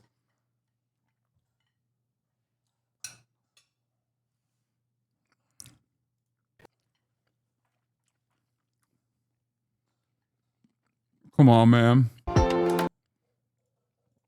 Anyway, we're gonna continue with the Jeffrey Epstein saga, Network of Depravity by Jabri. Part 1. We're going to finish the part 1 now. 4 years later, a new French investigation was launched into the disgraced modeling agent. This part uncovers Jean-Luc Brunel, Jeffrey Epstein affiliate, who died under mysterious circumstances, were in a modeling agency. In December 2020, Brunel was finally arrested, taken into custody on charges of rape, sexual assault against minors, sexual harassment, criminal conspiracy, and trafficking human beings. While awaiting trial in February 2022, the 76-year-old Brunel was found hanging in his prison cell, dead. He died exactly the same way that Jeffrey Epstein did as well, and also that he wasn't necessarily on suicide watch facing these charges. Yasmin, these parallels are so striking. Another coincidence. Virginia saw a lot of famous people during her time with Epstein, one being Les Wexner, who she said she had sex with possibly more than 5 times, according to unsealed court documents. Some additional names Virginia mentioned were MIT professor Marvin Minsky, who she says had sex with her on Little St. James Island, billionaire Tom Pritzker, and of course Simpsons creator Matt Groening, who she claims to have given a foot massage during a flight to Los Angeles, recounting how she almost threw up at the shape of his feet. Writing in her memoir, he had yellow crushed rusty toenails that even someone with a chainsaw would have had troubles cutting through. And then there was the fluffy balls of leftover pieces of sock wedged between the crevices of his sweaty toes. In return, he allegedly compensated her with a drawing of Homer and Bart Simpson made out to her brother and father. Amidst the vast sea of names implicated by Virginia, however, there was one very notable person that stood out among the rest. I don't really know why you like to defend these high-profile clients. Do you regret it at all? And did you ever see anything untoward about Mr. Epstein? Alan Dershowitz is a criminal defense attorney who has spent much of his life teaching at Harvard in between representing the most controversial figures he could find. He began his career defending 3 far-right terrorists accused of planting a bomb in the Manhattan office of Imprizio Saul Hurok, successfully getting them off before helping to get another certified good guy off the hook a couple years later. For those of you listening right now, I can't see the screen, it's O.J. Simpson. He was O.J. Simpson's lawyer in 1995, and would go on to provide his services for Mike Tyson during his rape case, Donald Trump during his first impeachment, where he argued it's not illegal for Trump to bribe the Ukrainian president, and was also Harvey Weinstein's lawyer, despite insisting on the view what a big supporter of the Me Too movement he was. In his 6 decades of being a public figure, Dershowitz is also— He is the fucking, he is the #1 guy at getting totally evil people off. It's crazy.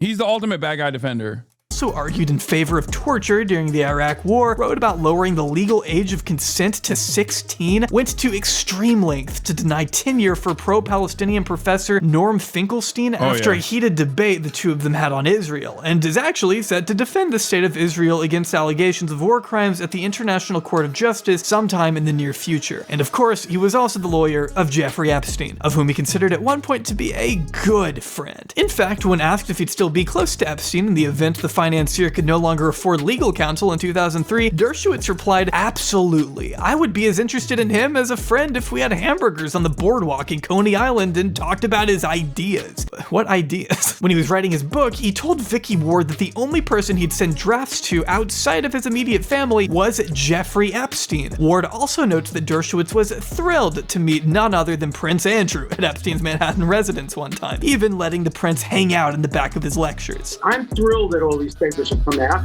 I urged them. I went to court. I asked for everything to come out because I knew that I had done nothing wrong and the papers would exculpate me. I want to make sure every single document comes out. The public has the right to see everything.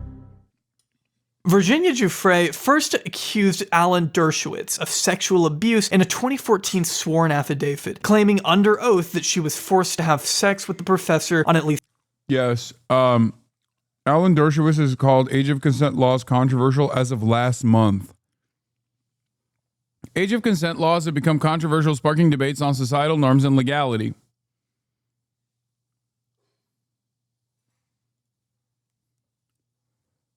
He loves defending lowering the age of consent.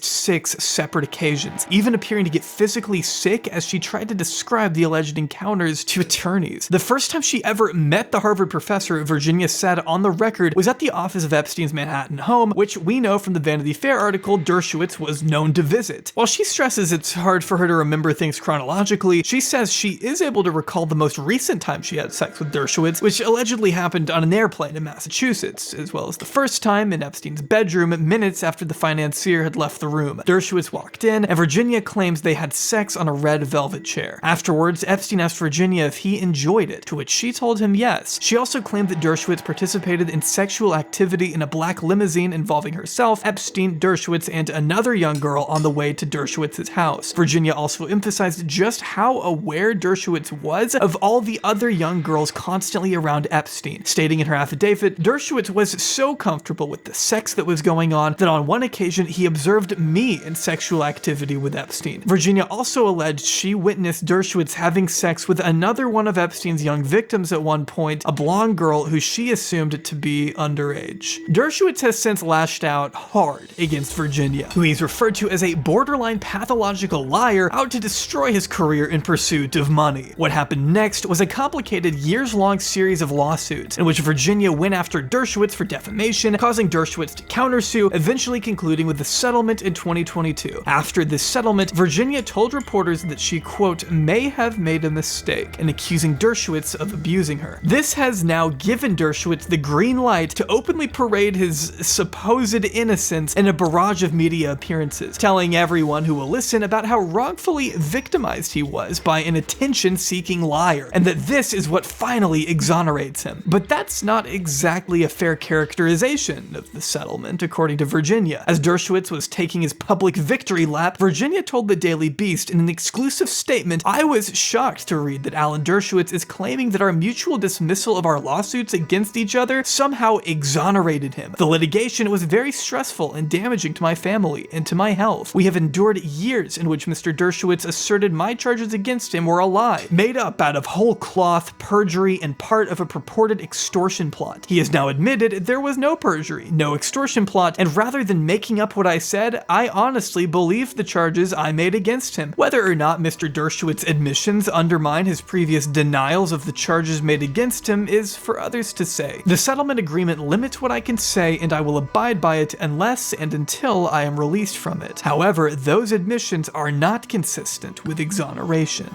I can tell you she is still a prostitute. She is selling false stories now for money about me. Do you have any concern calling her a prostitute when she was victimized at such a young age by this wealthy man? She was not victimized. She made her own decisions in life. But at the age of 15, some would say that's a little young and that she was taken advantage of. I'm talking about the age of 19. Look, that's between her and the federal government and the people that she claims victimized her. For what it's worth, I think it should also be said that Virginia had in fact told several people about Dershowitz being involved with Epstein's operation years before her affidavit. And for Dershowitz's part, it would seem he was totally fine with a friend of his making a quote-unquote joke about Epstein housing young girls in 2014. Virginia also reiterated to the Daily Beast that Mr. Dershowitz sued Mr. Boyce, her lawyer, for charging Mr. Dershowitz with participating in Epstein's sex trafficking and other misconduct. Mr. Boyce did not retract any of those charges, but Mr. Dershowitz nevertheless dismissed his claims against Mr. Boyce. That too hardly seems like exoneration. And if that's not enough, another Epstein victim, Sarah Ransom, also accused Dershowitz of having sex with her while she was being trafficked by Epstein. To this day, Ransom has never retracted her allegations against Dershowitz. All the feminist groups and the radicals who think this is the worst thing in the world,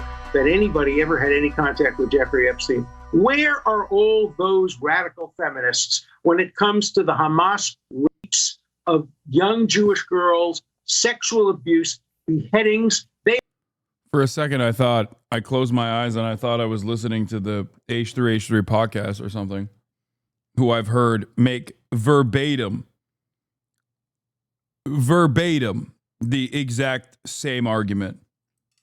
Not a defender of Israel, though, of course. Well, Alan Dershowitz is. He's quite literally defending Israel in the International Court of Justice. Interesting that stalwart allies of the Palestinians could say things that are so similar to Israel's own legal counsel, Jeffrey Epstein. They are quiet. They are silent. The incredible hypocrisy of the Me Too movement. Me Too, except if you're a Jew. One of the first times Jeffrey Epstein made national headlines was in 2002, in this article written by Landon Thomas Jr., who, by the way, would also go on to write an extremely positive piece for the Financier after he was sentenced for procuring an underage girl for prostitution, and before getting fired from the New York Times for admitting he was still friends with the convicted pedophile. Oh, he also asked Epstein for $30,000 in 2017, according to the Daily Beast, so that's fun. Pretty normal guy. Anyway, in this article, he uses language like he collects beautiful minds, and Epstein brings a trophy hunter's zeal to his collection of scientists and politicians. And that last part certainly isn't wrong, as subsequent data from the Center of Responsive Politics shows Epstein donated to a litany of politicians from both the right and the left, including Chuck Schumer, Bob Dole, Bob Packwood, Elliot Spitzer, and even former President George H.W. Bush. But of those names is a politician who's long been associated with Epstein since the mid-90s. Someone who Virginia says she met on Little St. James, and someone who's already been caught lying about his connection to the late pedophile. Newly released Jeffrey Epstein court filings revealing more alleged ties to many people, including Bill Clinton. Epstein was hanging around the 42nd president as early as 1993, a month after he was sworn into office, according to visitor logs provided by the Clinton Presidential Library. Epstein and Ghislaine visited again in September of that year after Epstein made a $10,000 donation to help refurbish the Oval Office, according to this letter from Bernard R. Meyer, the VP of the White House Historical Association, thanking Epstein for his generous contribution. Overall, it's been reported that Epstein visited the Clinton White House a grand total of 17 times, accompanied by 8 women, 4 of which being former girlfriends, according to these logs, which show that Epstein popped in and out of the White House twice in one day on 3 separate occasions, though there seems to be no stated purpose for any of these visits. Clinton also attended a 3-hour private dinner hosted by former Revlon owner Ron Perlman and other elites in Palm Beach in 1995, a meeting that Clinton had not mentioned until a 28-year-old newspaper snippet obtained by Snopes confirmed it. In the wake of the Epstein story being revitalized by his arrest and death in 2019, Clinton has taken very conscious steps to distance himself from who he once called a highly successful financier and committed philanthropist. After all, Epstein's own lawyers asserted in court documents that Epstein was part of the original group that conceived the Clinton Global Initiative. A fun fact about the Clinton Global Initiative, by the way, is that they once endorsed the Terra Mar Project, an environmental NGO with the self-stated goal of conserving, protecting, and improving oceans, seas, and coastlines. Who founded the Terra Mar Project? Ghislaine Maxwell.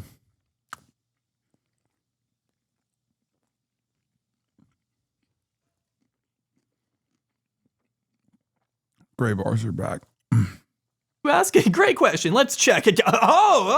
Whoops. I mean, Snopes has verified that Ghislaine Maxwell did also attend Chelsea Clinton's wedding in 2010. Yep. Featured it right there in the middle. I mean, not even in the background or anything. I didn't even want to hide it. After all, though, she did take the president's daughter out on a yacht trip a year earlier in 2009. Epstein was literally serving a jail sentence, while at the same time, the woman who helped him find victims was taking the president's daughter on a trip through the open seas. But whatever, I'm going insane. Let's take it back to 2002, when Landon Thomas Jr. wrote for the first time about the Clinton-Epstein World Tour extravaganza the two men embarked upon, visiting New York, Paris, Bangkok, Brunei, Norway, Morocco, Brussels, and need I go on, all in hopes of providing humanitarian aid for continents like Africa, spreading democracy, empowering the poor, and combating HIV and AIDS, according to a Clinton spokesperson shortly after the trip. Some of the other notable passengers on this famed international excursion included the likes of Chris Tucker and Kevin Spacey, who you can actually see sitting here on Queen Elizabeth's throne next to Ghislaine. According to the Daily Telegraph, they were taking a tour of Buckingham Palace led by Prince Andrew. I love recurring characters. In fact, despite Clinton originally insisting he had only taken 4 rides on the Lolita Express, flight logs indicate Clinton actually took at least 26 rides on Epstein's private jet shortly after leaving office between 2001 and 2003, an assertion that he still has not directly responded to. You wonder why that is. It's pretty out of character for him to lie to the American public, I think we all know. Virginia has never made any allegations of wrongdoing against Clinton himself, but her assertions do go a little further than what the former president has admitted to doing. Virginia stated in her sworn deposition that she personally met Clinton on Little St. James Island at least twice during her travels with Epstein, something that Clinton has long denied across the board, describing in her memoir an alleged dinner where there were only a few of us eating at the dinner table. There was Jeffrey at the head of it all, as always. On the left side was Emmy, another Epstein recruiter, Ghislaine, and I. Sitting across the table from us was Bill, with 2 lovely girls who were visiting from New York. Bill's wife, Hillary's absence from the night made it easy for his apparent provocative, cheeky side to come out, teasing the girls on either side of him with playful pokes and brassy comments. There was no modesty between any of them. We all finished our meals and scattered in our own different directions. Strolling into the darkness with 2 beautiful girls around either arm, Bill seemed content to retire for the evening. Now, to Clinton's credit, flight logs obtained through an FOIA request have presented no evidence that he attended the island. Now, yes, he flew with Epstein more times, way more times, than he originally cared to admit, but those same flight records also don't do a lot to imply he ever visited Little St. James. But along with Virginia's sworn deposition, we also have former Clinton aide Doug Band, who Clinton kept in his inner circle even after leaving the White House. Band himself has even flown on the Lolita Express with the former president, just to give you an idea of how close these two were. Band has also also alleged for years that Clinton has in fact visited Little St. James, specifically in January of 2003. Band did not attend this alleged visit, as he told Vanity Fair it was one of the few trips he declined. It's worth noting the Clinton camp has provided detailed travelogue entries of the period in question that do not contain a visit, as Vanity Fair goes on to clarify. But then you have Steve Scully, a former employee of Epstein's in charge of the island's telecommunication for 6 years, who not only claimed to have seen Prince Andrew groping and kissing Virginia near a pool, he says, but also stated in the Netflix documentary Filthy Rich that he once witnessed Bill Clinton sitting on a porch on the island next to Epstein. Virginia only doubling down in the documentary with, "I remember having dinner with Clinton. He was there and I never saw him do anything improper. I wish, he would just come clean about it, like, yeah, I was there, so what? Who cares? I didn't see anything going on."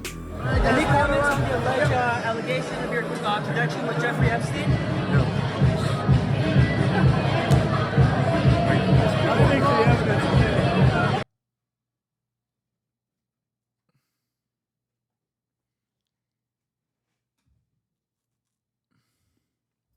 Uh-oh. Guilty. Dude, he is, though. He is such a demon, bro. I've heard so many crazy stories about Bill. About how, like, post-Lewinsky, Bill and Hillary have never... They've just had, like, a long-standing proposition that they're never... Unless it's, like, a public event where they have to show up together, they just, like, don't hang out with one another. Then he just straight up is piping. He is a real fucking horn dog.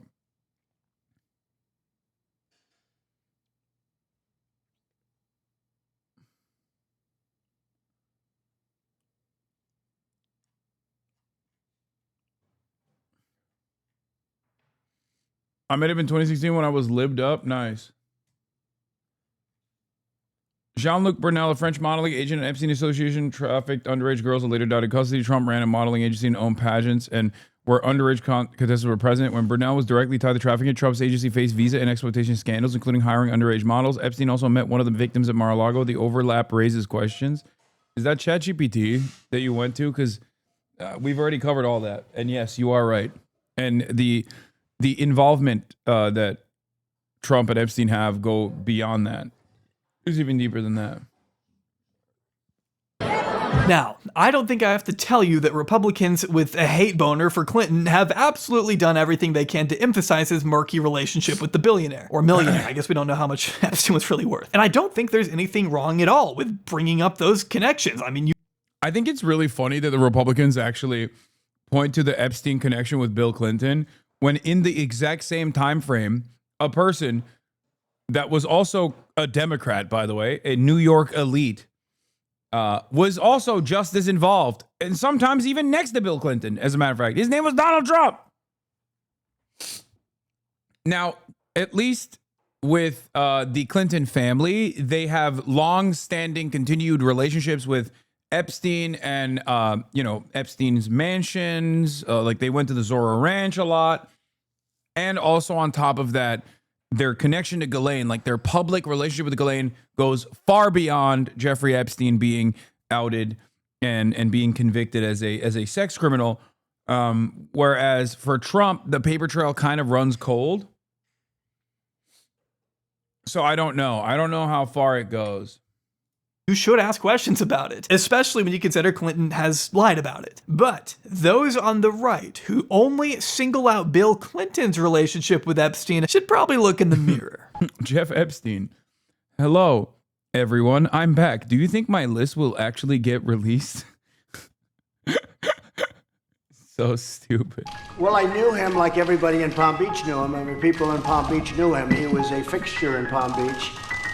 I had a falling out with him a long time ago. I don't think I've spoken to him for 15 years. As Landon Thomas wrote in his New York Magazine profile, Epstein likes to tell people that he's a loner, a man who's never touched alcohol or drugs, and one whose nightlife is far from energetic. And yet, if you talk to Donald Trump, a different Epstein emerges. I've known Jeff for 15 years. Terrific guy. Trump booms from a speakerphone. He's a lot of fun to be with. It is even said that he likes beautiful women as much as I do. do. And many of them are on the younger side, no doubt about it. Jeffrey enjoys his social life. Sorry for doing the voice. I couldn't quote him and not do the voice. This quote, which again dates all the way back to 2002, is remarkable considering what Trump has said about Epstein more recently, assuring journalists in 2019 from the White House that I was not a fan of his.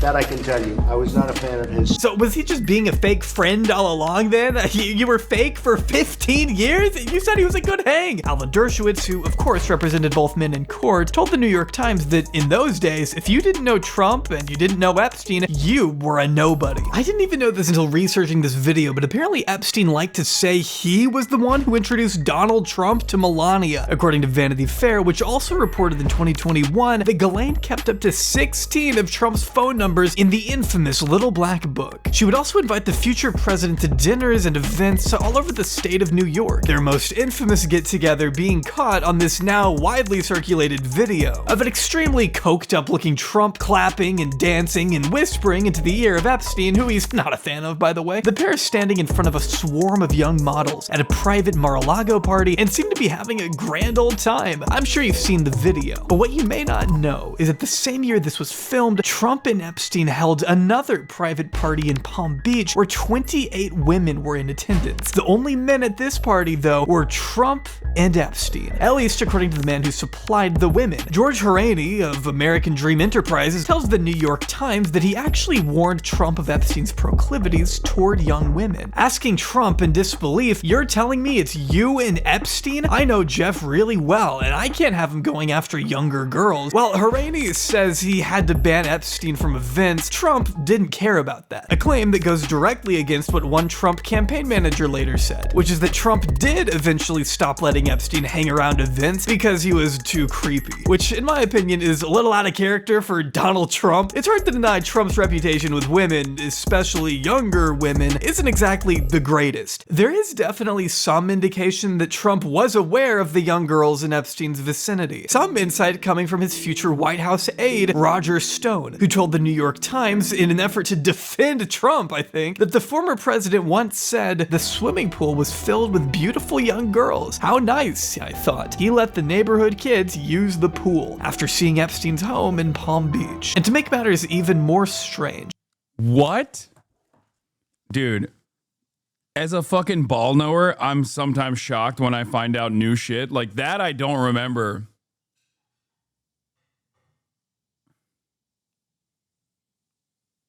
What an insane way to try and defend Donald Trump, dude. What an insane way to be like, oh yeah, Donald Trump saw little girls at the pool and he thought Jeffrey Epstein is so nice to allow the neighborhood little girls to go and use the swimming pool. Like he's just some fucking naive moron. Like as though that's gonna work at all.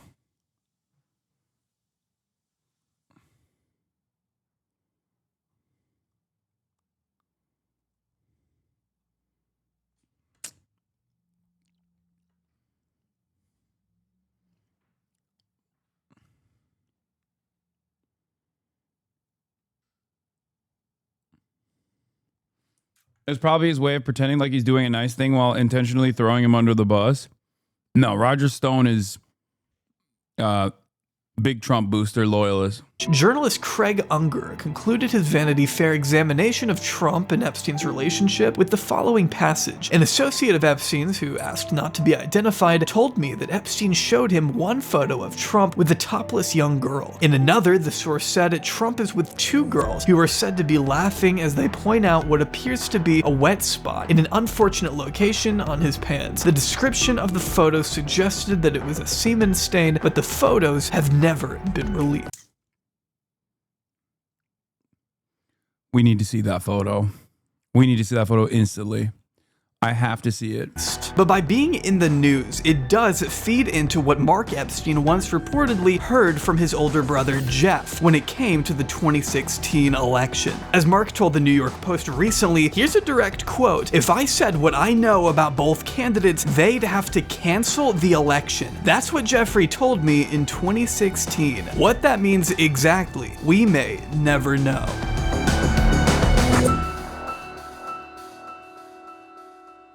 The two New York natives wouldn't stay friends forever, though. While the exact reason for their split is still uncertain, it seemed to happen around 2005 when Epstein threatened to sue Trump over his purchase of a 65,000 square foot property Epstein had set his sights on, which was I think given how much we've seen the leaks and Michael Wolff confirming that he saw the photo, we'll probably see Trump's pre-cum soon.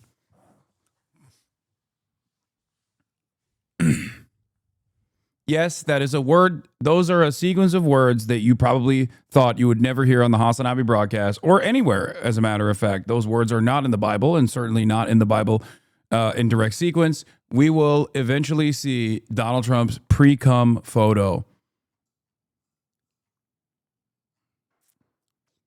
which I will be adding to my rare Trump collection. First in my bloodline to hear that sentence, by the way. Yep.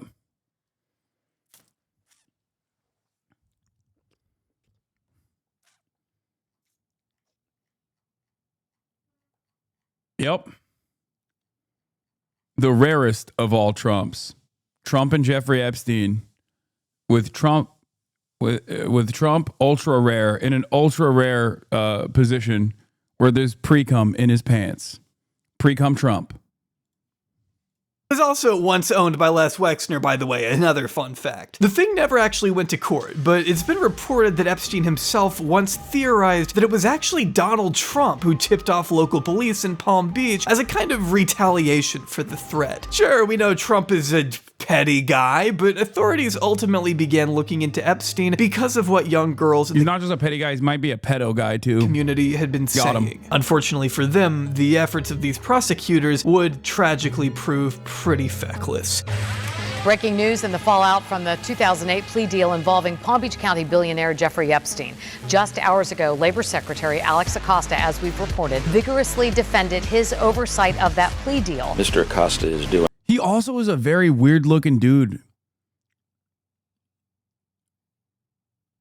Right? Like, he's such a weird looking guy.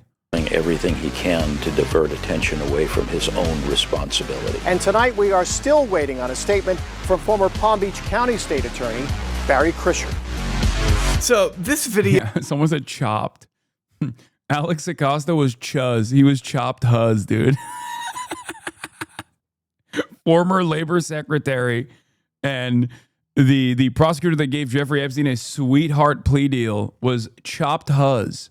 Ended up being a lot longer than I originally planned. I'm afraid if we don't split this into multiple videos, we may not get to cover everything as extensively as I'd like. But you can expect part 2 to explore the horrendous plea agreement that allowed Jeffrey Epstein to avoid life in prison, along with the connections he maintained after he was a Unk, you're 34, yeah, and I'm chopped too, so I'm Chunk. Chopped Unk. Also known as Chunk. Convicted sex offender, his second arrest in 2019, and of course, whether or not he truly killed himself in custody. That video should come out about a week after this one, if all goes. All right, let's get to number 2 on the Jeffrey Epstein scandal and saga. 14. To catch and release a predator, the Jeffrey Epstein saga part 2.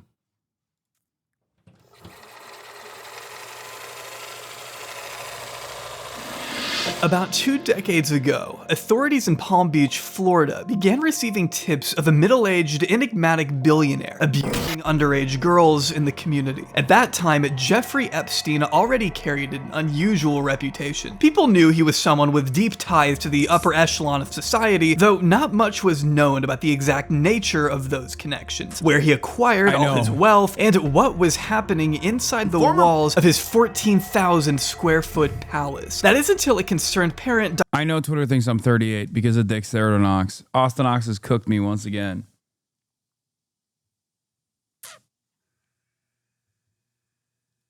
Austin Ox has once again cooked me. Fuck it, man. I'm 50. I look great for 38. If I look this good at the age of 38, I will be so happy. Yes, I know Wall Street Journal let Abu Shabab, who is the head of the ISIS-affiliated gang, and the Israeli collaborator who created a new militia force called the Popular Forces, wrote a fucking editorial piece for the Wall Street Journal.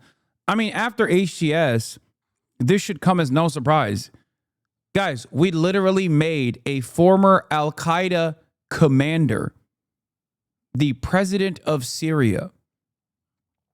Okay? It does not matter. What the fuck, you're 38? No, I'm 34.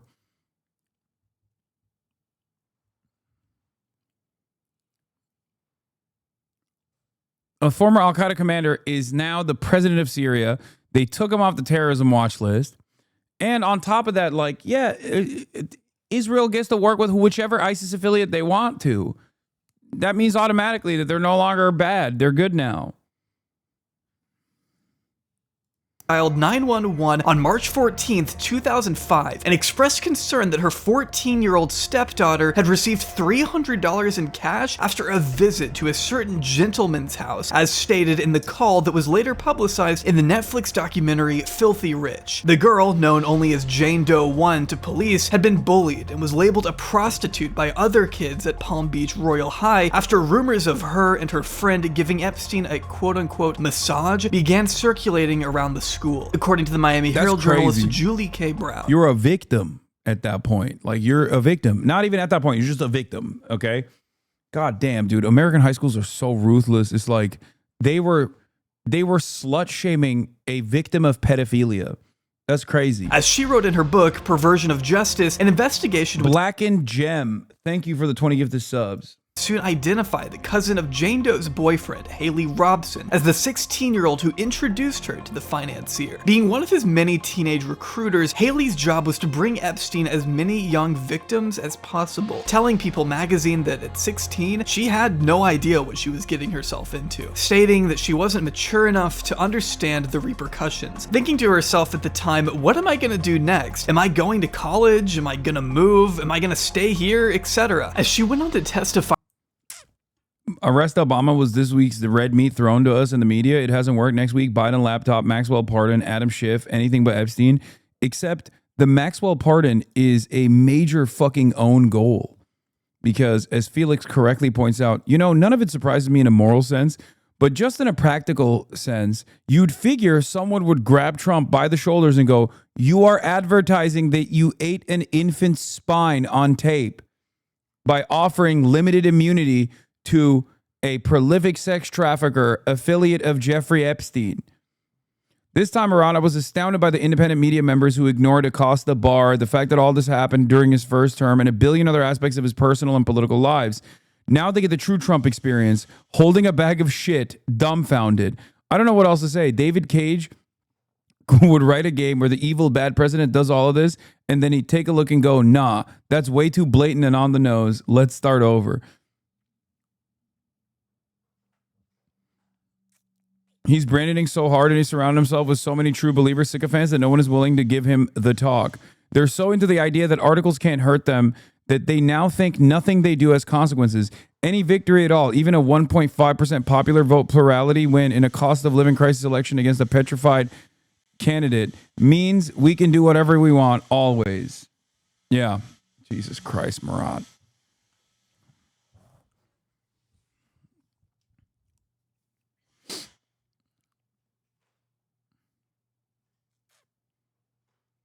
U.S. government review found no evidence of widespread Hamas theft of Gaza aid. Oh, that's yeah. We'll get to that as well. But yeah, this is the no spin zone, baby. There's no spin zone, and by that I mean it is impossible.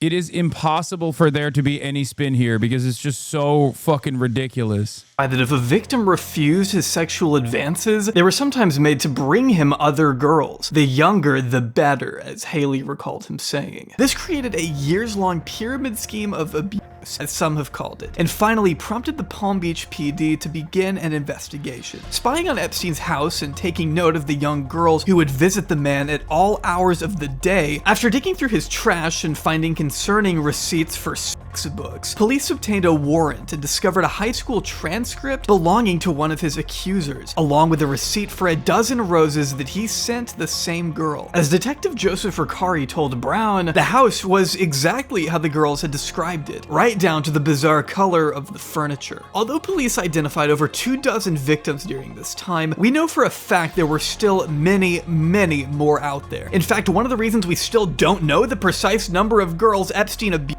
is because of an infamous plea deal that would come later. A deal that essentially quashed an ongoing FBI investigation that could have exposed the scope of Epstein's operation right then and there, which is enough to leave any victim feeling despondent and disrespected. They could have seen justice if it weren't in part for Epstein's team of seasoned lawyers working with the government to hammer out a highly controversial agreement on the pedophile's terms.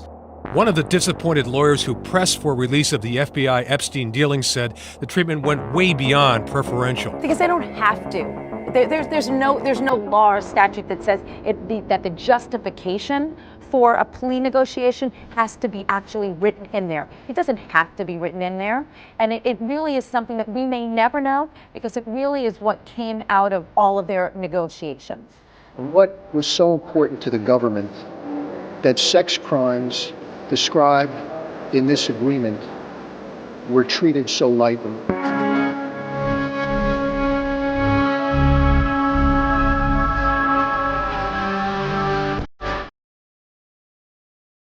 Now, I would suggest you go ahead and watch part 1 of this series if you haven't already, as it sort of sets the groundwork for who Epstein was by 2005, the connections he had already made, and what victims had been saying about him from as early as 2002. This video will consist of everything that came after, as I'll try to explain to the best of my abilities how and why Epstein was allowed to continue abusing girls for nearly a decade after his short stint in prison. The court docket with his name on it lists a string of delays and continuances, and that speaks to a deal in the works. Now, if they can't make this go away, then they're going to minimize the damage. And that's what happened here.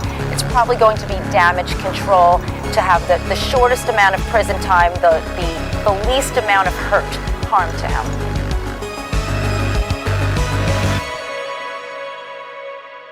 But before we go any further here, I do want to go ahead and thank today's sponsor, Aura. If you've ever Googled yourself, you may be alarmed to see a shocking amount of your own personal information, like your name or email address, exposed online for the entire world to see. Shady data brokers are known to sell your information to scammers, spammers, or to anyone else who may want to target you. Thankfully though, Aura shows you exactly which brokers are selling your information and can submit opt-out requests on your behalf. It helps reduce the amount of Edward says he's fighting to have the federal plea deal for Epstein tossed out. So the link is already no longer working, most likely. And a new prosecution launched.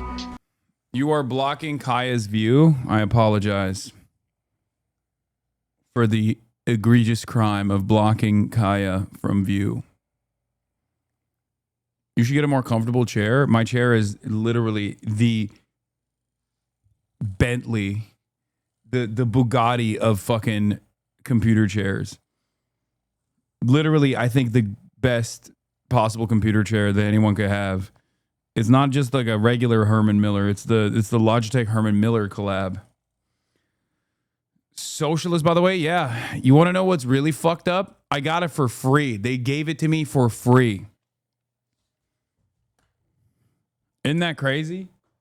The rich get richer, baby. Let's go. I mean, I would have bought it regardless. This is something that I spend a fuck ton of time on.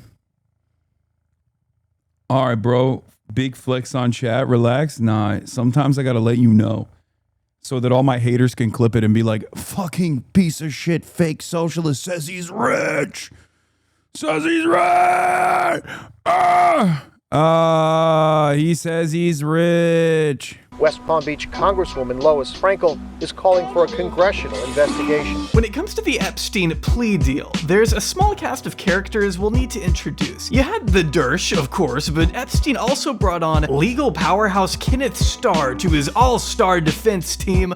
No pun intended there, I just realized how that sounds though. Starr, who rose to prominence when he uncovered the Clinton-Lewinsky scandal that led to the former president's impeachment, was also a member of the Federalist Society along with fellow Epstein attorney J. Lefkowitz. The Federalist Society, as Brown points out in her book, is accredited with producing 6 Supreme Court justices, most notably Samuel Alito, who also just so happens to be Alexander Acosta's old mentor, a guy who, most famously, became known for personally approving the abhorrent plea deal, which adds to the idea that, as lead detective on the Epstein case, Joseph Ricari told Brown a lot of the prosecutors who should have been on the side of the victims found themselves weirdly enamored by those who made up Epstein's impressive defense team, adding the amount of evidence that disappeared or was covered up in this case was mind-boggling, referring to a horde of Epstein's computers and hard drives that mysteriously went missing upon a raid of his home. Not the last time this would happen, by the way. In fact, he and Michael Ryder at the time... Dude, just a sequence of real crazy coincidences, dude. Please don't ever say that there are mysterious events happening that just keep getting in the way of justice being served. Why? It's just so many strange coincidences. Jeffrey Epstein, just a real lucky guy. And then, of course, when his luck ran out, he got real unlucky and then real sad and then killed himself, right? Like, that's what I'm supposed to believe, right? I have to believe that.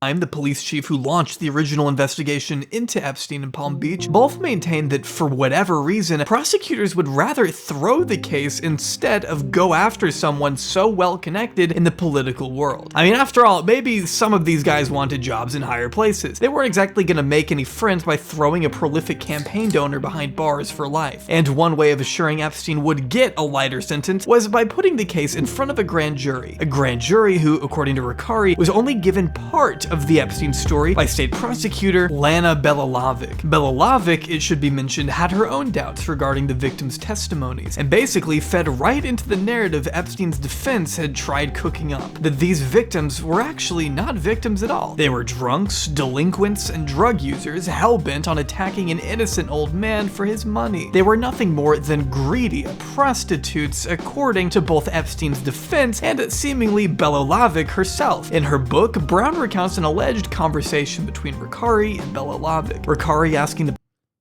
Guys, since this came out,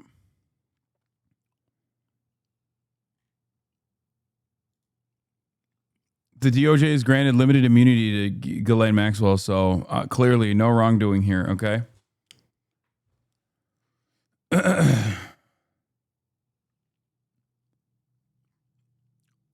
Yeah, this is really funny.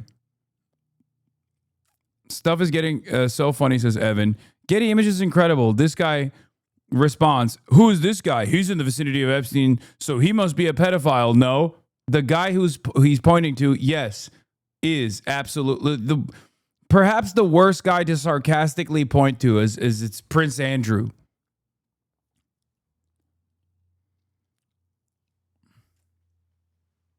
Ha! This is going to own all the libs that keep saying that people who keep consistently being photographed around Jeffrey Epstein are pedophiles. Well, what about this guy? It's like, yeah, dude, he is too. That's the point. Yes. Yes, actually.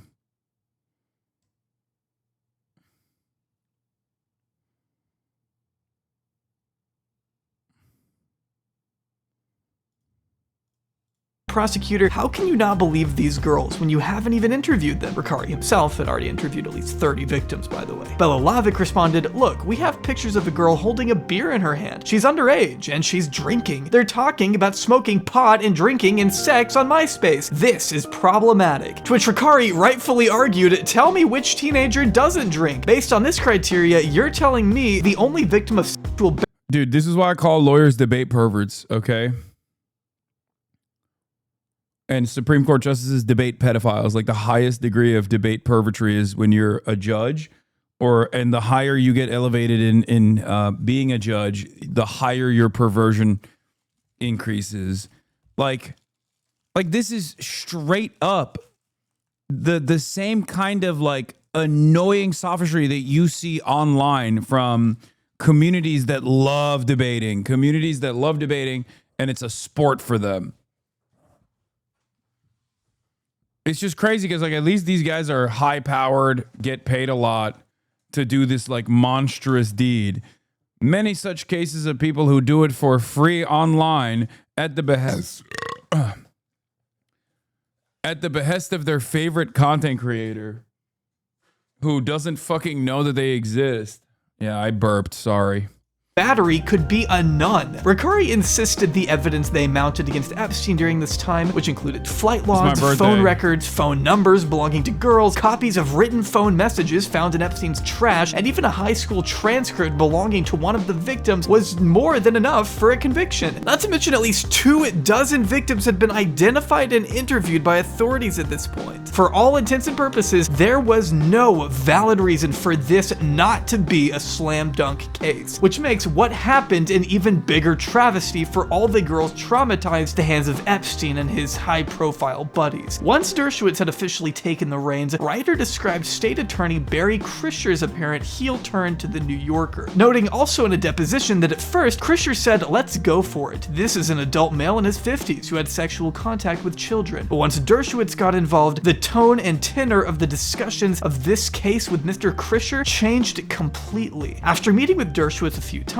who went to nasty lengths to destroy these girls' reputations, as he once supposedly told the attorney in private, Krischer made a controversial move to pull together a grand jury, who did successfully charge Epstein in 2006 with only solicitation of a prostitute. Only that wasn't even really scratching the surface of what Epstein was being accused of. Not only had Epstein solicited sex from way more girls than just one, like the charge asserted, Ricari later told Brown he felt the grand jury hadn't been given the full picture of the situation at all, and that Belalavik and Krischer were essentially resting the entire case on one victim's Yeah, I mean, it's just classic defense to literally engage in the defamation or engage in attacks against like victims, no matter how young they are, referring to 14, 15-year-old girls as prostitutes is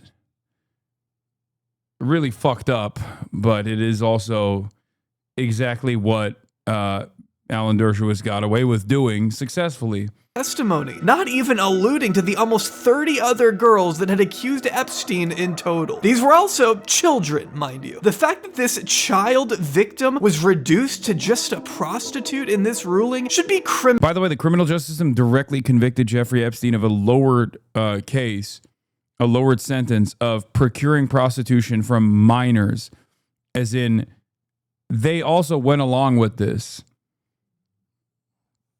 Like, he was supposed to be initially charged with sex trafficking of minors and statutory rape of minors, like children. But instead, he was actually charged with the solicitation of prostitution, including from a minor, which is insane. Because the underlying implication there is like that the minor can somehow consent to working as a prostitute. Criminal in itself. It goes without saying that Michael Ryder was furious, as anyone with a conscience would be. I mean, Epstein was released on just a $3,000 bond hours after the charge. Those at the Palm Beach PD who knew the extent. Yeah, by the way, this is also, remember, when I first said GHISLAINE Maxwell pardon watch, GHISLAINE Maxwell is probably going to get pardoned. People in the chat said, there's no way, that's crazy. Limited immunity for GHISLAINE is official from the Department of Justice, so remember that. Of Epstein's crimes immediately slammed Krischer for giving Epstein special treatment. Ryder then called upon the FBI to open their own investigation. During what was called Operation Leap Year, the FBI began to compile even more mountains of evidence against the financier. For a while, it looked like Epstein might finally be sent away for good, until Alan Dershowitz reached a shocking non-prosecution agreement with U.S. Attorney for Miami, Alexander Acosta. This secret deal that took over a year to negotiate has been rightfully and viciously You don't think they'll commute her sentence and says, yes, that's what's going to happen? criticized. I don't know exactly what kind of leniency or sentence commutation that they will I don't know what kind of power that they have, but yes, there will be, in my opinion, there will be a pardon or a sentence commutation, like some sort of benefits for her, some sort of leniency in the sentencing, some sort of adjustment to her sentence. Giving Epstein basically all the leeway he could have asked for. Even Epstein's own attorneys called it unprecedented and highly unusual, just to give you a sense of how generous it was. Yes, it required him to plead guilty, but only to 2 state charges of procuring a minor for prostitution, which barely accounted for all the years worth of evidence and testimony Palm Beach authorities and now the FBI had collected. He was required to register as a sex offender, but that was a small fee for avoiding what could have been a lifetime in federal prison. Instead, Epstein was only required to spend 13 months in what was essentially just a summer camp for rich people at the end of the day. I mean, he was still allowed to go into his office 12 hours a day. He was allowed to leave the prison, dude. 12 hours a day. That is unheard of for an offense like for a sex offense against a minor. Sex offenders in general do not get to walk around freely, okay?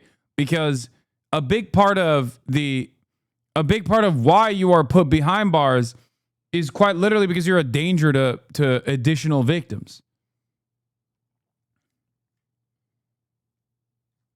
They were like, oh, you like diddling kids? Well, for 12 hours a day, you can keep doing that if you would like to.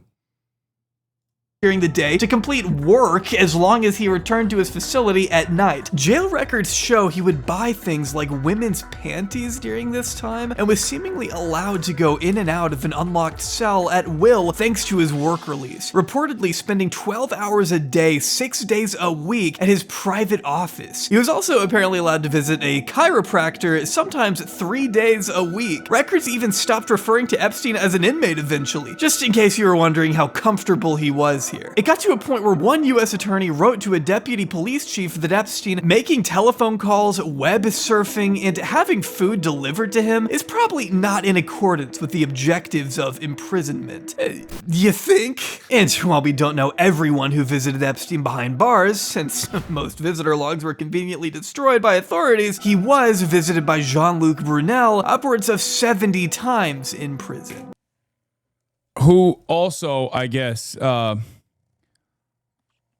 remember, he was maybe delivering something else when he was visiting.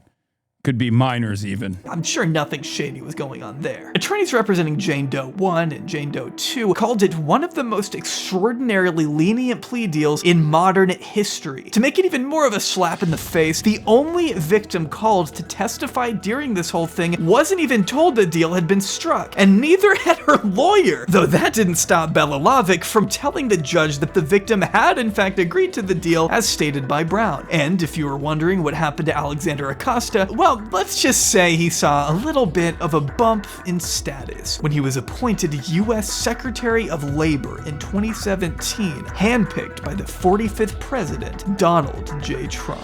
The nominee for Secretary of the Department of Labor will be Mr. Alex Acosta. Brown acknowledges that as labor secretary, Acosta would have had direct oversight of America's labor laws, which quite literally includes human trafficking. In fact, if it weren't for her bombshell article published in 2018, it's likely Acosta would have kept that position longer, and it may have kept Epstein further away from public consciousness too. It was really the work of Julie K. Brown and others at the Miami Herald that demanded attention be brought to this dark stain on Acosta's resume and called for a re-examination of Epstein himself, which once again, very strange to me that, like, these are such key players in the Jeffrey Epstein saga. And all of the Trump loyalists that demand the release of the Epstein files never seem to put these puzzle pieces together. Like the fact that he was arrested under the Trump administration, went to federal prison that was under the control of the Trump administration, and died under mysterious circumstances during the Trump administration in federal prison. Like, that's crazy. How is that not even, like, how does that pass the scrutiny that so many people have?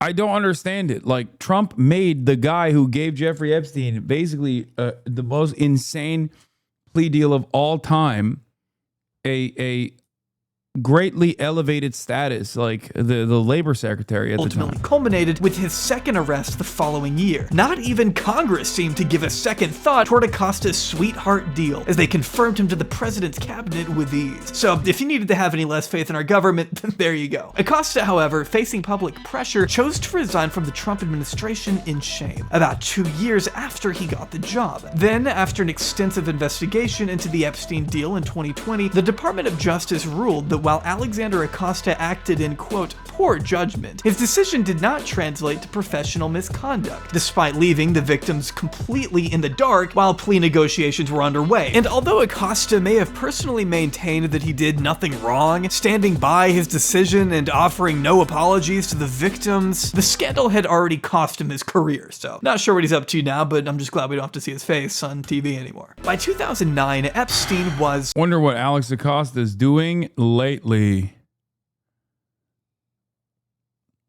Newsmax Inc. names Paula Dobriansky and Alex Acosta to the board of directors as of June 11th, 2025. Wow. Secretary Alex Acosta serves as the 27th United States Secretary of Labor. He's the son of Cuban refugees and a first-generation college graduate, earning his undergraduate and law degrees from Harvard University.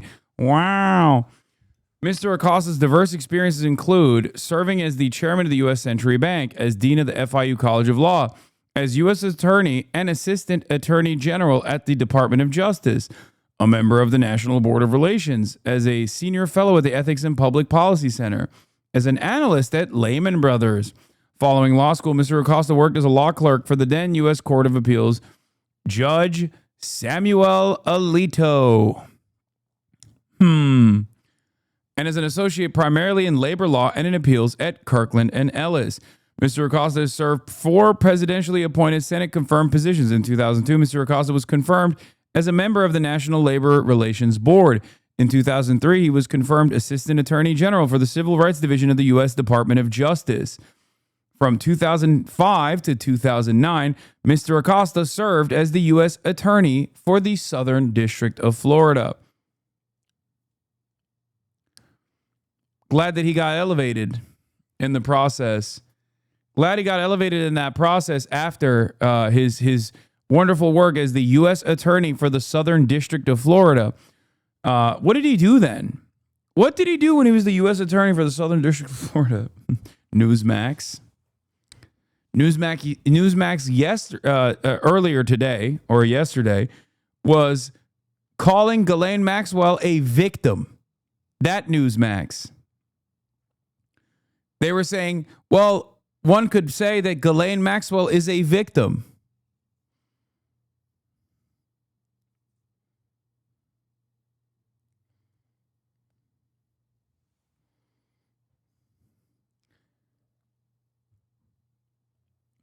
Mr. Acosta's diverse experiences. Mr. Acosta, from 2009 through 2016, Mr. Acosta serves as the dean of the FIU College of Law, a majority Hispanic law school. During his tenure, FIU law flourished. In December 2013, Mr. Acosta was named chairman of the U.S. Century Bank. Mr. Acosta served as the chairman through May 2017, successfully leading a recapitalization and management renewal that resulted in an exit from TARP, a return to profitability, an extraordinary improvement in asset quality, and lifting of the FDIC consent order. And then he became the labor secretary. Cool. Nothing to see here, man. It's just normal stuff. A free man, even though he resented Dershowitz for getting him what he believed to be too harsh of a sentence. After all, Epstein never believed his crimes amounted to anything more than stealing a bagel, in his own words. To give you an idea of the ego we're dealing with here, once Epstein got out, he commissioned an entire mural of himself in prison as a reminder of where he had once been and where he could very well end up again. Not like this would stop him from abusing more women over the next decade, though. In December 2023, the Wall Street Journal published an extensive piece documenting in great detail all of the women who have since come forward about the experience they've had with Jeffrey Epstein after he got out of prison in 2009. And it should be emphasized, every single instance of abuse outlined in this article after 2009 would not have happened had Epstein been rightfully sent to jail for life when authorities had him. He was instead able to throw $100,000 at a well-known PR firm to rehabilitate his image in 2011, according to court documents. The same firm previously used by Michael Vick and Rush Limbaugh, to varying degrees of success, I suppose. Either way, Epstein didn't seem to have much of a problem getting on the good side of scientists who gladly accepted hefty donations to their Ivy League schools and laboratories. One particular beneficiary, who was actually cool with Epstein on a personal level before and after his sentencing, was theoretical physicist at Arizona State and Yale, Lawrence Krauss. Krauss, who I mentioned at the beginning of this video, actually gave that Daily Beast article some more quotables, which are very rough. They're rough, okay? If anything, the unfortunate period he suffered has caused him to really think about what he wants to do with his money and his time, and support knowledge, which, by the way, again, is just such a laughable sentiment. What knowledge Jeffrey Epstein had to offer the scientific community beyond a blank check and occasional visits to Pedophile Island is truly beyond my speculation. He believed in cryogenics, for God's sake. He wanted his penis frozen so that he could keep having sex after he... Yep, that's right. Jeffrey Epstein wanted to have his penis, his egg-shaped penis, frozen so that it could be used in the future. Just a real fucking sicko. Direct connections to all of these elite institutions, by the way. The very same elite institutions that are, that have spent the last year and a half brutalizing its students with a conscience, with a moral backbone, that cry out about the associations that these institutes of higher learning have with a criminal state such as Israel. Just, not the best judge of character these guys are. Died. He wanted to ingratiate his DNA into the human collective at his baby-making farm in New Mexico. To think that this guy was some scientific expert? That's insane. That's just not true. That's insane. I'm sorry. That's insane. But Krauss doesn't stop there, only continuing to blow smoke up his ass by telling Alexandra Wolf, Jeffrey has surrounded himself with beautiful women and young women, but they're not as young as the ones that were claimed. So obviously that means the claims couldn't be true, right? Come on, Krause. Use your purported scientific reasoning here to deduce that Epstein, a guy that now, by her own admission, hangs out with girls significantly younger than him, might just possibly go a tad lower than that too while he's at it. I mean, then again... What was he on the Joe Rogan Experience? I'm not the one with a PhD. So he continues, as a scientist, I always judge things on empirical evidence, and he always has women ages 19 to 23 around him, but I've never seen anything else. So as a scientist, my presumption is that whatever the problems were, I would believe him over other people. Capping it off with that amazing quote I referenced at the beginning. Just disturbing doesn't even begin to describe it. Though he's friends with Sam Harris. He hates Muslims and debates them. I know. All of these brilliant, objective scientists all just drop the, actually, they cannot fucking, they just drop all of their scientific thought and reasoning when it comes to defending pedophiles and also when it comes to shitting on Muslims. Your haters are catfighting. It's posts like these that almost make the pain of logging in every day worth it. Drew Pavlov. Destiny called me R-worded on his live stream. I'm legitimately shattered. I put so much work into defending him. One of the worst moments of my life. I don't understand why Drew Pavlov constantly posts like this. Like he routinely posts about his own L's.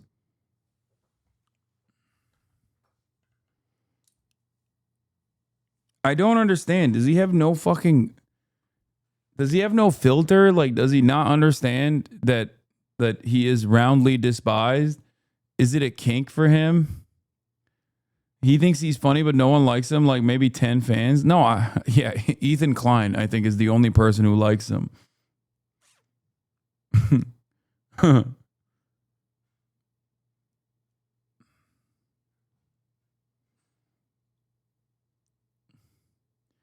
You will never guess with whom he had a talk. Oh, wait. Oh, my God. there was another screenshot that I saw of his YouTube channel, and one is like him directly talking to Richard Spencer, and it's titled "A Conversation with Richard Spencer." And then the next YouTube video he made was Superman is a Nazi movie. He talked to Mr. Hamas, the magician.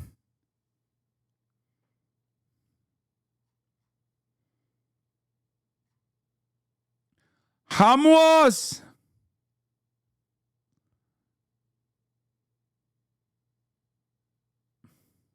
Krause's closeness with Epstein maybe isn't as much of a shock in hindsight, now that there have been a slew of other allegations against Krause in the years following his proud endorsement of Epstein here. But he has been pretty much excluded from all professional circles he used to occupy. Years too late, in my opinion. A 2019 BuzzFeed investigation discovered IRS forms proving that Epstein was also not just a regular contributor, but apparently the most generous contributor to the EDGE Foundation, a group of scientific intellectuals that included not just Krause, but also Stephen Piker, a cognitive psychologist and linguist who claims to not really know Epstein. Oh, Stephen Pinker, another Harvard professor, another Islamophobe, by the way, of course. Another anti-woke culture warrior himself. Yeah, the news. A conversation with Richard Spencer 2 weeks ago. The new Superman movie is Nazi. 8 days ago. Great numbers, by the way, for Drew.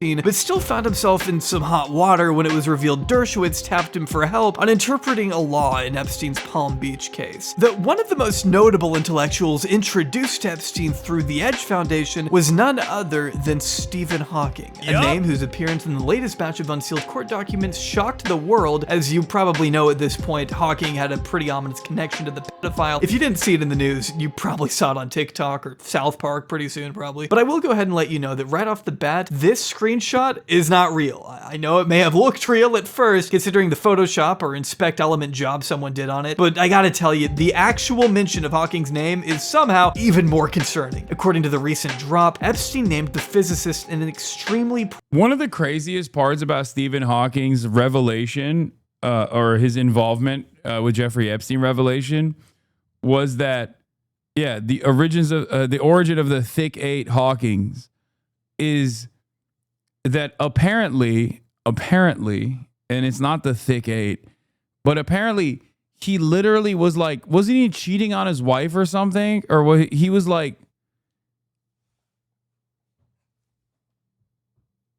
Stephen Cock King? Yeah, he was literally cheating on his wife with his nurse. And I still to this day, for the life of me, don't exactly understand how that worked.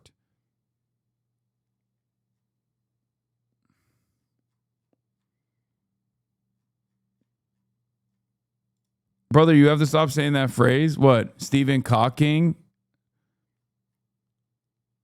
With a thick eight?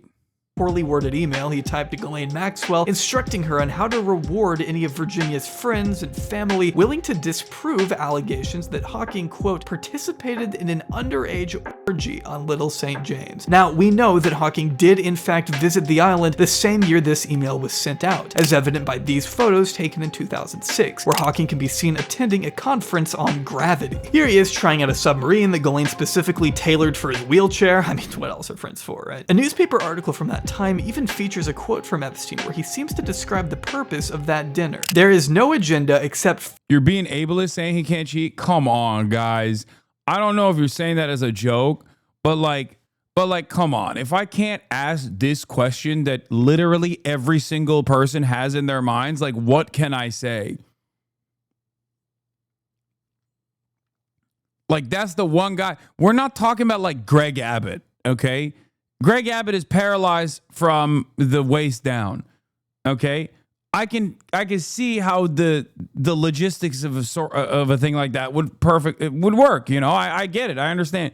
But like Stephen Hawking, like, I mean, he has like severe limitations as to how he could, like, what he could possibly do. Was he just like typing it out? Do you know what I mean? Like, what was he doing? At that point, like, what do you do? Do you get mad at that? Or are you just like fascinated more so?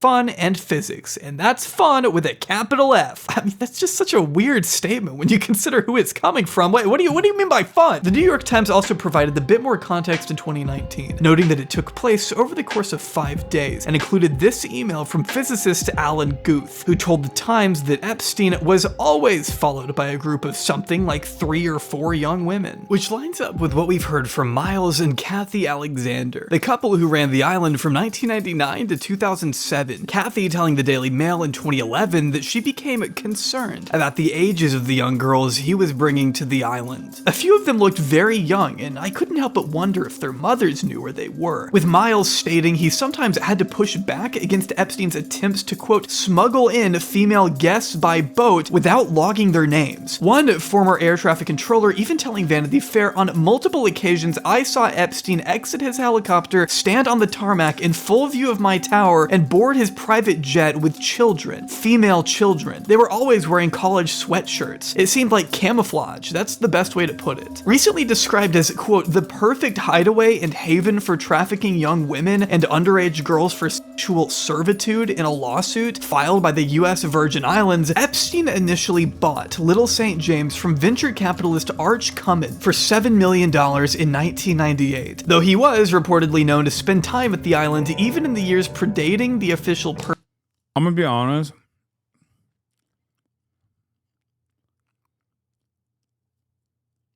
I know inflation and all, but like that's pretty cheap for a whole ass island, right? I'm glad that other people are also saying that in the chat, and I'm not alone with this. Cause like 7 mil, you can get $7 million is like a fucking really, really nice house in Los Angeles, right? Like you shouldn't be able to get when you're buying like an entire island, it should not be the price of like a home that exists.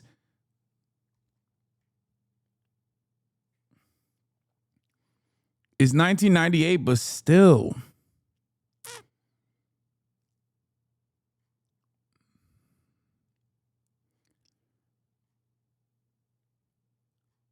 Oh no.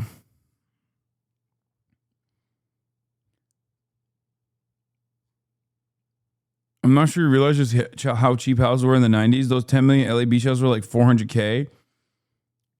Yeah, but even then, dude, like 1998 was what is 7 million from 1998? Let's look up how much is 7 million in 1998 worth now. It's about 14 million. Like that's cheap.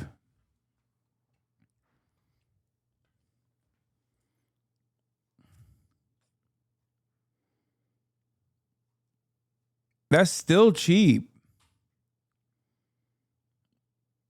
Real estate has gone up way faster than currencies. Is not like in the early 2000s. Somebody my dad works for was a high-end real estate person. She sold an island for $2 million. She was just cheap back then.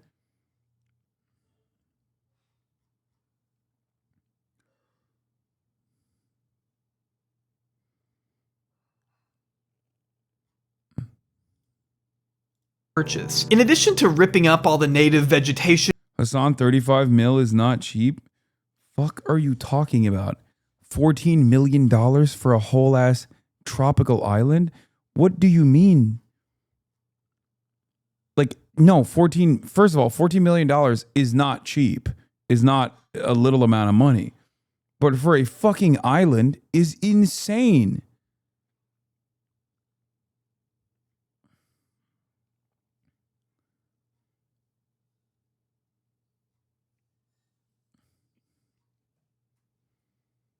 in exchange for 40-foot palm trees, Epstein decorated his 75-acre personal kingdom with a massive sundial, outdoor massage rooms, incredibly weird statues, swimming pools, a helipad, a tennis court, and a number of small villas, with the most infamous, of course, being this blue and white temple, with huge painted doors capped off with a golden dome that apparently blew off during Hurricane Maria. It also used to have statues around and on top of it, depicting what looks to be bird-like creatures on the roof, with what some have suggested are Greek gods out in front. But to this day, it still has not been confirmed what this temple was officially used for. Yeah, it's one of those things where I'm like, what is that? That's like one of the only things. That's one of the only things that makes me think like I'm not big into the symbolism of like elite pedophiles are doing like, you know, satanic rituals or whatever. But like, this is so strange. This is so fucking strange, dude. What the hell? With some of the wilder conspiracy theories being it was anything from a place for Epstein to carry out sacrifices to a burial ground for his late parents. However, Business Insider's J.K. Trotter was able to track down a piano tutor by the name of Patrick Barron, who visited the temple twice in 2012 to tune a Wurlitzer grand piano belonging to Epstein. While he never met the man himself, Barron described Epstein's lair as one large room with bookshelves that stretched all the way up to the ceiling. According to Barron, above the black piano he was there to tune up hung a large portrait depicting Jeffrey Epstein next to Pope John Paul II, which yes, was confirmed to actually exist during GHISLAINE's 2021 trial. Footage taken by urban explorers over the last couple years also seemed to back up Barron's claim, since there really doesn't seem to be much of anything inside this one room, which fuels another conspiracy that Epstein installed an intricate tunnel system that sprawled beneath the island, with some wondering if these bunkers were there for anything more than just maintenance. But what we know about the island already is weird and grotesque enough on its own, as it was primarily a way for Epstein to abuse girls while distancing himself further from the feds. Or in Epstein's own words, this island was a place for him to truly do anything he wanted. I realize what I am. I'm very comfortable in my own skin, on my own island, or on my own ranch. I can think the thoughts I want to think. I can do the work I want to do, and I'm free to explore as I see fit. But he sure didn't do it alone, as one recent lawsuit alleged. See, in 2022, the Virgin Islands filed a massive lawsuit against America's largest bank, JP Morgan, for knowingly, negligently, and unlawfully providing and pulling the levers through which recruiters and victims were paid and was indispensable to the operation and concealment of the Epstein trafficking enterprise. The suit also added that human trafficking was the principal business of the accounts Epstein maintained at JP Morgan. It alleged that the bank continued providing services for Epstein even after he was raising red flags for his conviction as a child sex offender in 2008, as he was one of their most valuable clients. Though a spokesperson for the bank has tried to say they would not have done business with Epstein if we believed he was using our bank in any way to help commit heinous crimes, a lawyer representing Epstein's victims argued in a June 2023 court filing that the bank had no reason not to know the extent of Epstein's profound relationship with the former head of JP Morgan's wealth management department, Jess Staley. Jess Staley's argument that he had no relationship with Jeffrey Epstein pretty much completely fell apart after a series of emails came out, depicting an extremely embarrassing bromance that included Jess writing to Epstein things like, "I miss you, the world is a tough place, hang in there," while he was jailed in Palm Beach for, again, being a pedophile. Epstein was assuring the executive he was free to use the island as much as he wanted while he was away. All the while, other JP Morgan executives were debating amongst themselves whether or not they should drop Epstein as a client. One 2008 email obtained by Bloomberg alluded to the bank being uncomfortable with Epstein, yet that didn't stop them from continuing to provide service to him until 2013, notably thanks to intervention from Staley himself. One 2010 email from JP Morgan's risk management literally asked the question, "See below, new allegations of an investigation related to child trafficking. Are you still comfortable with this client who is now a registered sex offender?" Rest assured though that as the Financial Times The answer is yes, they were. They were like, "What do you mean? That's like one of our least criminal clients. It's a bank, dude. I mean, remember HSBC? Like, the answer is always fucking yes. These guys literally work with everybody, okay? Everybody. Reported, the bank later confirmed that, quote, Jess Staley discussed the topic with Jeffrey Epstein, who replied there was no truth to the allegations, no evidence, and was not expecting any problems. Now is also a good time to mention that while the current JP Morgan CEO, Jamie Dimon, denies having ever heard of Epstein remarkably, further Who connected Jeffrey Epstein and Jamie Dimon? emails seem to show Leslie Groff, Epstein's personal assistant, setting up an in-person meeting between Epstein, Staley, and Dimon. Reading it, shall I have Lynn provide heavy snacks for your evening appointments with Jess Staley and Jamie Dimon? Or is this to be a nice sit-down dinner at 9 p.m.? To which Epstein responded, snacks.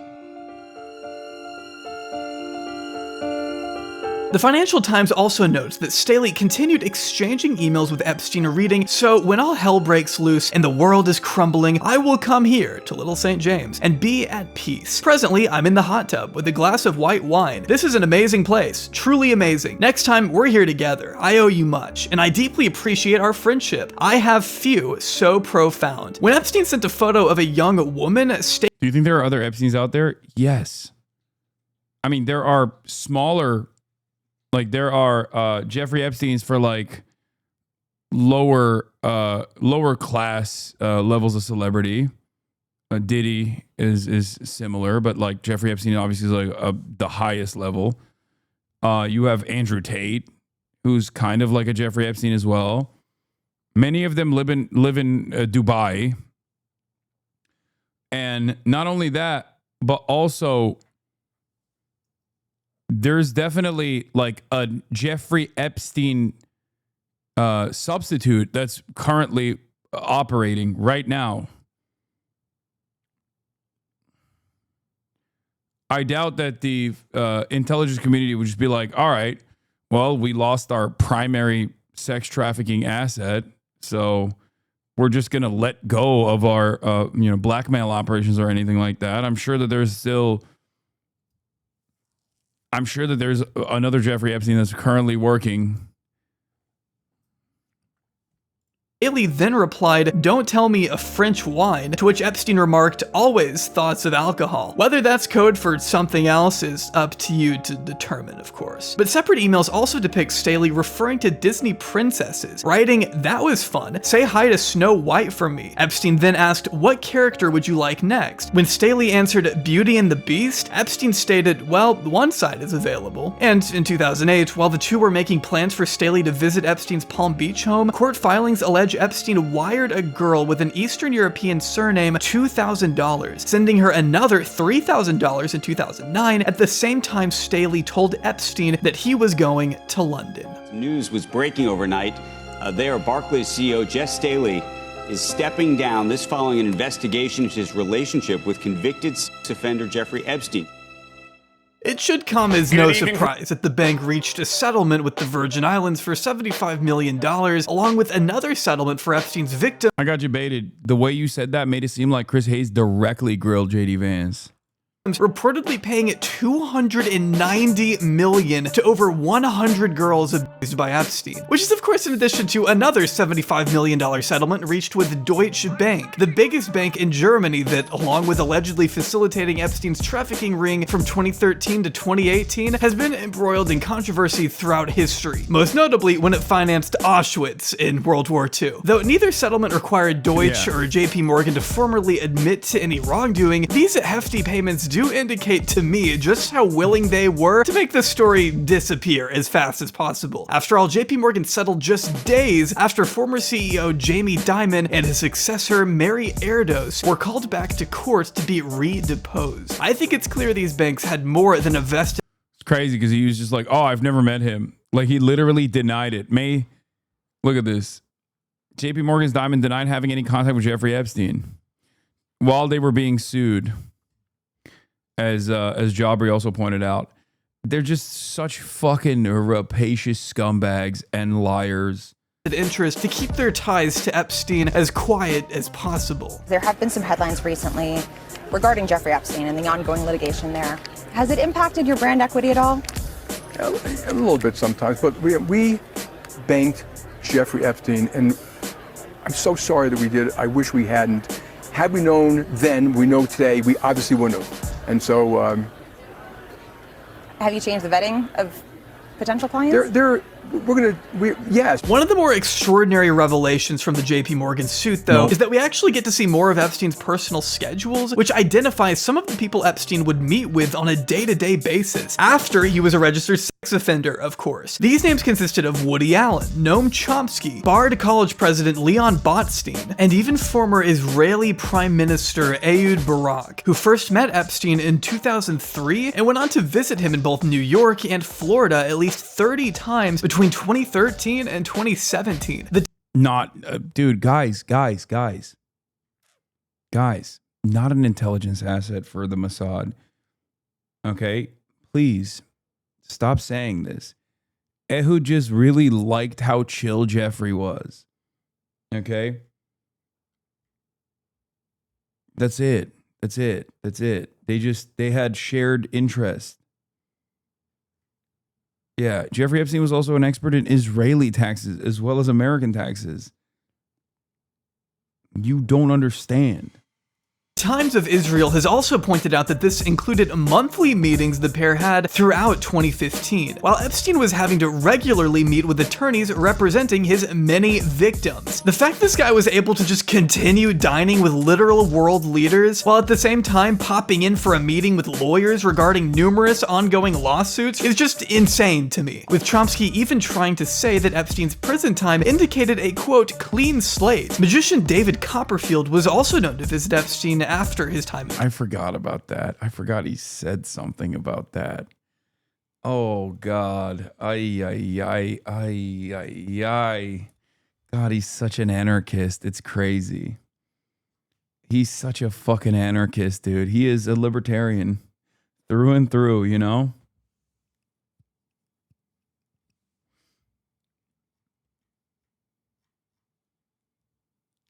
Yeah, really putting the libertarian and libertarian socialism for sure. For sure.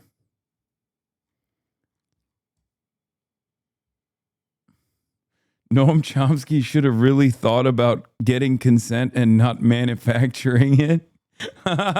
Fuck, that's messed up.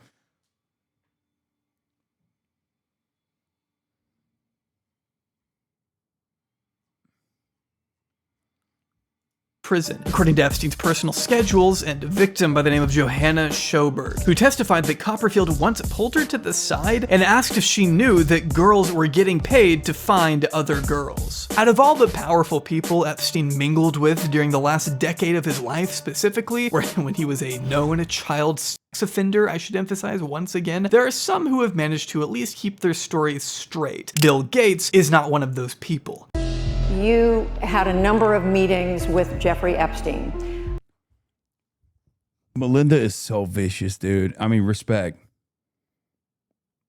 Respect to Melinda, by the way, because she fucking cut that shit crazy style.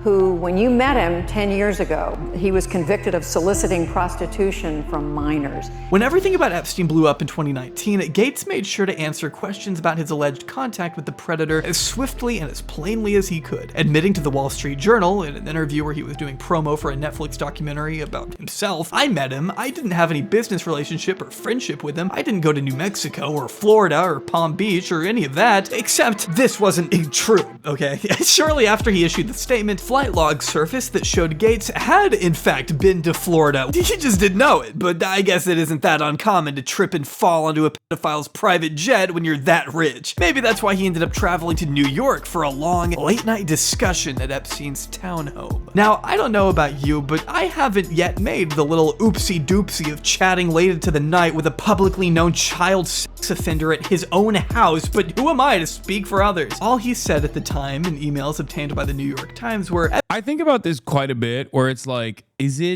were they all just basically thinking like, well, obviously this guy's like you know, he's pretty mobbed up, right? Like he's pretty connected. So maybe nothing bad will come of it for them. Like he won't get rearrested, you know what I mean? Even though he's like clearly still doing the same shit that led to his previous arrest and conviction. You know? Like, there's got to be some people who were like, oh, this is a incredibly connected, powerful person, and I'm just going to overlook the fact that he is a convicted pedophile. You know what I mean?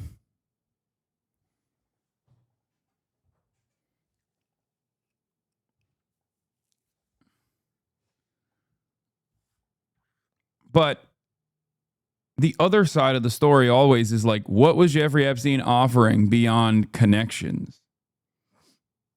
Epstein's lifestyle is very different and kind of intriguing, although it would not work for me. Of course, he was only talking about the mansion's decor, according to one Gates spokesperson, but may I remind you that his New York mansion contained a mural of himself in prison. I wonder if that part of Epstein's past came up at all during the conversation. We know Epstein himself thought everything went great, though, writing in his own email reviewed by The Times, simply, "Bill's great." They would go on to meet a Have you ever heard of links between Roger Stone and Epstein? Seems like a lot of their circles overlap, but never heard his name come up. He's brought it up to defend Donald Trump, but they were all child sex junkies. All rational thought went out the window. I don't know about every single person, chatter. I don't think every single person that was involved with Jeffrey Epstein was like straight up.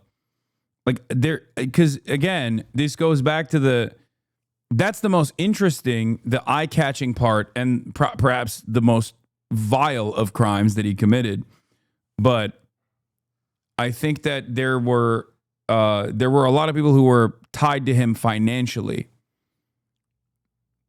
Like a couple more times in 2011. First at a TED Talk in California, before again at Epstein's townhome a second time, when this photo was taken showing the two men standing next to Jess Staley, former Treasury Secretary Lawrence Summers, and Gates Foundation advisor Boris Nikolic. And as of late October 2014, Bill Gates made a $2 million donation to MIT's Media Lab, which has since been exposed. Bill A. Packman's wife's shop, by the way.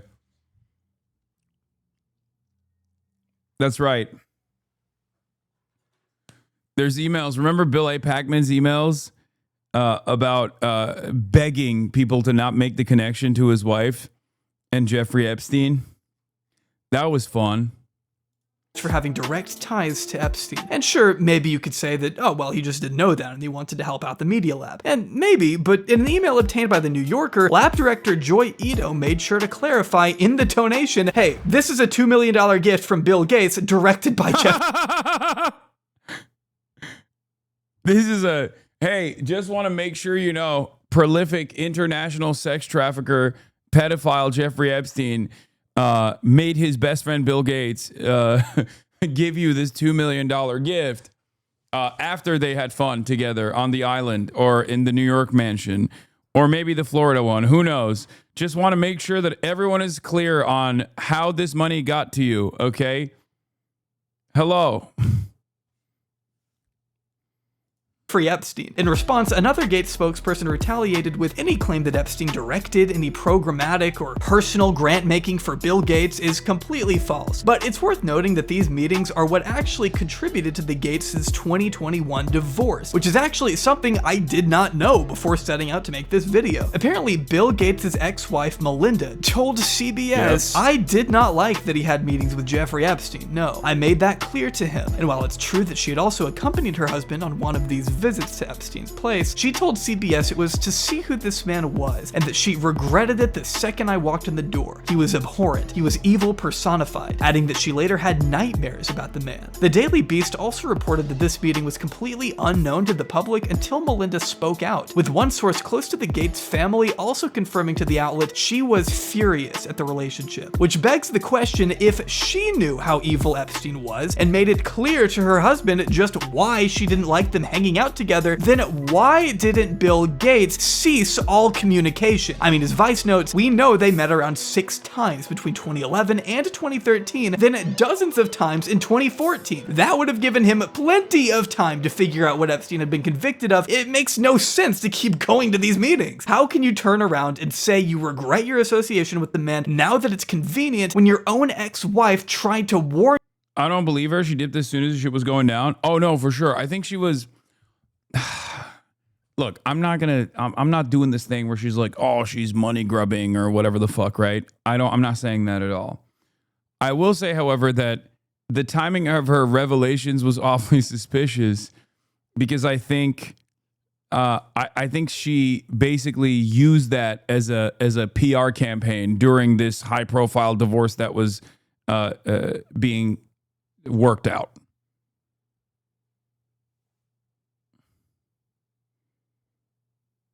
That's what I think. Like, I think this was definitely.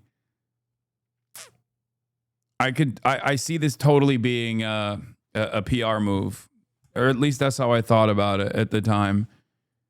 That like this was her being like, "Fuck you." Wait, so terrible person Steve Jobs is somehow better than known fake good person Bill Gates? I mean, I don't think anyone is at that level of wealth and prominence is like a good person. I think ironically enough, people like fucking Kylie Jenner are probably better people, even though they're in a similar financial status, and not to the same degree as like Bill Gates, but like out of billionaires and billionaire status people, someone as like public as like a Kylie Jenner, despite all of her very openly known flaws, is probably a better person than fucking these guys are. You just say that because she's hot? No, I'm just saying that because like they're like famous celebrities that end up getting to billionaire status are still evil, but like less evil by comparison, even though our image of them is clearly not so great due to the fact that we know so much about them.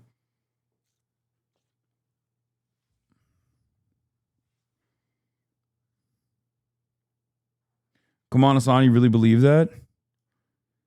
Yes, I do. I'm saying that while all of these like famous celebrities that become billionaires are still also evil, they are probably less evil. I'm using my words very carefully. They're probably less evil than like a Jeff Bezos or a Bill Gates or any number of different people that like are kind of sheltered from the public eye and do their evil shit in quiet. You years earlier, but it does make it a bit harder for him to repeat the tired defense that he had no relationship, personal or business, with the man. He basically says one thing, only to have the media dig deeper and learn that actually it was a much different story than what he had originally claimed. It's annoying because if you're truly innocent, then just lay it all out there so people don't have to speculate. Whether or not we'll ever truly know the exact picture of their relationship remains to be seen. Is there a lesson for you, for anyone else looking at this? Well, he's dead, so.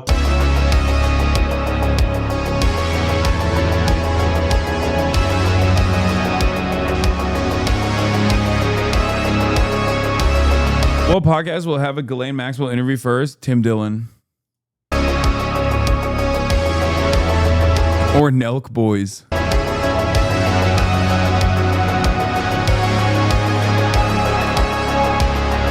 This was the shit that really bothered me too at that time when all of the media was like, why are people being so conspiratorial about the unceremonious, untimely, and incredibly suspicious death of famous billionaire pedophile sex trafficker Jeffrey Epstein? It's like, I wonder why people are so curious about this event. It's like people being like, why are people so curious about the JFK assassination? Please stop looking at the JFK assassination. His head just kind of did that on its own. Stop. Or 9/11. Like, I wonder why people are so fucking curious about these incidents. What the fuck do you mean?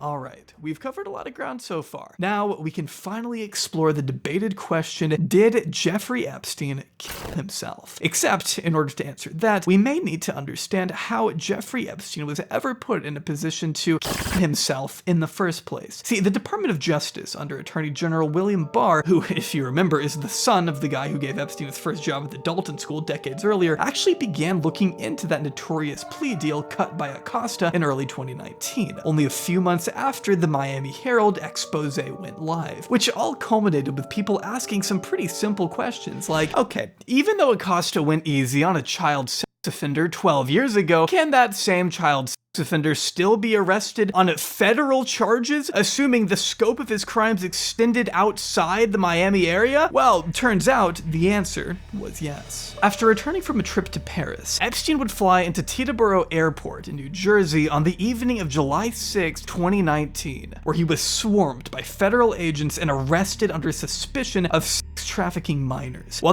Yeah, this motherfucker should have flown to Israel instead of New Jersey, dog. Straight up. Like, that was his mistake. He should have just went straight from Paris to Israel, and he would have been fine. He would have just stayed there permanently. Yeah, legendary fumble. Major L for Jeffrey. Which, by the way, the Israel thing isn't even a stretch. And I'm not even like memeing about how, you know, Israel is a safe haven for convicted pedophiles because of its non-extradition treaties to the United States of America. But the reason why I say that is because Jeffrey Epstein himself actually talked about how he would potentially live in Israel after his first case ended, after his first sentence ended.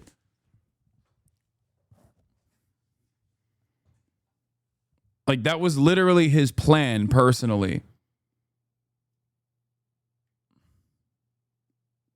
This was happening, the FBI, who had just obtained a search warrant for Epstein's Manhattan residence, forced their way past the daunting 15-foot-tall front doors in search of any incriminating evidence inside its walls. As we know from GHISLAINE's subsequent trial, feds located and photographed a swath of material stuffed inside bags and drawers throughout the home's 40 rooms, including $70,000 in cash, nearly 50 diamonds, that fake passport I mentioned a while ago, and perhaps most notably, hard drives and CDs recovered from a safe that investigators had sawn into. Court documents confirmed these CDs came with handwritten labels reading things like young name plus name on them. But here's where our story becomes uniquely frustrating. Kelly McGuire, an FBI special agent working for the Bureau's Child Exploitation and Human Trafficking Task Force, testified in 2019 that although they had acquired a warrant to enter Epstein's home, she and her team did not yet have a warrant to take any items with them. But you'd think it would pose somewhat of a liability to just leave all that evidence sitting in that house overnight. Someone with authority to enter the residence could come in and just take it, right? No, but that would never happen here. I mean, it's a federal case. The FBI can be trusted to go back and secure those materials, right? I think you can tell by the sarcasm in my voice that they, in fact, did not really do that. As Agent McGuire went on to testify under oath that the contents of the safe were suddenly missing by the time the FBI returned 4 days later on July 11th with a new warrant. It seemed like someone in the Epstein camp had already stopped by the mansion and confiscated the items the FBI intended to submit as evidence. So naturally, McGuire called up Epstein's lawyer and now executor for the Epstein estate, Richard Kahn, and basically asked him, hey,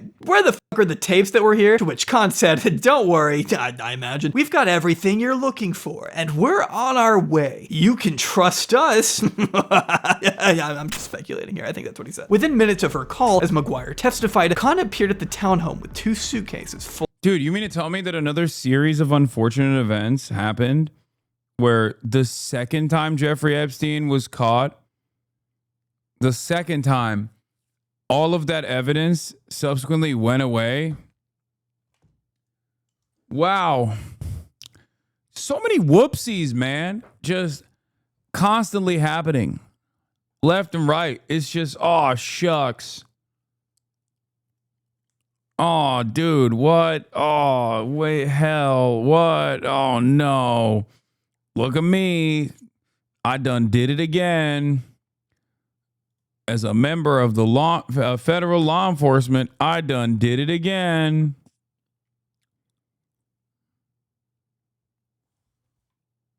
hate it, but what are you going to do?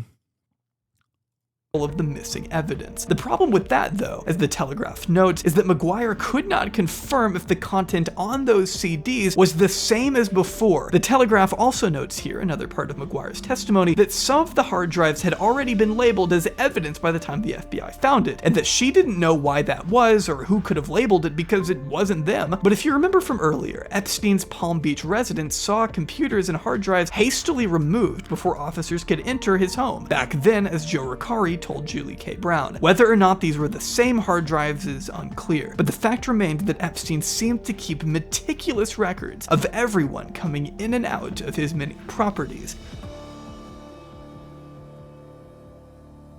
We know this thanks to a few different sources, one of which being Maria Farmer, who had been to Epstein's Manhattan townhome and told CBS the main thing he did when I walked in, and I thought was interesting, he showed me where the cameras, the men monitoring everything, were. So if you're facing the house, there's a window on the right that's barred. That's the media room, is what he called it. And so there was a door that looked like an invisible door with all this limestone and everything, and you push it and you go in. And I saw all the cameras. It was like old televisions, basically, like stacked. They were monitors inside this cabinet, and there were men sitting here. And I looked on the cameras and I saw toilet, bed, toilet, bed. I'm like, I am never gonna use the restroom here, and I'm never gonna sleep here. You know what I mean? It was very obvious that they were like monitoring private moments. But that wasn't the only place Epstein.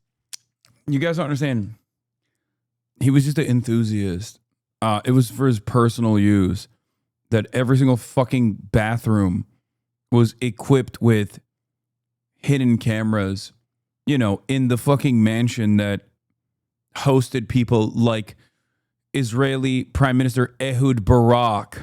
Epstein is said to have had cameras. As Brown noted in her book, that upon arriving to the Virgin Islands to scope the place out for herself, she spoke with a couple off the record who each claimed to be employed by Epstein. They alleged that Epstein's other employee, Leslie Groff, flew in from New York and began dismantling the camera system from the island the day Epstein was arrested on July 6, mentioning that a steel safe had been carted away as well. And by the time the FBI arrived and ordered the employees to leave the island, the cameras and safe that had been there were already long gone. Groff, of course, had denied all of this to Brown, but it is something to consider, especially when you pair it with the claims made by Sarah Ransom, another Epstein victim who alluded to journalists in 2016 that Epstein kept sex tapes of Clinton, Prince Andrew, and billionaire Richard Branson for blackmail, all of whom deny this unequivocally. Before long, Ransom would publicly retract this claim, insisting that she had actually made up the tapes in an effort to bring more attention to the Epstein case as a whole. And that's about where things remained until this year, when Ransom retracted her retraction, recently telling Good Morning Britain there are videos that exist and the people know they exist. I'm sure they are very frightened of them being released. It's no secret that everything was recorded. Multiple victims have come forward confirming my account along with others. I've seen recordings in Epstein's office. The reason for coming forward, she says, was Ghislaine Maxwell's imprisonment, as before she felt threatened by the sex trafficker to retract her claim. All the individuals you've named have denied these claims.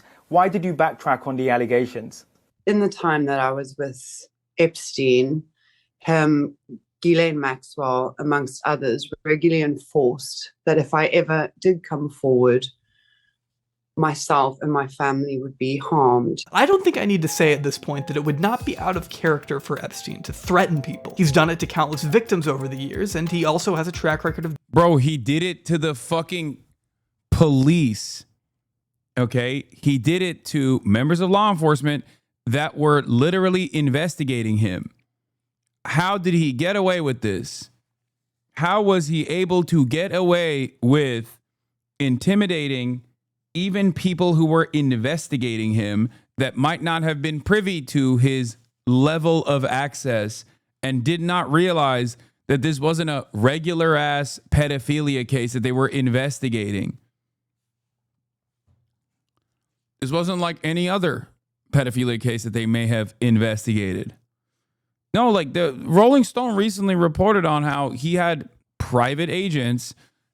They say it's private security. I think maybe something different than private security. Jeffrey Epstein hired private investigators to intimidate FBI agents, says officials.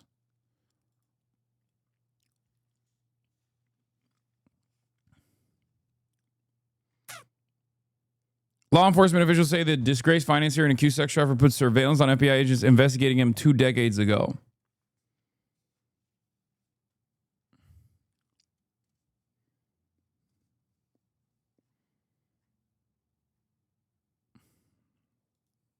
Interesting. Doing it with journalists. So would it be outside of the realm of possibility for him to keep sensitive material on powerful clients on deck that he could use as leverage against them? He already tried it once. According to a report from the Wall Street Journal, which acknowledged a time the late Predator came into contact with one of Bill Gates' mistresses in 2017, according to the Journal, Epstein reached out to Gates via email in a threatening tone, almost as if to let him know he had something on the Microsoft founder and that he better comply to his financial demands or else. Knowing this, I don't think it's unreasonable to assume there was some kind of blackmail operation going on, at least in some capacity. Whether he was doing this for his own personal interest or at the behest of a much larger entity, as some have alleged, which is another hotly debated theory that we'll explore more in part. Yeah. Like, what? Like, come on. Come on. Why you got the CIA chief coming to your house? I mean, come on. Part 3. But I'll leave this segment with a reported quote from Alexandra Acosta. In 2019, Vicky Ward wrote in the Daily Beast of a conversation she had with an anonymous senior White House official. What I don't get about Epstein potentially being intelligence is that FBI doesn't care about getting information about the powerful. Why even gather information if you're never going to use it? Wait, what? Brother, what are you talking about? It's the fact that you have that information is what matters. It's leverage. You will never know if they use that or not.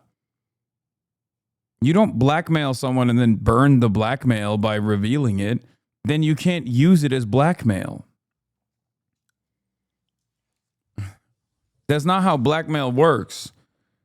As a matter of fact, the very fact that these tapes keep suspiciously getting misplaced over and over again further implies that there is definitely blackmail in the tapes.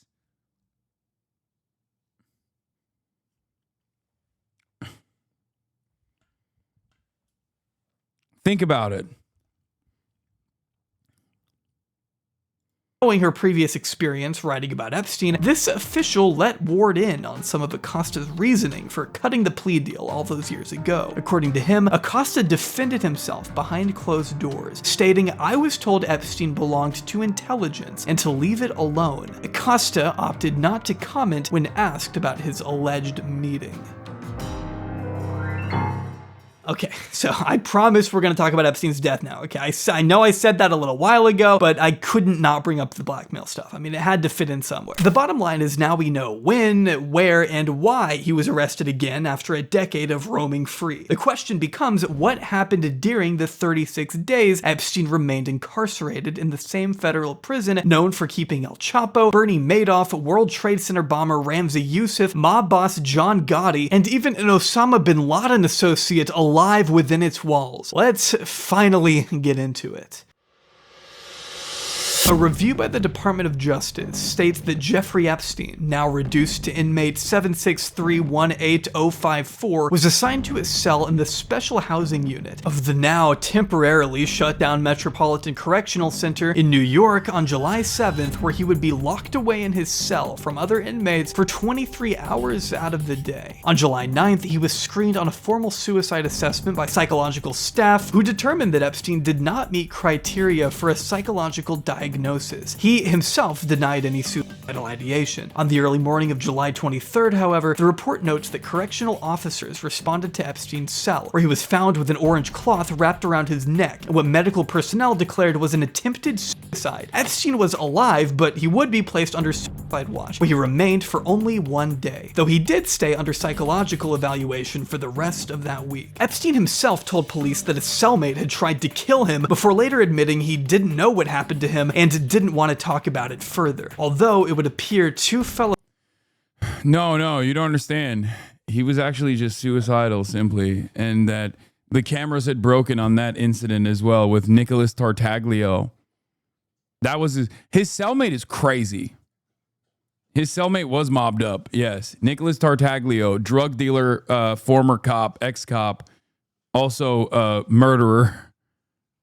Roid head Nicholas Tartaglio, who also had a phone in his cell, apparently. Those cellmates corroborated that Epstein tried to hang himself from his bunk bed ladder, though no disciplinary charges were brought against Epstein due to what the DOJ called insufficient evidence of self-mutilation. He would then be assigned a new cellmate until August 8th, when arrangements were made to transfer him elsewhere. Only no new arrangements were made to assign Epstein another cellmate. That same day, without the prison's knowledge, Epstein met with attorneys to sign his last will and testament. On August 9th, over 2,000 pages from a suit against Ghislaine Maxwell were unsealed by a U.S. Court of Appeals, giving the public even more insight into Epstein and Ghislaine's criminal activity. That day, Epstein was authorized to make an unrecorded and unmonitored telephone call with, as he told prison staff, his mother. What staff didn't know was that Epstein's mother had been dead for 15 years. During the night of August 9th, no one stopped by to check in on Epstein, who was now spending the night alone without a cellmate. The DOJ notes that prison round sheets were then falsified to show staff had been doing regular 30-minute checks on Epstein, when in reality they hadn't. On the morning of August 10th, at approximately 6:30 a.m., material handler Michael Thomas attempted to deliver Epstein his breakfast. When Epstein didn't respond to verbal commands, Thomas opened the cell door to find Epstein hanging from his bed in a sitting position, dangling 1 inch off the ground. The report notes he had used excess clothing from what would have belonged to his cellmate to create a noose. Thomas ripped the noose from Epstein's neck, causing his body to drop to the ground, where he began chest compressions. But at that point, it was far too late. Epstein was shuttled in an ambulance by EMTs and rushed to New York Presbyterian Hospital, where he was officially pronounced dead at 7:36 a.m.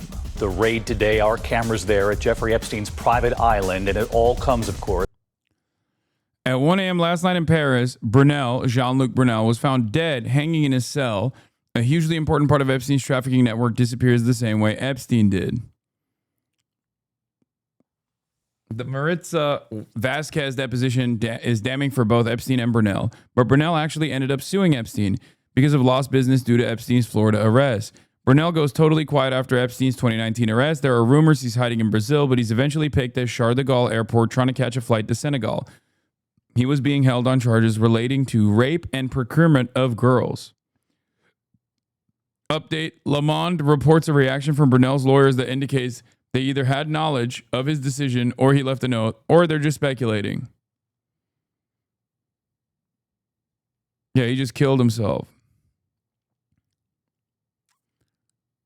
Should be noted that Brunel did suffer from depression.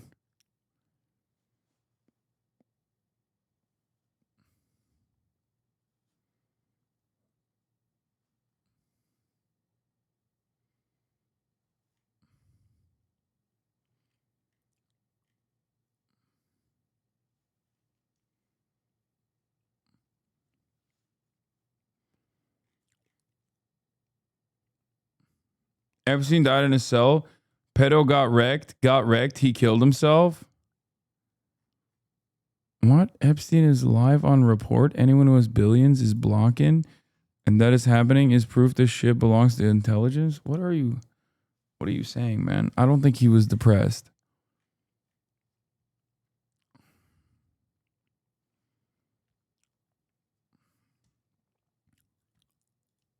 As outrage grows tonight. Why wasn't anyone watching Epstein in jail? How was he allowed to take his own life? Attorney General William Barr saying he is, quote, appalled that this happened at a federal jail. I think everyone knows where they were when they first heard about Jeffrey Epstein's death. I remember being at a college orientation when I looked down at my phone and saw the news. Naturally, I did what any level-headed person would do in that moment and ran to Twitter, where I pretty much saw everyone on my timeline giving their own theories of what truly happened. If you remember, Trump actually took the opportunity to immediately blame the Clintons, which, as much as I can't stand the guy, is a pretty good move, I can't lie. But whatever. He was literally the president. He was the president, and Epstein was in federal prison. For the case, you have to concede the circumstances here were a little off. Here is this guy at the center of one of the highest profile cases in recent memory who somehow managed to kill himself in federal prison just days after getting off suicide watch. So why was he taken off suicide watch? Why wasn't he given another cellmate? Why were there no photos of Epstein's body as they found it? Why were the cameras pointed at his cell broken? And why were the guards assigned to watch him literally asleep on the job at the time of his death? In fact, we now know that video evidence proved these guards were also on their computers, playing games and shopping online when they should have been making 30-minute checks on the inmates. Attorney General Barr called it a perfect storm of screw-ups, which is certainly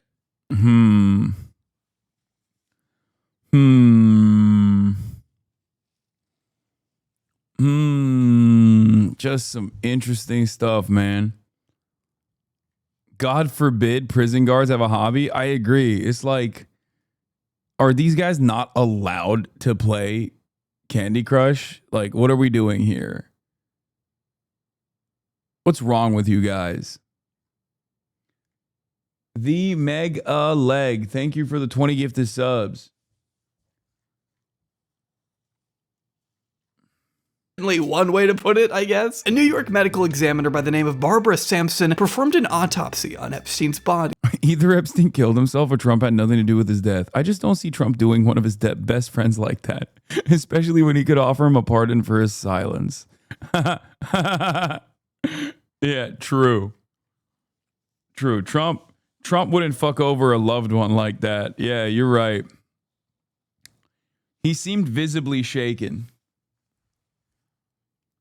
And ruled his death assumed before an investigation could even be concluded. A private pathologist by the name of Michael Bday, on the other hand, who had been present during the Epstein autopsy, came away with a completely different theory. That Epstein couldn't have killed himself partly due to a broken hyoid bone in his neck that he claimed was far more consistent with strangulation inflicted by another person rather than hanging.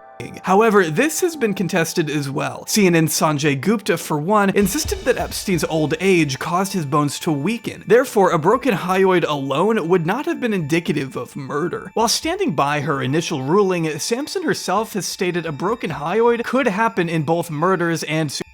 This wasn't Baden's only evidence, though. He brought up how the bed Epstein supposedly hung himself from was too low to support his height, and also pointed to the ligature wound being in the middle of Epstein's neck, which Baden says isn't consistent with the in which the ligature would have been at the bottom of his jaw. A 60 Minutes investigation provided photos depicting a row of medicine bottles placed alongside the top bunk of Epstein's bed that were still somehow standing upright, which wouldn't exactly make sense if someone of Epstein's stature had just jolted themselves off the bed, with Baden also wondering why Epstein wouldn't just use the hose from his sleep apnea machine to do it. The he supposedly used was also notably not covered in blood, while his neck was. Another thing Baden pointed out. To this day, too many things still just don't make sense to me. But even if you don't believe Epstein was formally assassinated by members of the British Royal Guard or whatever inside his cell, it's possible he was instead given easier circumstances in which to kill himself. After all, he was put in the general population, the least restrictive area of the jail, as soon as he was arrested, shortly after being submitted into their system as a black man who had no prior convictions as a sex offender. Which, if you know even a little bit about Epstein's history and have eyes, you'll know is not true. It's pretty clear to me the people in charge, whether it be the US Marshals who arrested Epstein or the employees at the Metropolitan Correctional Facility, were all shockingly incompetent considering. Bro, what are we doing at the anti-ICE benefit? Hasan, what are we doing tonight? I'm low-key scared. What are the vibes? When I hear about something like this, I feel like this dude is just gonna shoot me. You know what I mean? When like a chatter comes in here and says some like insanely parasocial shit like this, it makes me feel like, you know, he's just gonna fucking assassinate me. You know what I mean? Are you all right, dude? What's going on? Do you need medication? Have you forgotten to take your medication? Bro, I'm hoeing with my wife. Like, the vibes are fine until someone like your freak ass comes around and just fucks them. Okay? Going with my wife. Okay, man.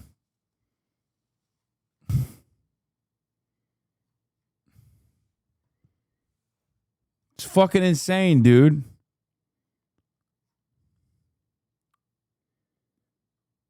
What are we doing, man? What are we doing at the ICE benefit? Who's we, motherfucker? Are we French? What are we talking about? We.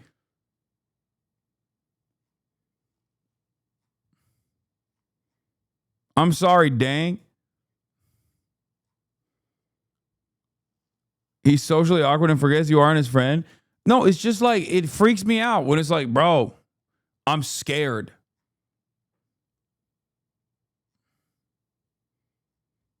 The high stakes they were facing. But the question I still have is whether or not that incompetence was willful. Like, how do you accidentally log one of the highest profile suspects of the decade as a completely different guy, basically? You're taking him off watch barely 1 day after you say he attempted to kill himself, and also you're letting him make unrecorded, unmonitored phone calls? How does all of this happen to the most important to keep alive inmate in the entire facility? Some will argue the lack of basic precaution is what allowed Epstein the opportunity to kill himself. But if that's how little oversight there was, then why completely rule out the idea that someone could also have entered his cell and just taken him out? After all, Epstein repeatedly told psychologists he was not suicidal, even being recorded at one point as saying went against his religion as a Jewish person, and that he was too afraid of the pain to go through with it. Even saying at one point, being alive is fun. With all the dirt he must have known, I just personally find it hard to believe he would have gone out on his own terms without at least first ratting on the people he was thought to be blackmailing all along anyway. This is an idea Mark Epstein seemed to echo as well, telling Julie K. Brown that he could understand if his brother killed himself after his sentencing, but the fact that he still had yet to even defend himself properly in court creates more than enough room for speculation. As asserted by Brown, Epstein wasn't known as someone who went down without a fight. He was still hiring new lawyers and coming up with ideas to get away with his crimes as he had once done before. Yeah, except his last lawyer 9 days before his fucking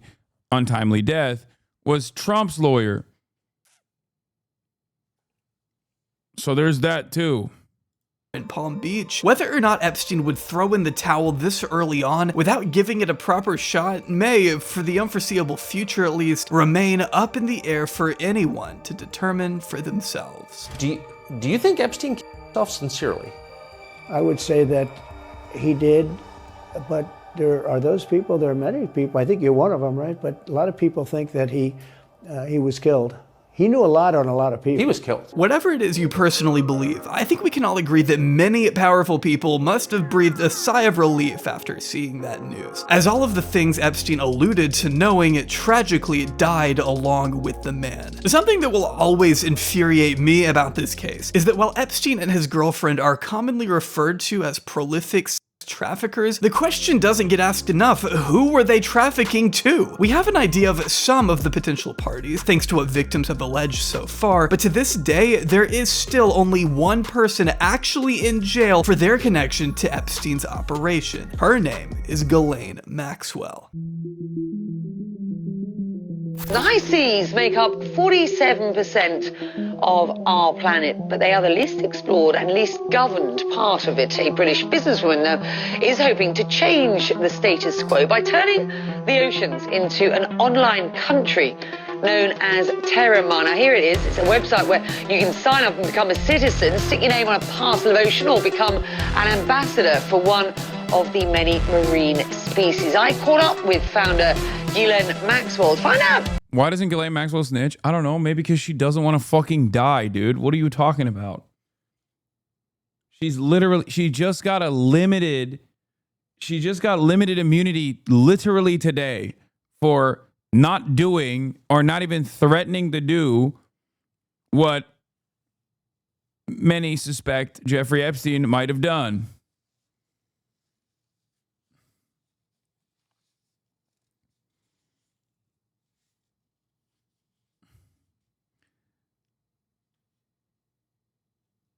She didn't get a pardon yet. No, she got limited immunity to snitch.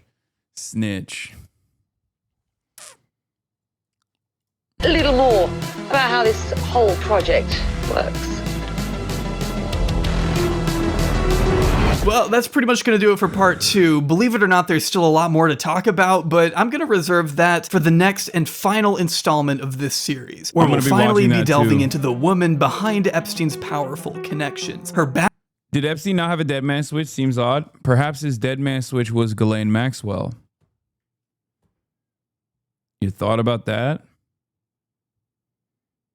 Have you thought about that? What is this? Before you go, this chatter made a video for your birthday and it's lovely. Oh my God, is this going to make me cry? For Hasan's birthday, I finished the song I started back in 2021 when I first became a fan. If Hasan saw this, I could die happy. Give this video a like or share. Help me boost it to him, please. Happy birthday. Thanks for all you do, despite how treacherous it may be. Oh God. Okay, I'll watch after. I'm not ending the broadcast yet, and it's gonna make me cry. South Park just destroyed Trump. Again. South Park seemingly already said everything they could possibly say about Donald Trump. He's a living, breathing parody, and any fictional depiction of him could never hope to match up to the real thing. Mr. Garrison played Trump in the show for about a decade, but stepped down when he got tired of it. Series creators Matt Stone and Trey Parker didn't know what more they could possibly say about Trump. How do you evolve the satire when real life is even wilder than the satire? Then Trump won the 2024 election. Then our timeline descended into chaos. And now South Park returns with a brand new episode and Trump taking the spotlight. This time though, the gloves are off. There's no holding back. Their attacks on this man are brutal and yet oh so beautiful to watch. Who is this guy?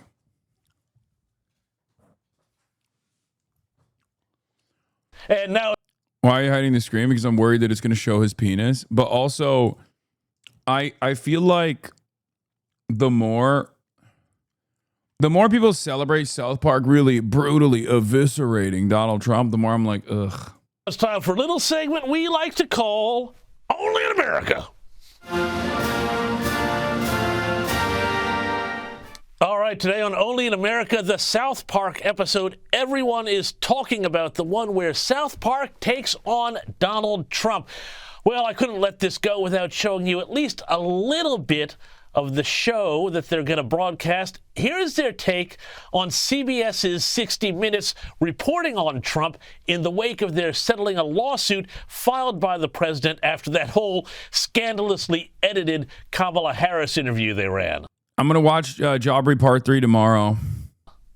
Hilarious, by the way. It takes the Mickey out of just about everyone on all sides, so have a... What is takes the Mickey? Here, see South Park last night? I'm going to pee.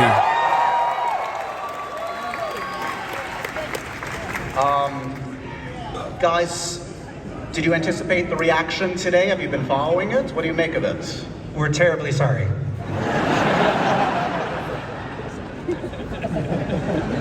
Fair enough, fair enough. We'll leave it there. It's all good. Okay, what is the history, what is the overlap between the four of you? Is there history?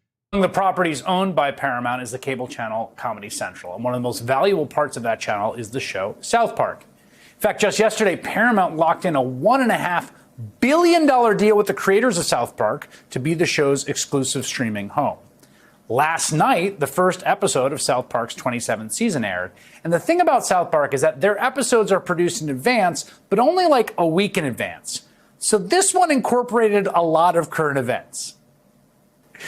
It gets worse. The plot of the episode, short version, is that Trump has sued the town and a settlement is reached. And part of that settlement is the town has to produce pro-Trump TV ads. And, well, viewer discretion is advised. The clothes keep coming off, so we've decided to tastefully pixelate from here on. The White House obviously was not pleased with the episode. They issued a statement saying the show Paramount just dished out $500 million for, quote, hasn't been relevant for over 20 years, is hanging on by a thread. Two HasanAbi affiliates. HasanAbi Hate Chris Hayes with HasanAbi Unk, Sam Cedar just chilling.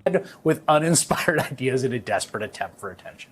Sam Cedar's the host of the Majority Report, and he joins me now. I gotta say, Sam, when it gets bleak out there and when people are being cowards, it is a real shot in the arm to see this. This material feels like blue sky humor. I agree. It's cringe. It's corny, but liberals love it. It's great. God bless them. Okay, that's my take on the cringe faillennial humor of South Park. Okay? South Park people being like, absolutely not. Totally. And I'll tell you, it's a real shame you didn't keep playing that video. I mean, I think the big thing about this is, and, it's the case that they got what. You're such a hater, damn. It's just not for me, man. It's not for me.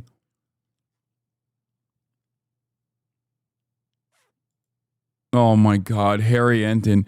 Holy Toledo, reality check. Trump hates South Park, where Google searches for it are up 670%. It was the most searched topic with Trump this afternoon. Unlike what Trump said, South Park is still popular. It's a top 20 streaming show.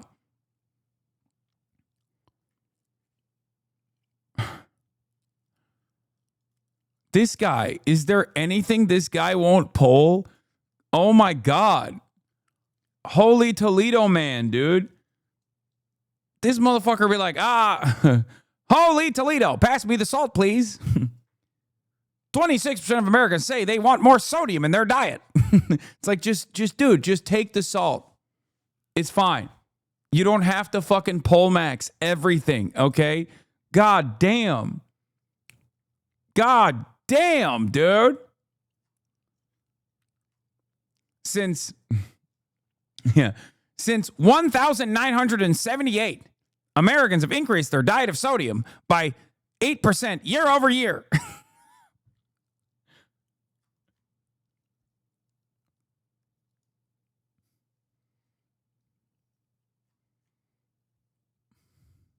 Is classically known in showbiz as FU money just yesterday. But they're standing up to Trump and they're risking, in many respects, we don't know what the context of their agreement is with Paramount. What they're doing is, could be somewhat risky, and it's showing a lot more courage than we've seen from places like you mentioned, like Colombia or. This is so stupid. Having Sam Cedar talk about this with Trump's pixelated wee on the corner is crazy. Law firms green light for this deal. Yeah, the thing about this whole crooked deal is just how transparent the whole thing was. Like, they need the merge. They need the FCC merger. It's dangled. Like, again, there's both the cowardice, there's the bullying, but there's just this kind of like gaslighting about the whole thing. This wink, wink, nudge, nudge, like with Colombia, like it's about anti-Semitism, or the FCC is actually like looking into real issues when everyone knows that it's nonsense. It's like there's something kind of sanity fraying about that, I find. Well, there are moments where you start to realize, like, we're living in a nascent authoritarian state. You're seeing people being intimidated. You're seeing the level of corruption just play out nakedly. I mean, you mentioned earlier, Donald Trump's former defense attorney is going to negotiate a deal with Ghislaine Maxwell. I mean, it's just absurd, but it is what an authoritarian country and society is. And, it's not hard to find people who say, like, I'm flying out of the country. I'm not sure if I should strip my phone of critiques of Donald Trump. I mean, this is something that, 15 years ago we would have joked about and thought impossible. But it's not hard to find those people around who are legitimately starting to edit and censor themselves on a daily basis because of this regime. And it's so interesting, too, to think about it's such a classic thing about comedy. And a little disappointed that you don't see the value in this. Our entire media and judiciary echo chamber is coward. We need our writers, musicians, and artists to stand up and sow the seeds of dissent. If our establishments won't, the bar is so low, dude. Like, that's what I mean. It makes me, I'm disappointed. I'm disappointed that the bar is so low. Do you see what I mean? It's a sad state of affairs that, like, there's no resentment, no fucking resistance whatsoever, that we're over here taking, like, something a notch above Lin-Manuel Miranda doing, like, an epic rap and going, oh, finally, fucking Pog, thank God.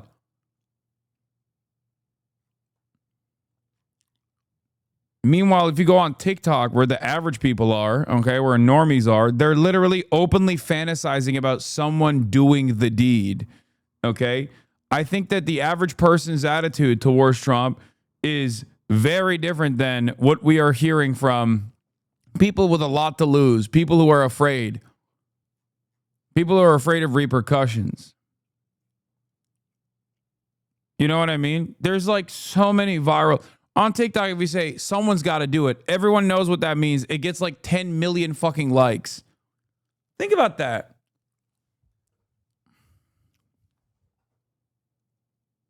What is happening?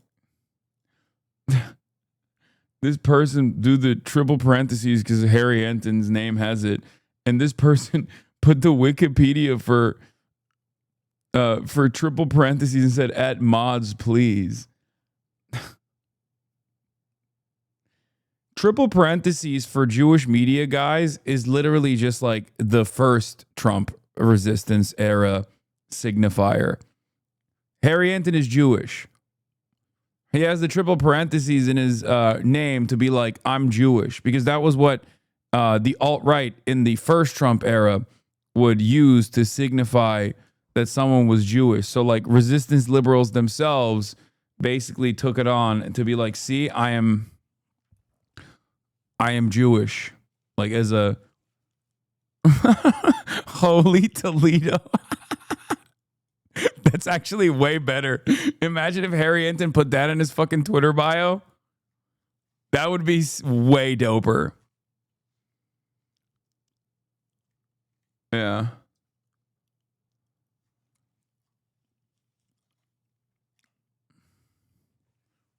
Yeah, it was like the libbed up version of the Pepe. Yep.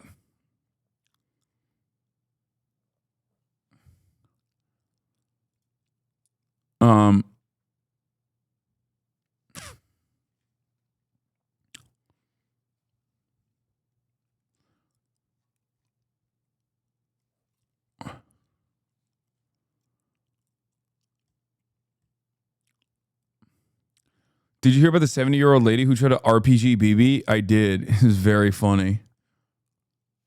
It's the least expected place. Like making fun of the leader of the country that's what being a free society is. It's like, if you're not in a free society, then you can't have people making fun of the leader of the country on primetime shows. And if you're in a free society, like that's...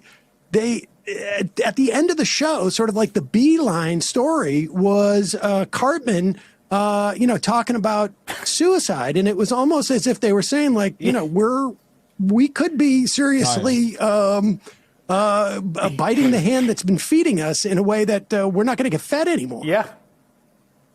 And I think that's really important.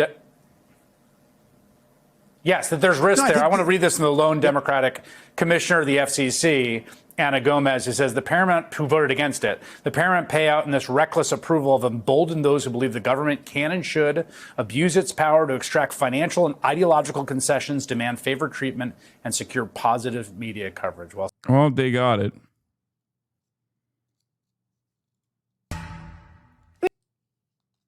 South Park Savage Takedown shows Trump like you never wanted to see him. Is this a new episode? No, it's not. It's the same episode still. Okay. Matt and Trey literally don't care. The only reason they're still making South Park episodes is because they keep getting renewed for seasons. Paytusk, thank you for the 10 gifted. So, here is some serious news that I've been meaning to cover. First of all, let's turn off the Jeffrey Epstein stuff. We already covered that. Hulk Hogan, I'm not so inclined to talk about. But one, U.S. government review found no evidence of widespread Hamas theft of Gaza aid. An internal U.S. government review found no evidence of widespread theft by Hamas of U.S.-funded humanitarian aid in Gaza, contradicting the State Department's claims that were used to justify the controversial private organization that took over aid distribution in the enclave. So that's number one. The analysis conducted by U.S. Agency for Aid, U.S. Agency for International Development, USAID, looked into 165 incidents of waste, fraud, and abuse reported by partner organizations between October 2023 and May 2025. The review of incidents, which was first reported by Reuters, found no affiliations with sanctioned groups or foreign terrorist organizations, according to presentations seen by CNN.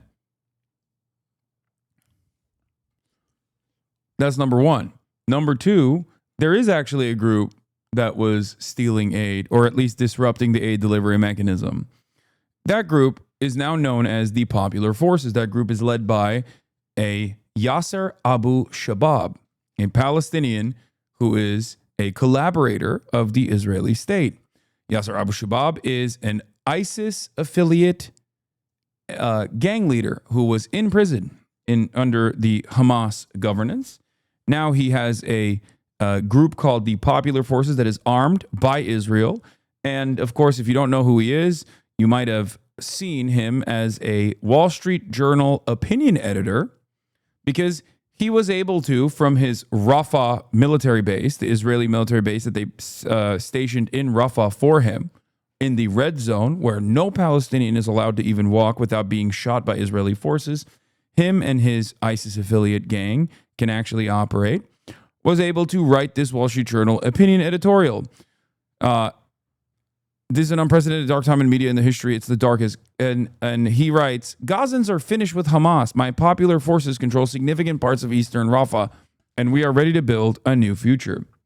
Yasser Abu Shabab, of course, does not have any control over Gaza, any territory in Gaza. As a matter of fact, Hamas has been smoking the Popular Forces, the ISIS-affiliated Popular Forces, with regular frequency. As a matter of fact, they took out, like, I think half of the fucking soldiers that they were able to hire with the stolen aid that Israel allowed them to steal, because their point is to cause chaos and division at the point of aid delivery in an effort to starve the population of Gaza, make it uninhabitable.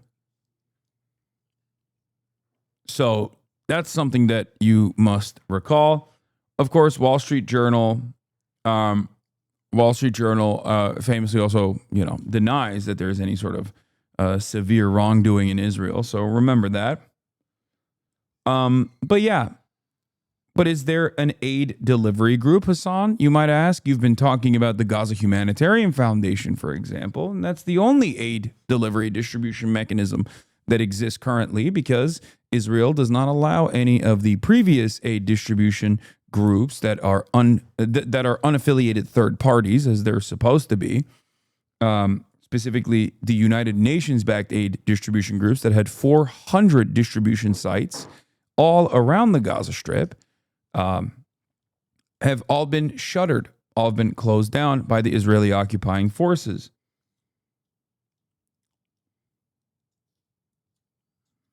Instead, there are only 4 sites, 3 of which are in operation, the other one is not, and they are all managed by the Gaza Humanitarian Foundation. This is a front group designed by the Israeli government and the American government to be a U.S. mercenary-backed aid distribution trap, a scheme. Perfidy is the term for it. It's illegal under international human rights. It's a war crime. They're using the aid delivery mechanism to kill people.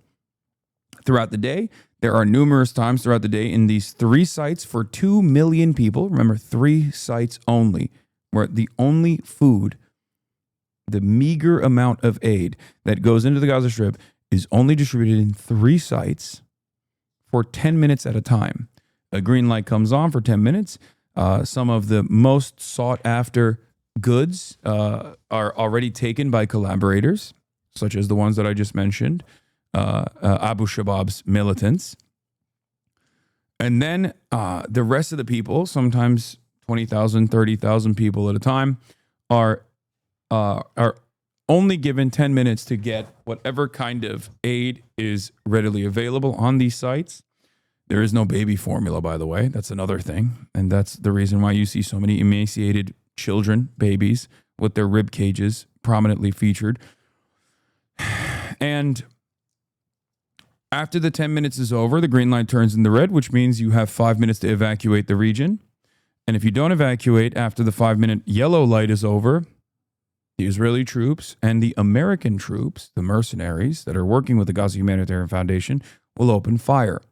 This process is systematic. It has happened every single day since the Gaza Humanitarian Foundation has started its operations, its fake aid distribution operations. It is incredibly dystopian, and they've killed more than 1,000 Palestinian civilians in the process of fake aid delivery.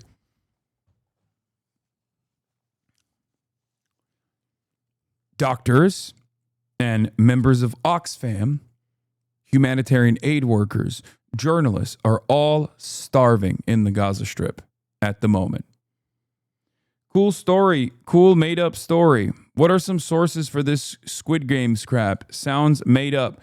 Cool made up story. At least you got some creative writing done, says Cyber Nomad. 22 months into a genocide, and there are still people who call into question these first-hand accounts. Of course, by the time first-hand accounts from Palestinian journalists make its way to Israeli news because they get corroborated by Israeli occupying force soldiers, that takes at least a month or two.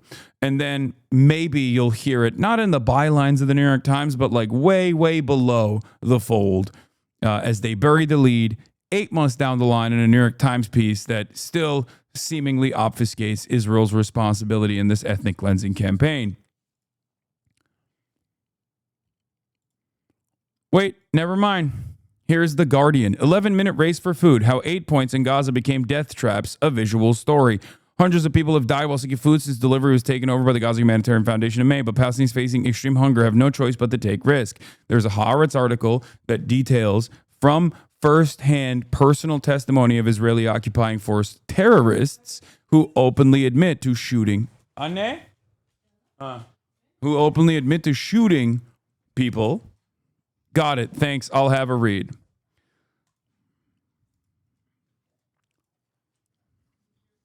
Fucking dipshit.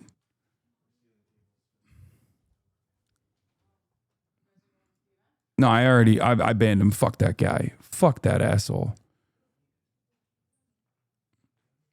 Went from, yeah, literally everyone turned a blind eye because of his powerful connections. This child fucker's all the way down to, as soon as I start talking about fucking Israel, immediately goes, oh, you must have made that up. Dumb fuck.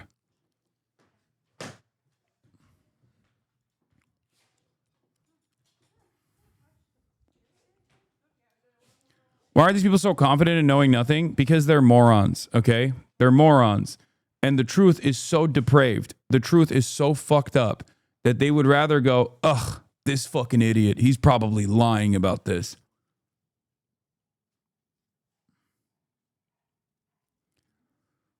The reason why I was talking about this, of course, is because there's more to the story. And obviously, I'm going to get to the literal former U.S. Green Beret testimony from the BBC that details his experience with the Gaza Humanitarian Foundation, saying that Israel is committing war crimes at the Gaza food distribution site.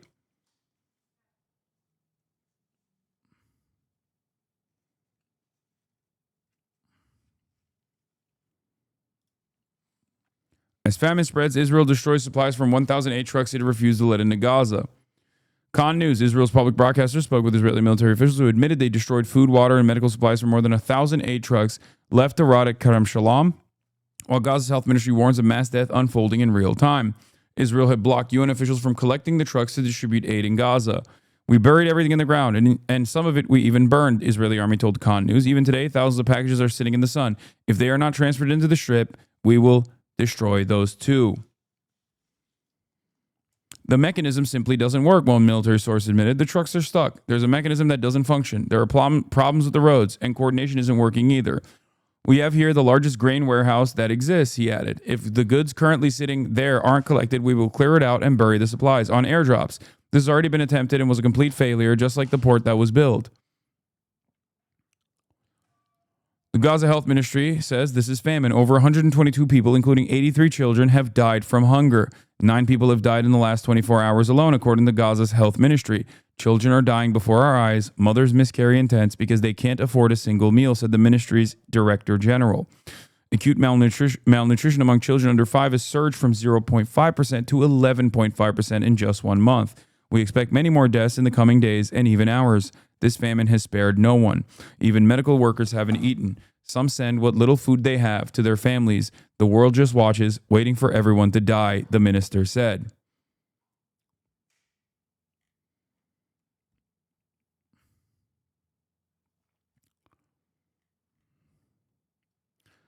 The depravity doesn't end there. Let's take a look at the first-hand account from a former U.S. Green Beret that revealed his experience at the Gaza Humanitarian Foundation aid delivery sites. Visit of condemnation tonight about the situation. This is why I say this is another Holocaust unfolding in front of our eyes.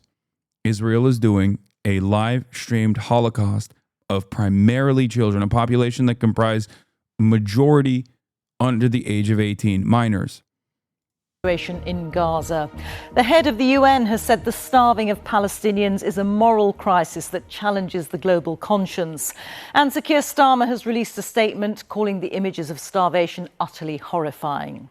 He says the UK will evacuate children from Gaza who are in urgent need of medical attention. Israel says it'll allow countries to airdrop aid in the coming days, but aid agencies say this won't be enough. Israel controls the entry of supplies into Gaza. It says the starvation is not its fault, and it blames Hamas for stealing food. The BBC, like other news organisations around the world, is prevented by Israel from reporting inside Gaza and from seeing for ourselves what is really going on. So we rely on trusted freelancers in the territory, and working with them, our international editor Jeremy Bowen sent this report from Jerusalem, and a warning there are distressing scenes from the start. This image of a starving boy and his mother in Gaza has been seen by millions around the world. His name is Mohammed, he's 18 months old, and he weighs 6 kilos. His mother, Hidayah al-Mutawi, has lost her home and her husband, who was killed, and Mohammed and many others will not survive much longer unless unrestricted aid starts flowing into Gaza. He can't stand up on his feet or sit because of the fatigue. We can't get baby formula for Mo because the prices are too high. I go from one hospital to another trying to get him formula, but Yes, airdropping aid is a massive failure because it ends up killing people. America tried doing it as a PR stunt, mind you, because at that point, they already had functioning roads and trucks waiting to fucking deliver aid, and Israel was, just like right now, refusing to allow this aid into the Strip.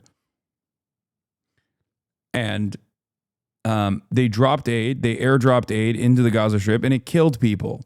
It fell on top of people, and it killed them.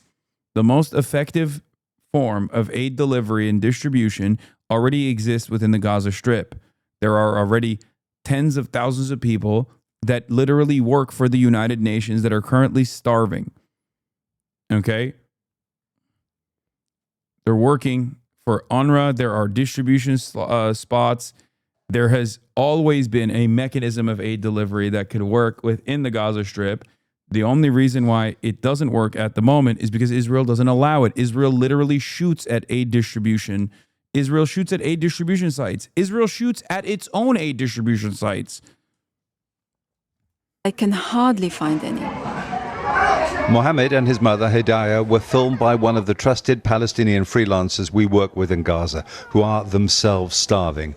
Israel does not allow international journalists to enter the territory. I wonder if you feel... So we went to a spot overlooking Gaza. Why is the U.S. silent about the starvation in Gaza? CNN Newsnight panel debates? That's crazy. But at least they got Peter Beinart on. I mean, that's also wild. Abby Phillips having Peter Beinart on is, I guess, like a change of time. It's beyond just simply talking about like how anti-Zionism is an anti-Semitism. And Kat, she has Kat on as well. Oh God, don't put fucking Scott Jennings on this goddamn panel, dude. Don't do that. Oh my God. A vantage point in the frontline town of Sderot, where Hamas attacked and killed Israeli civilians on the 7th of October 2023. Israelis come here to look at the war, only a few miles away. It was hazy, so it was hard to see, and the steady sound of Israeli artillery was carried away on the wind. Since my last visit, vending machines have been installed if anyone needs refreshment. From here, it feels like looking out of one world into another. not distant, but remote and isolated. So, from up here, there are essentially two visions of what's happening in that world. Israel, supported by the United States, says there's plenty of food in Gaza, and if people are going hungry, that's because Hamas has been stealing it and because the UN and others have not been distributing it in the way that they should be. Now, the other version, which is supported by Western governments, including Britain and France, and by aid agencies with decades of experience. Yeah, like everyone but Israel and America, you mean, which is the truth. Palestinians in their firsthand testimony, every single humanitarian rights organization that operates within the Gaza Strip, including the members of said humanitarian rights organizations, doctors and members of Doctors Without Borders, like Westerners that are still working in the medical field within the Gaza Strip. And every single fucking Western nation even has an understanding of exactly what the fuck is going on. The only people that are lying about what's going on is Israel and America. That's it. Experience of operating in war zones is that Israel's restrictions on the entry and the movement of food and other essential items in Gaza has created a humanitarian catastrophe that means that now people aren't just going hungry. The vulnerable, children, are starving to death. This is not a battlefield, though it might look like one. It's a food distribution point in Gaza. Bullets are kicking up the sand as men wait to get food.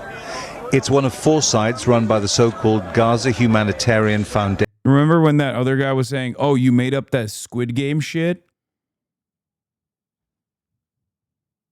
There's footage of it.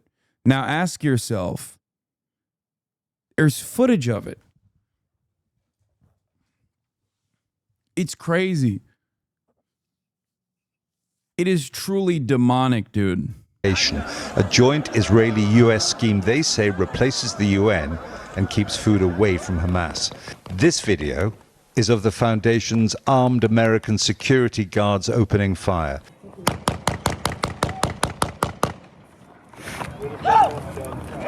Is HasanAbi, how is this not like World War II coverage? Please explain. I'm not sure I understand how this is different than World War II. Why? First of all, I don't think it's different than the Holocaust.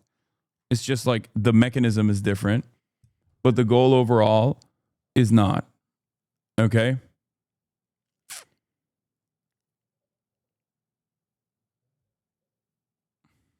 But also,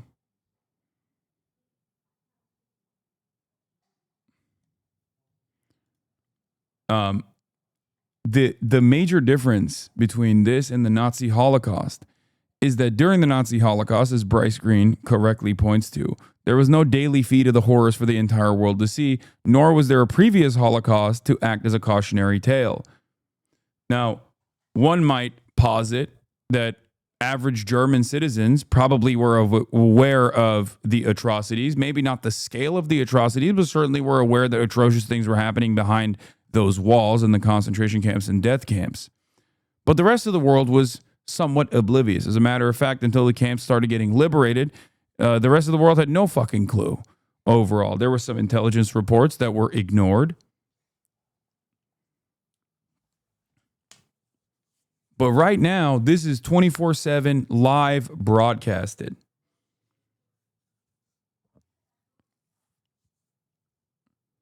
I never thought that we would get to a point where we could see the modern version of the Holocaust happening in broad daylight, where we can talk to the victims, we can see the victims, we can watch these experiences, we can watch them go through these harrowing experiences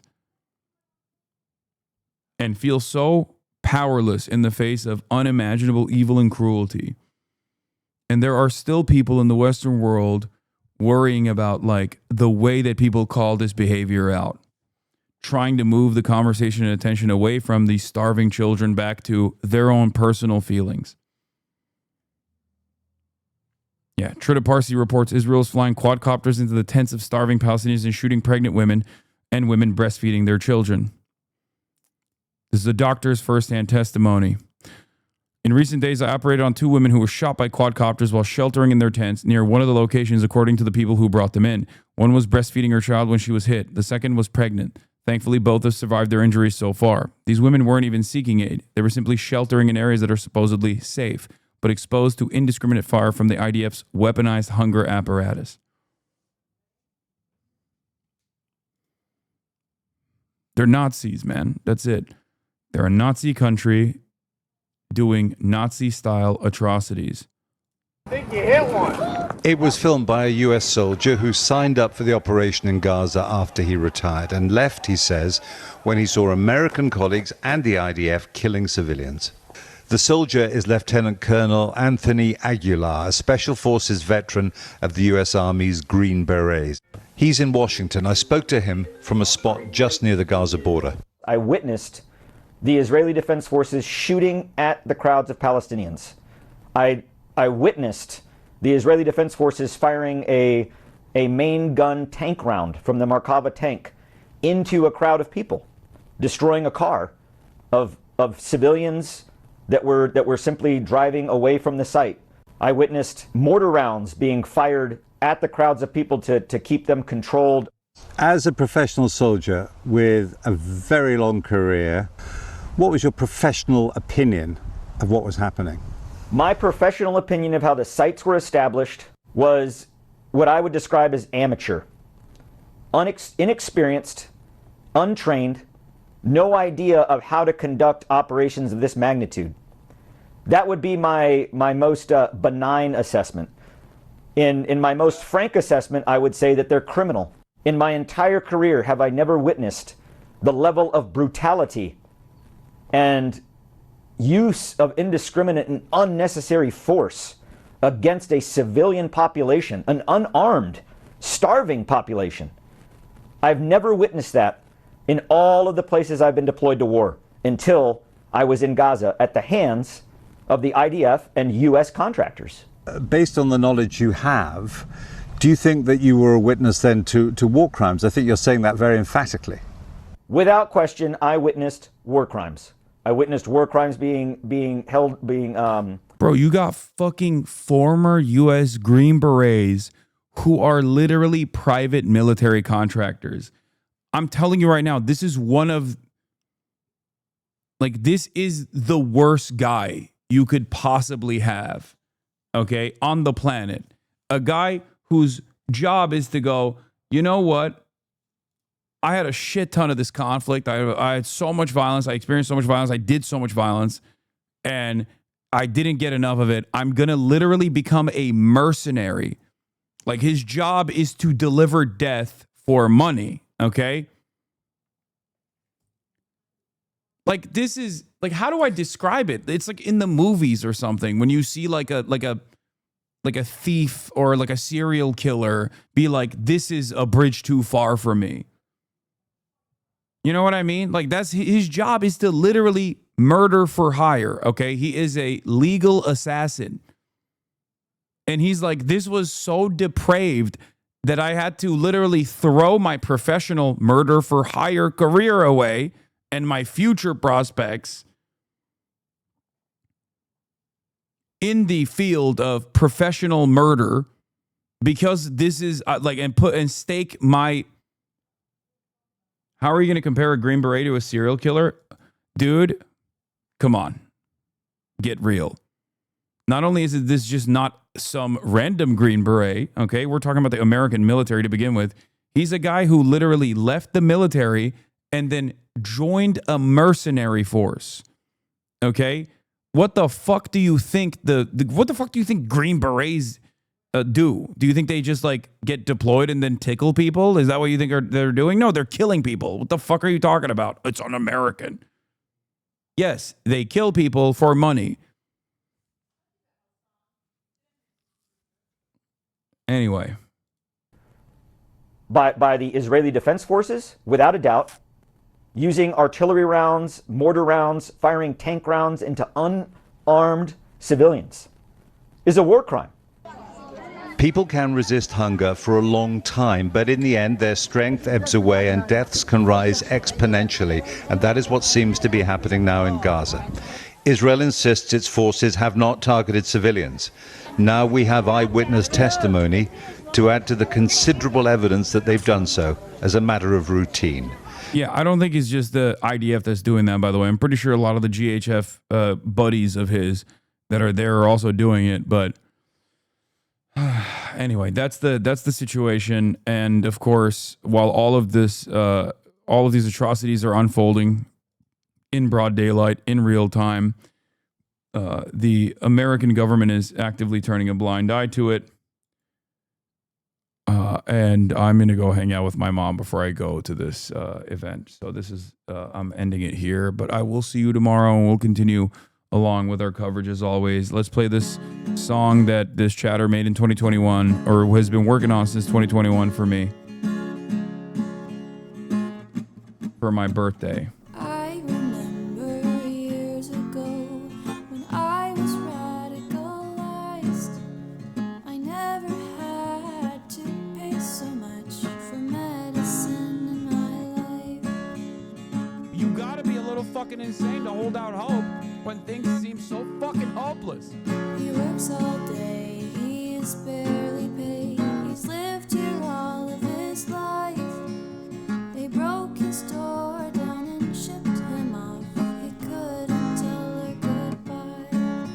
I log on to watch Hasan. I'll be okay. When I feel like I've lost my mind, I wake up another day. It's still, oh shit. Yo, we need to, don't show him, don't show that. Her body couldn't handle birth. They said that she'd likely die, but they can only intervene within an inch of her life. I'm trying not to cry because I don't want them to get an image of me crying. A voice for good, a sign of hope, sadly couldn't be saved. They brutalized all those in grief for bringing her to her grave. I log on to watch Hasan. I'll be okay. When I feel like I've lost all hope, I wake up another day. From the river to the sea, Palestine will be free. Your voices will not be silenced. So much death, so much unrest, too much to comprehend. Love you guys. I'll see you tomorrow.